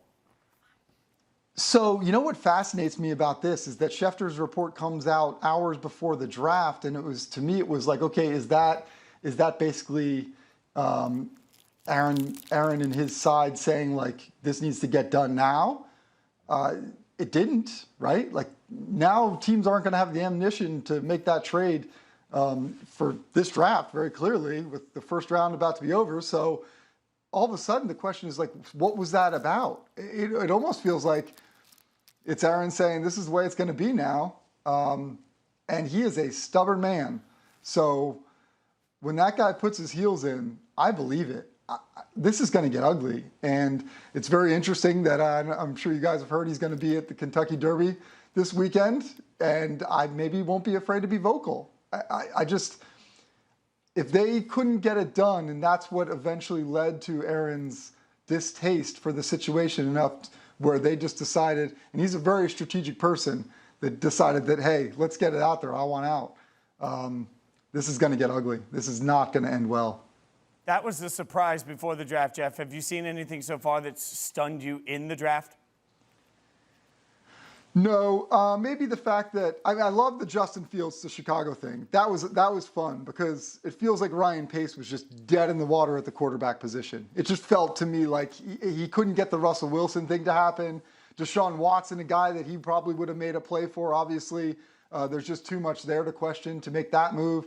So he goes with Andy Dalton, QB1, and it just felt like he was dead in the water. And then, from the depths, he comes alive and gets Justin Fields. I just thought that to me, despite, Mac Jones going to the Patriots and Trey Lance drama with the 49ers, the Justin Fields to Chicago thing to me is I thought that was awesome. That was a fun moment in the first round. Jeff, you did mention that Aaron Rodgers is going to the Kentucky Derby this weekend. Are you going to be there? Because anybody who watches ESPN knows that you are one of our most Natalie-clad individuals here. Might you be making an appearance, and who are you betting on if so? You know what? It is a bucket list.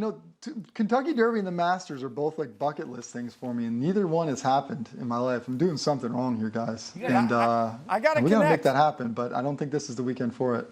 You know what? Hit me up next year, Darlington. For once, I can actually hook you up. I got to connect with the Derby. There we go. I got you, dude. Let's do it, Bob. Are you going to be at the Derby this year, Fitz? No, this year I'm working, but yeah, I know some people. I know some people. I'll get a jacket just like you have, 38 regular. Nobody Go can in rock there, this jacket like like Dumb I and can. Dumber style. That'd be sweet. We'll go as a duo. By the way, Jeff, thanks for the time, and I see the Nintendo behind you. I will kick your ass at the Tecmo Bowl anytime you want, my friend. Thank you so much. The aggressive sign-off. Like that. Love that. I'm up for that. I'm up for that challenge. Shots fired This is right the one there. game the Raiders are untouchable on. Bo Jackson, you can't tackle me, Jeff. I Bo got Jackson, you. baby. I got That's you. right. All right. Bo Jackson, right here. Bo Jackson. Oh, look nice. at that, Ow. Jeff. Thanks for hanging out with us, man. We appreciate you. Hit me up. I'll get you in the derby. Thanks, man. Look, by the way, while we were talking to Jeff, Greg Newsome went off the board to the Browns. So we did see him come off the board at this point. I figured that would happen, Field, at some point in the first round. I thought it would go before Farley. Hasn't, but I think that's going to be, sort of everybody's flavor. There's been some questions on production for Newsome at different times. I just don't share it. I think he's truly solid. Yeah, and by the way, I think the floor for Newsome may be higher because of the lack of injuries, but he himself, by the way, he'd stay in the field. He's been inconsistent, staying on the field. It was never major injuries, just a little bit more of the sort of garden variety, sprains, bumps, things like that.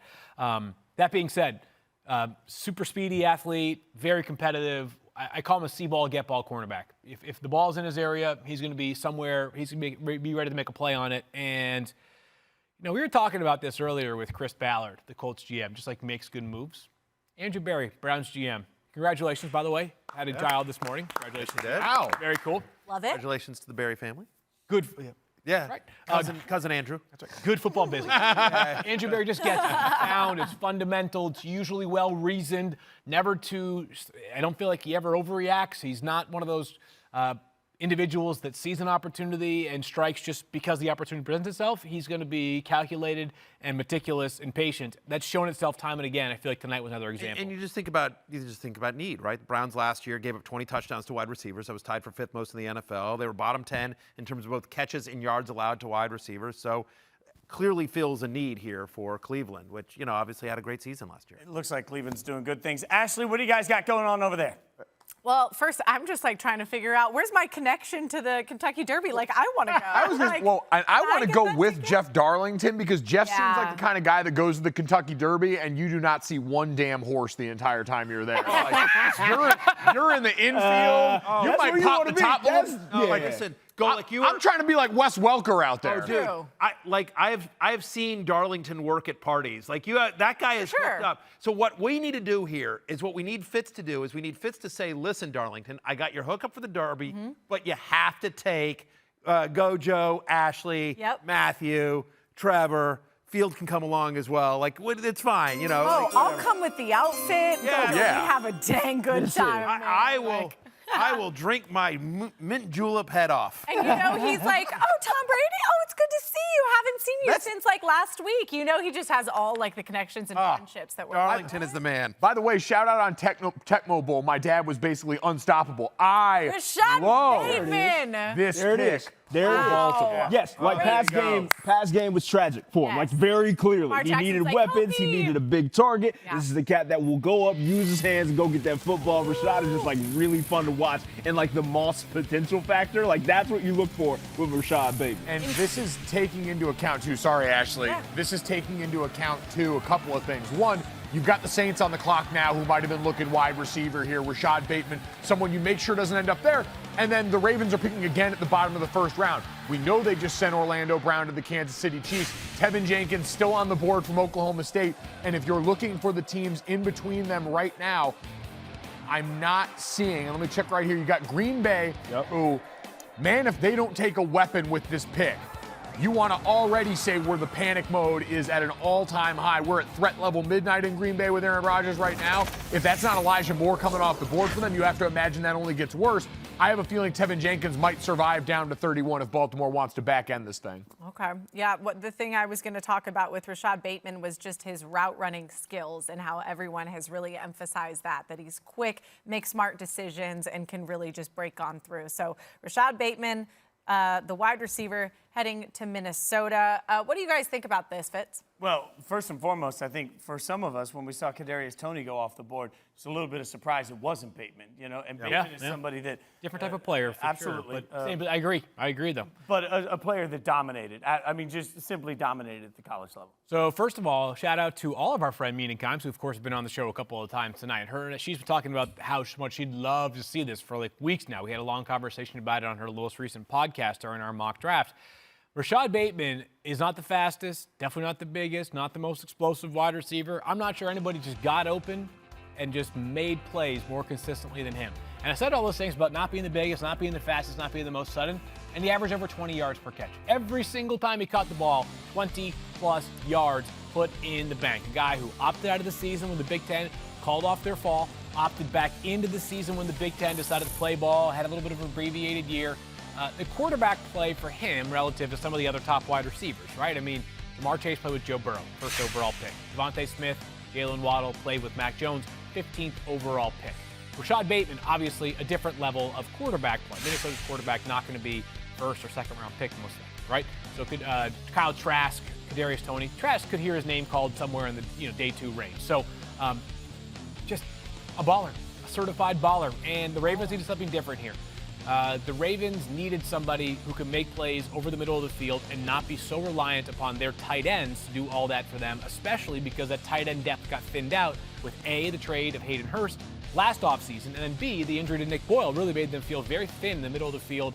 You got to do things to make Lamar Jackson better, even though he's a prodigious talent. They just did that. Wide receiver has been such an issue for the Ravens for so long.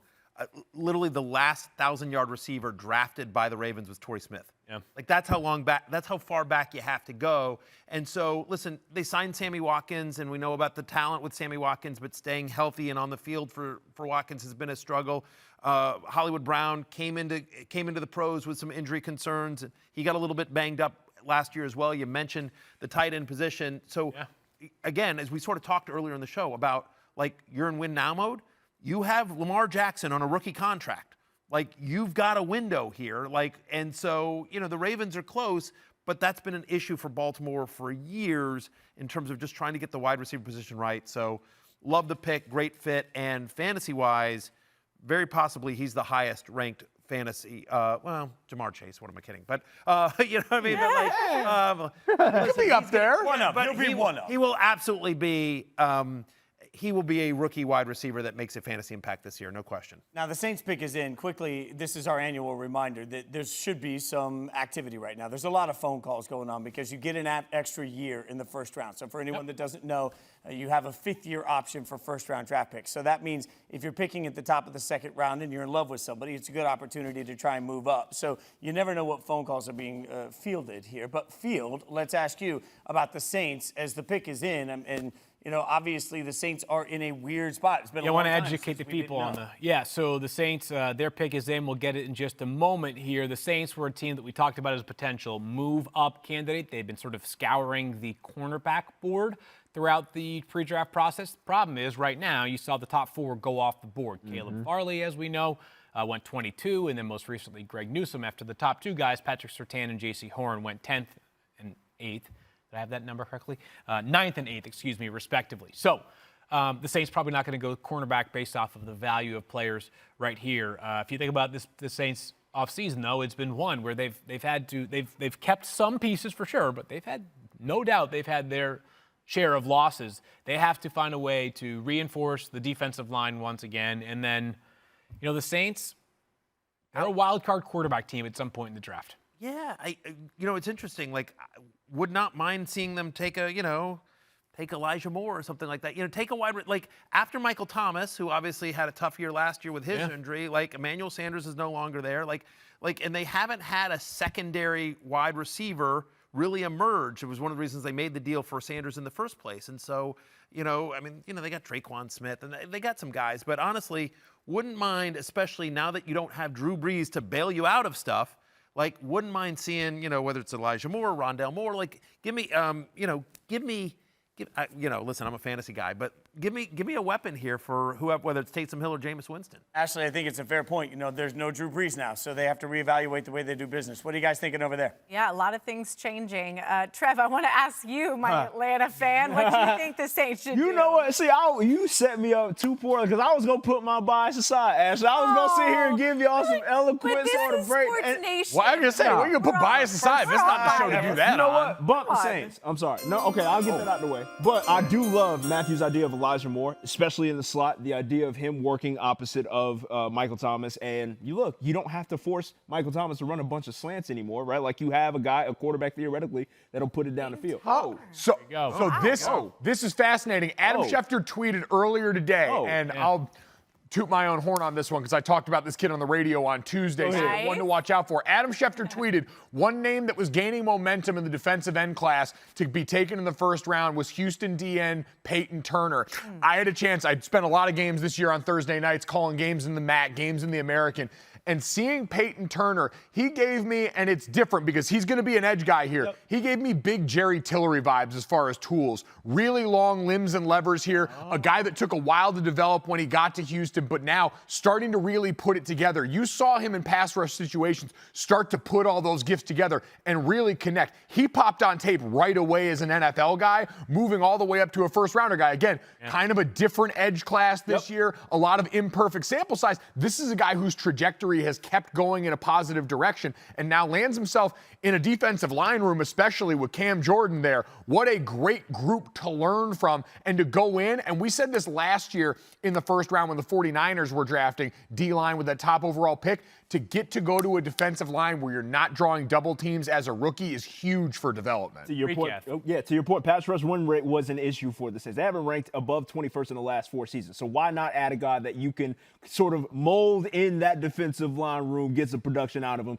But fellas, I'm very interested to hear what Fitz and the gang got for this one. Yeah, Field, you just said freak athlete. Freak athlete, unbelievable. As Gojo said, we'll see where he actually plays, whether they peg him as a defensive end, whether he kicks inside and plays. I mean, let's be honest. Defensive line, or amongst defensive linemen now, all these guys are moving all over the formation frequently. But a guy that actually, if he had declared after the 2019 season, which I can't even recall if Peyton was eligible to do so, might have been a higher first-round pick than this. The guy had a dominant 2019 season. This past year, he had 5 sacks in 5 games. He's a good player. He was a good player this year, and Gojo mentioned how frequently he flashed. He came to the Senior Bowl and didn't have his best week. I thought there was going to be more to see there down in Mobile when he's seeing talent that is just, you don't see that kind of talent in one spot frequently. But just watch him here. I mean, just watch the power, watch the natural athletic ability. Here he's playing right over I guess actually a tight end there, but I mean, just completely overwhelming at the point of attack, and you're going to see it consistently. The Saints up front this offseason traded away Malcolm Brown, so that defensive tackle went to the Jaguars. But this guy can, it's hard to call anybody Cam Jordan 2.0, but I got to figure when the Saints are scouting this player, that's kind of what they see a little bit, right? Like shades of Cam Jordan, their own all-pro defensive end who just wins with length and tools and ferociousness. And obviously Cam does everything well, but there's some shades here. And if you can get Cam Jordan 2.0, good Lord, you just snagged yourself a steal, pick number 28. Well, and you also think about need, right? Saints last year, bottom 10 in the NFL in pass rush win rate, okay? Trey Hendrickson leaves in free agency, right? He was their sack leader last season, fills a need for the Saints. So, listen, I agree with everything Field just said. Yeah, and no matter where they play on the line. what am I going to I can just repeat what you said and do it differently, but what Field said. Field, you mentioned earlier, may play inside, may play outside. I think we just need to start accepting in the NFL. It's like get your best 5 and put them on the defensive line, sort of like you said with the offensive line. So I don't think it really matters where they play. They'll be impactful. Ashley, what are you guys thinking over there?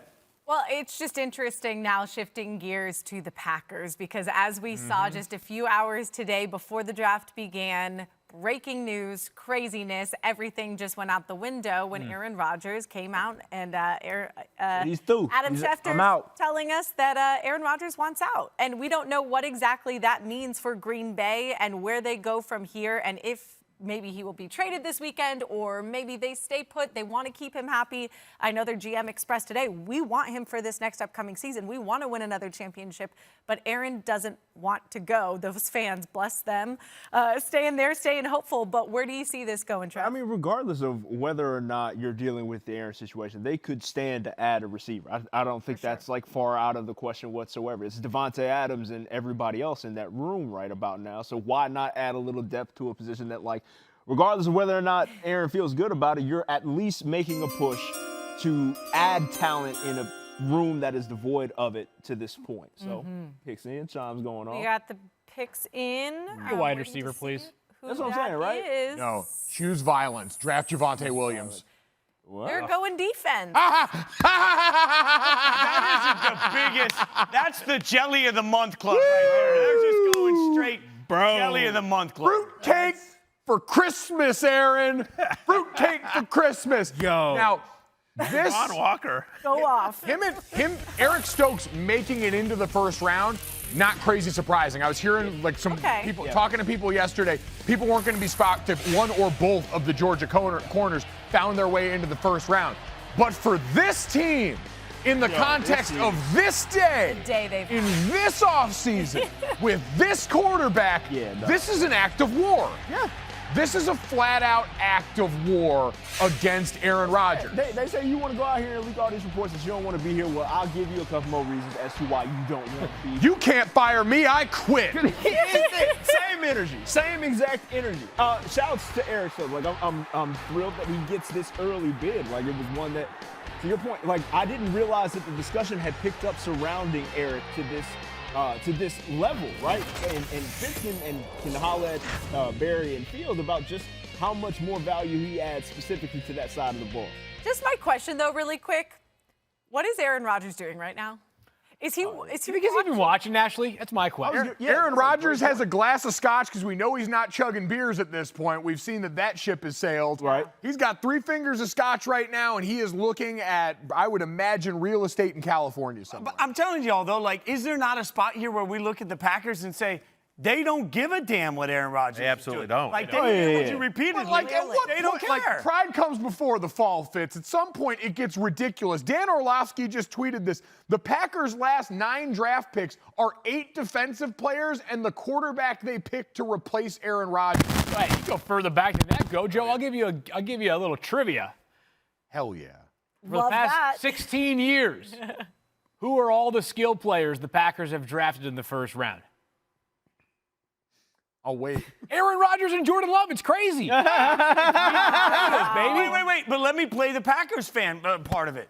They went 13-3 last year. Aaron's sitting here complaining about everything. They went 13-3 and had a legit shot at the Super Bowl. So if I run the Packers, I say, hey, Aaron, you might not like the way we do business, but we like the way we do business, and you signed a contract. So you may not want to play without these weapons, but guess what? We don't really care. We're going to build the way we want to build. That's fine. Have fun playing with Jordan Love next year. If Aaron Rodgers wants to give back that money and retire, like I'll tell Aaron, cute.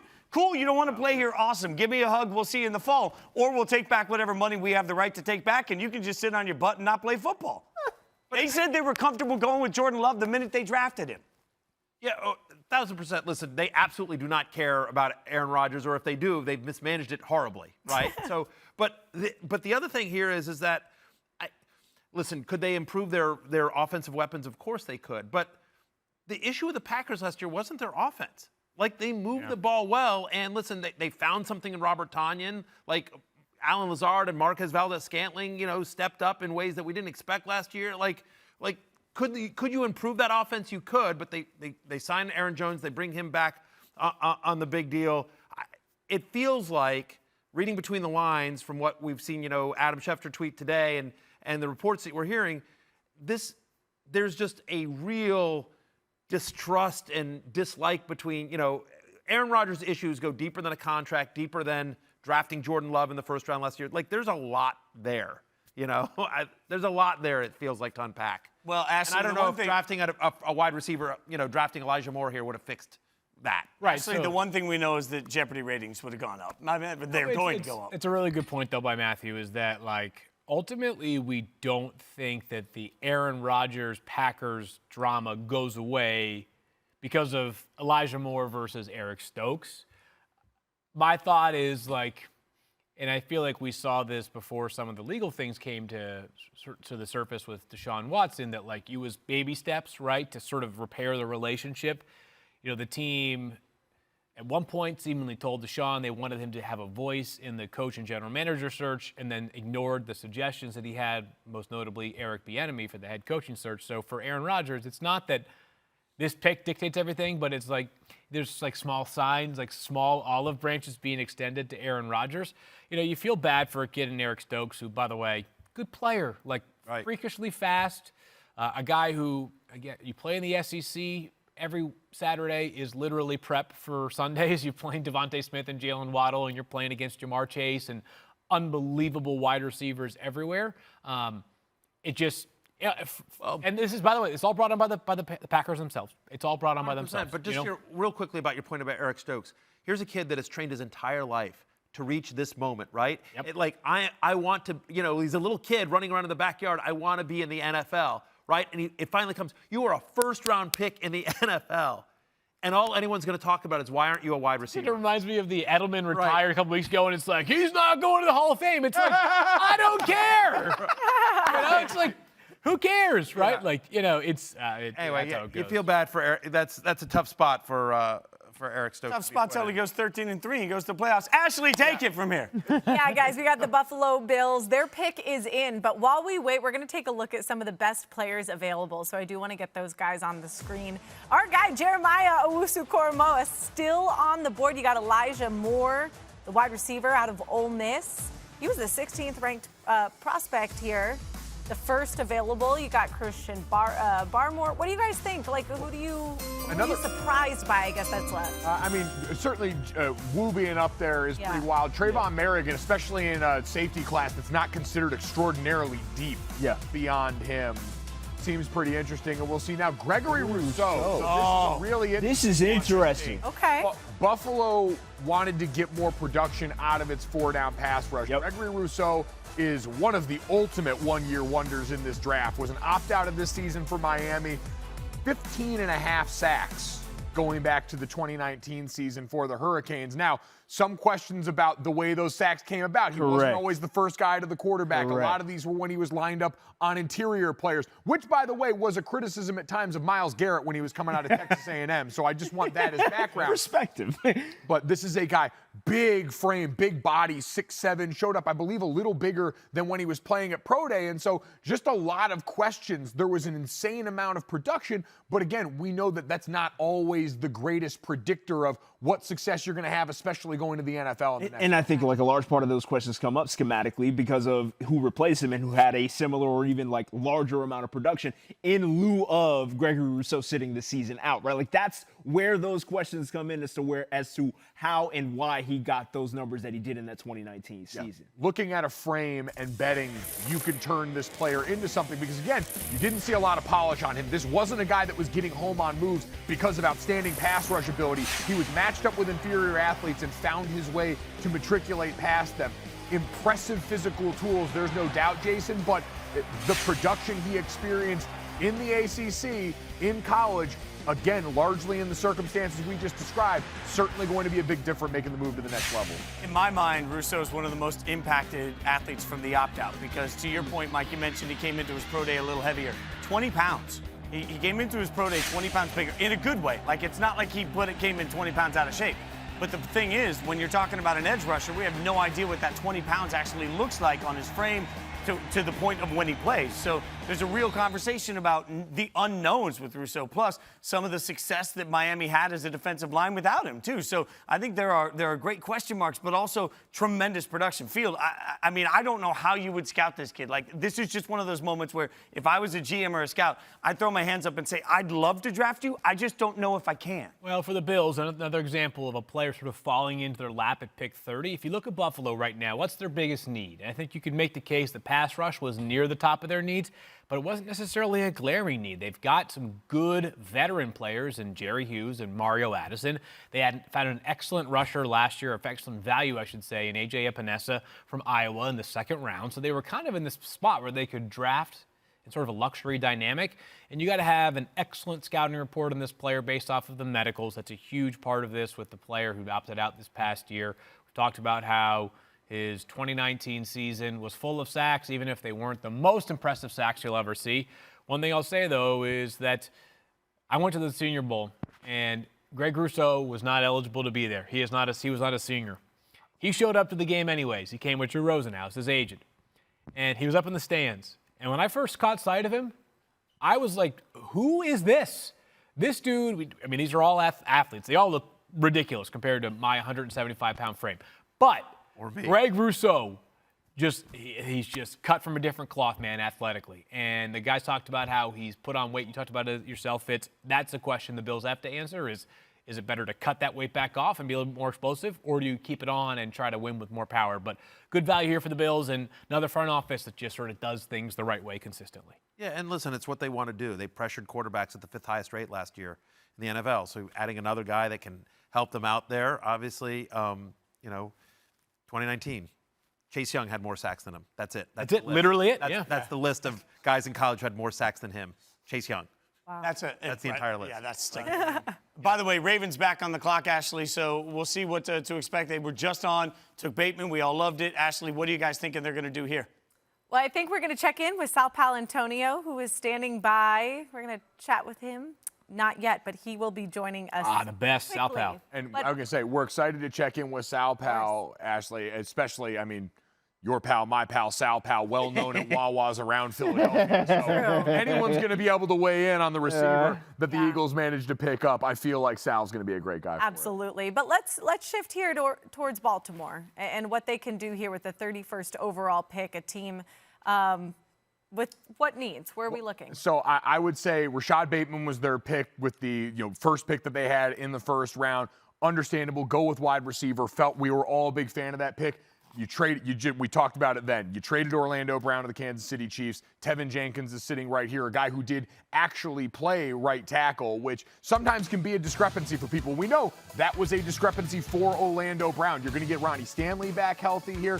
This group had to adjust when Marshall Yonder retired. Losing a Hall of Fame talent with that kind of ability and then having Ronnie get hurt that year, it changed schematically what Baltimore had to do. So I think Tevin Jenkins would be a really interesting fit, not only potential, the player, but also the attitude. Seen as a finisher, seen as a mauler on the field. Everyone saw that clip against Texas, and so I think attitude-wise could my favorite part about Tevin is like seeing his player profile picture on ESPN.com. He got the specs on. Oh, yeah. As a kid that rocked the neck specs under the helmet as like a peewee football player, your boy is right there for. I'm here for Tevin Jenkins and all the energy that he brings. Just like as a nasty old lineman, like as he goes out there and as you said, finishes blocks, like he is running through stuff. He is physical is all outdoors. Like that is branded for Baltimore. Beyond that, now, right? Like that is where it fits. It is. That being said, I always thought it could be a sneaky back end of the first round pick for Liam Eichenberg out of Notre Dame. Played left tackle. They've got a Notre Dame product that they trust in Ronnie Stanley, who they paid big money on the left side.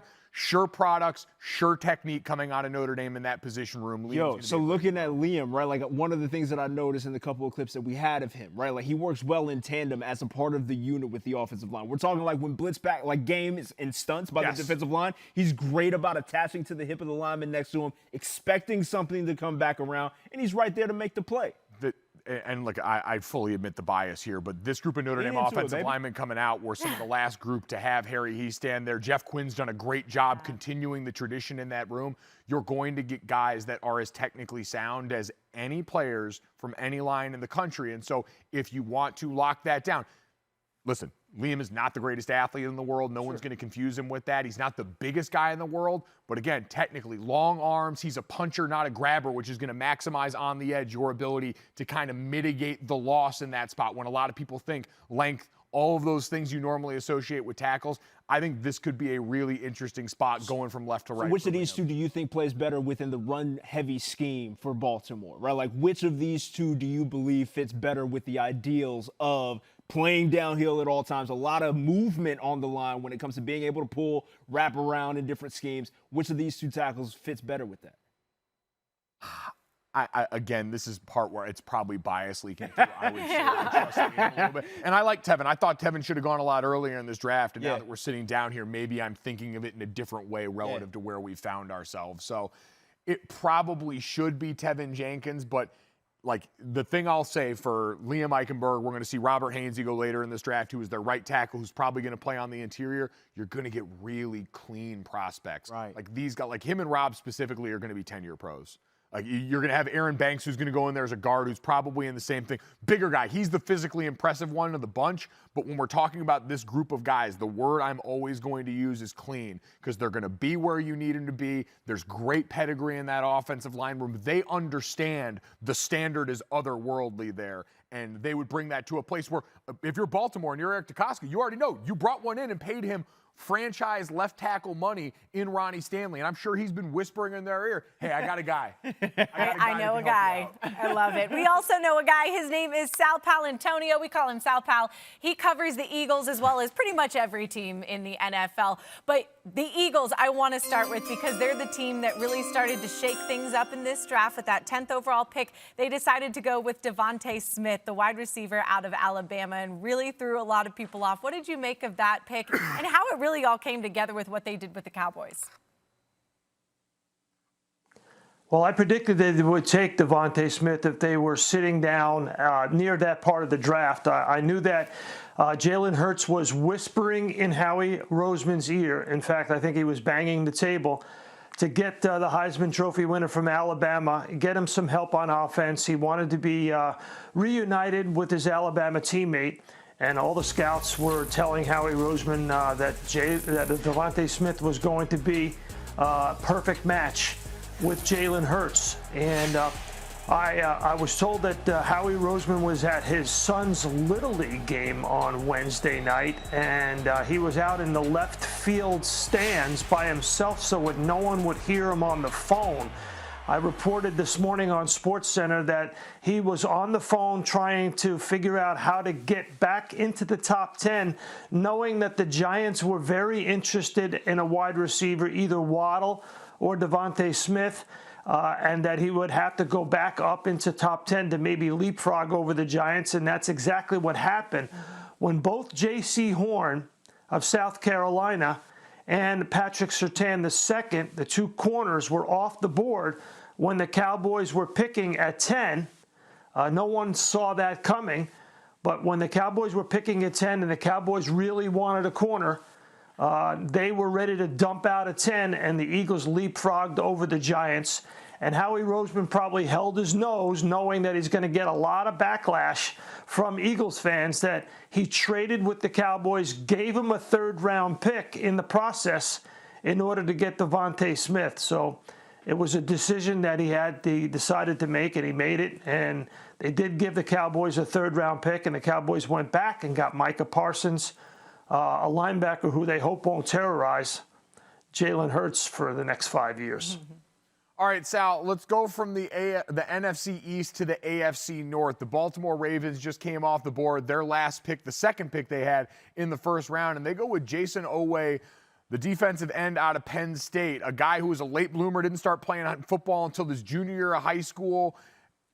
Huge freak numbers at Pro Day, Sal Pal. You surprised to see such a raw player coming off the board for Baltimore when they might have needed some offensive line help here? Well, I don't know about offensive line, the help there, Michael. I know that they really wanted in the bottom half of the draft, when I talked to Eric DeCosta, the GM, they wanted a wide receiver, and they got one out of Minnesota because they really needed a guy who was rangy and tough and could run all the routes on inside the hashes and outside to help Lamar Jackson. And they got the wide receiver, and I knew that they wanted to get some edge rush help. Now, the Ravens delivered the blitz, 5 or more pass rushers, second most in the league. They were a terrorizing defense and really held that Ravens team in games when the pass game of Lamar Jackson faltered in certain games. So they wanted to build on their strength, get youth, and you talked about the freaky numbers, and they wanted to get younger. And I think that they were always going to go wide receiver and edge rusher, figuring that they could bolster their offensive line later in the draft. Sal Pal, after the night concludes with Joe Tyrone going to the Bucs out of Washington, your thoughts overall from the night, your biggest surprise maybe from the evening?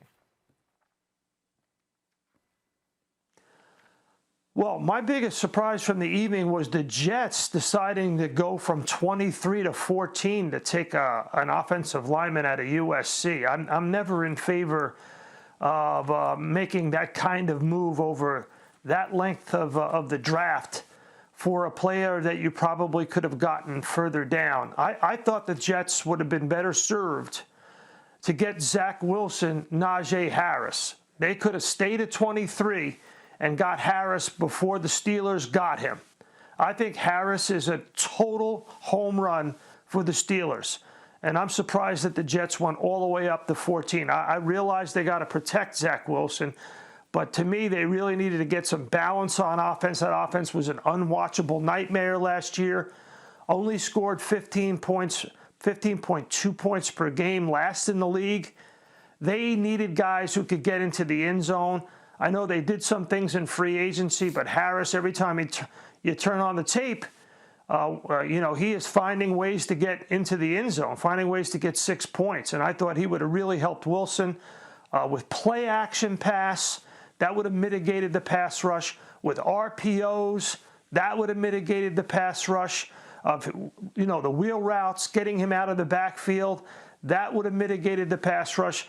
You could have employed Najee Harris in so many ways. They needed a one-cut runner for Mike LaFleur's offense for the stretch run play.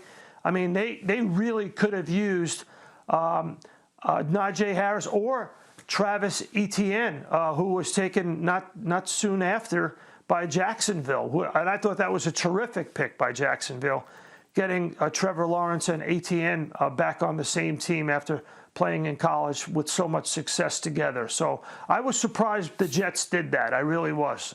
Certainly. All right, Sal Powell, we know you've been grinding all day long on this draft, so we appreciate you so much hanging out with us and giving all of that incredible insight. Thank you. Wait a minute, that's it? Now I can go to the refrigerator and get a piece of lasagna before I go to bed? Is that what you're saying? I'm baby. good, I'm okay. Put the pajamas on. Hope you're doing well, buddy. Get the dessert and chill out for a little bit, and we'll probably see you for round 2 tomorrow because I know that's what you do. Thank you so much, Sal. We really appreciate it.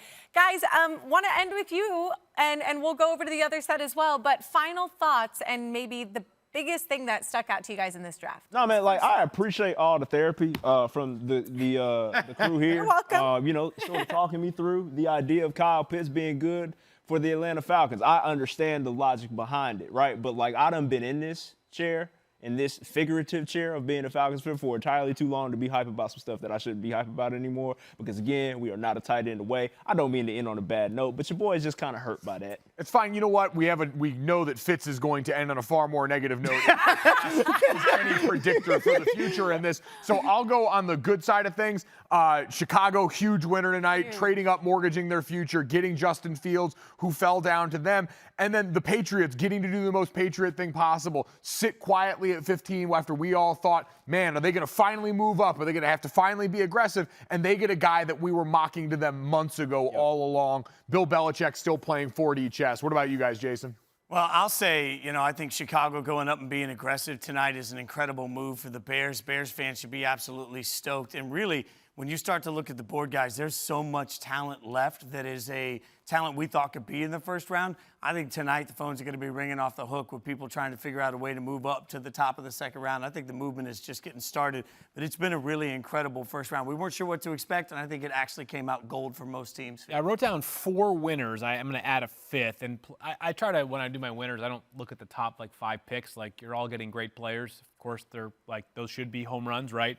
But Gojo mentioned the Patriots and the Bears. I think those are 2 of the teams that made my winners. The Bears, I think, got the most unique talent relative to where they moved up to. The Patriots had excellent value, right? I mean, Mac Jones going 3rd overall was not that mysterious 24 hours ago. The Eagles, I love the move up, the slight move up to get Devonta Smith, fills a major need. And the Chargers, staying patient. Tom Telesco, their GM, operates in silence. And one more team I'll add is the Vikings. I love the move to go down in the first round, pick up additional draft capital, and still land a good player in Christian Darrisaw. Those, to me, are the 5 teams kind of stick out as major winners. Yeah, so obviously I'm going to look at it from a fantasy football perspective, right? Justin Fields is your number one fantasy quarterback this year because of the rushing and because of the weapons in Chicago and that offense, actually. And Trevor Lawrence will be right there as well. But Fields in Chicago, I think, actually, Bears fans should be happy. Fantasy managers will be happy as well. Harris is a top 15 back, as is ETN. Unfortunately, James Robinson, who was a top 5 fantasy running back last year, his fantasy value just absolutely craters here.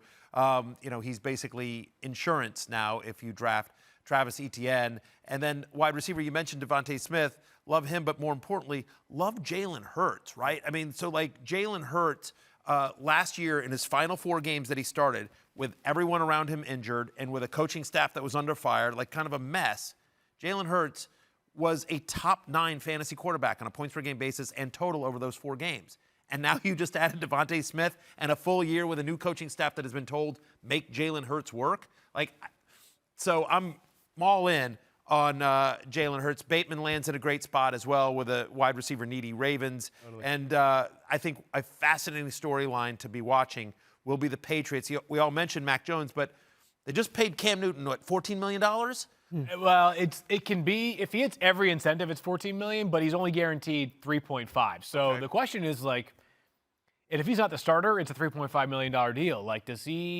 This is so far ahead of the cart, so far ahead of the horse. Does he make the team? You know what I mean? Yeah, no, but that's going to be a fact, because again, as we just sort of talked about, and we talked about with Mike Reese, like the system you're going to install for Mac Jones, very different than the system you want to install for Cam Newton. And I get it. Like he's talked about, it's a pliable offense that they've been running for many, many years.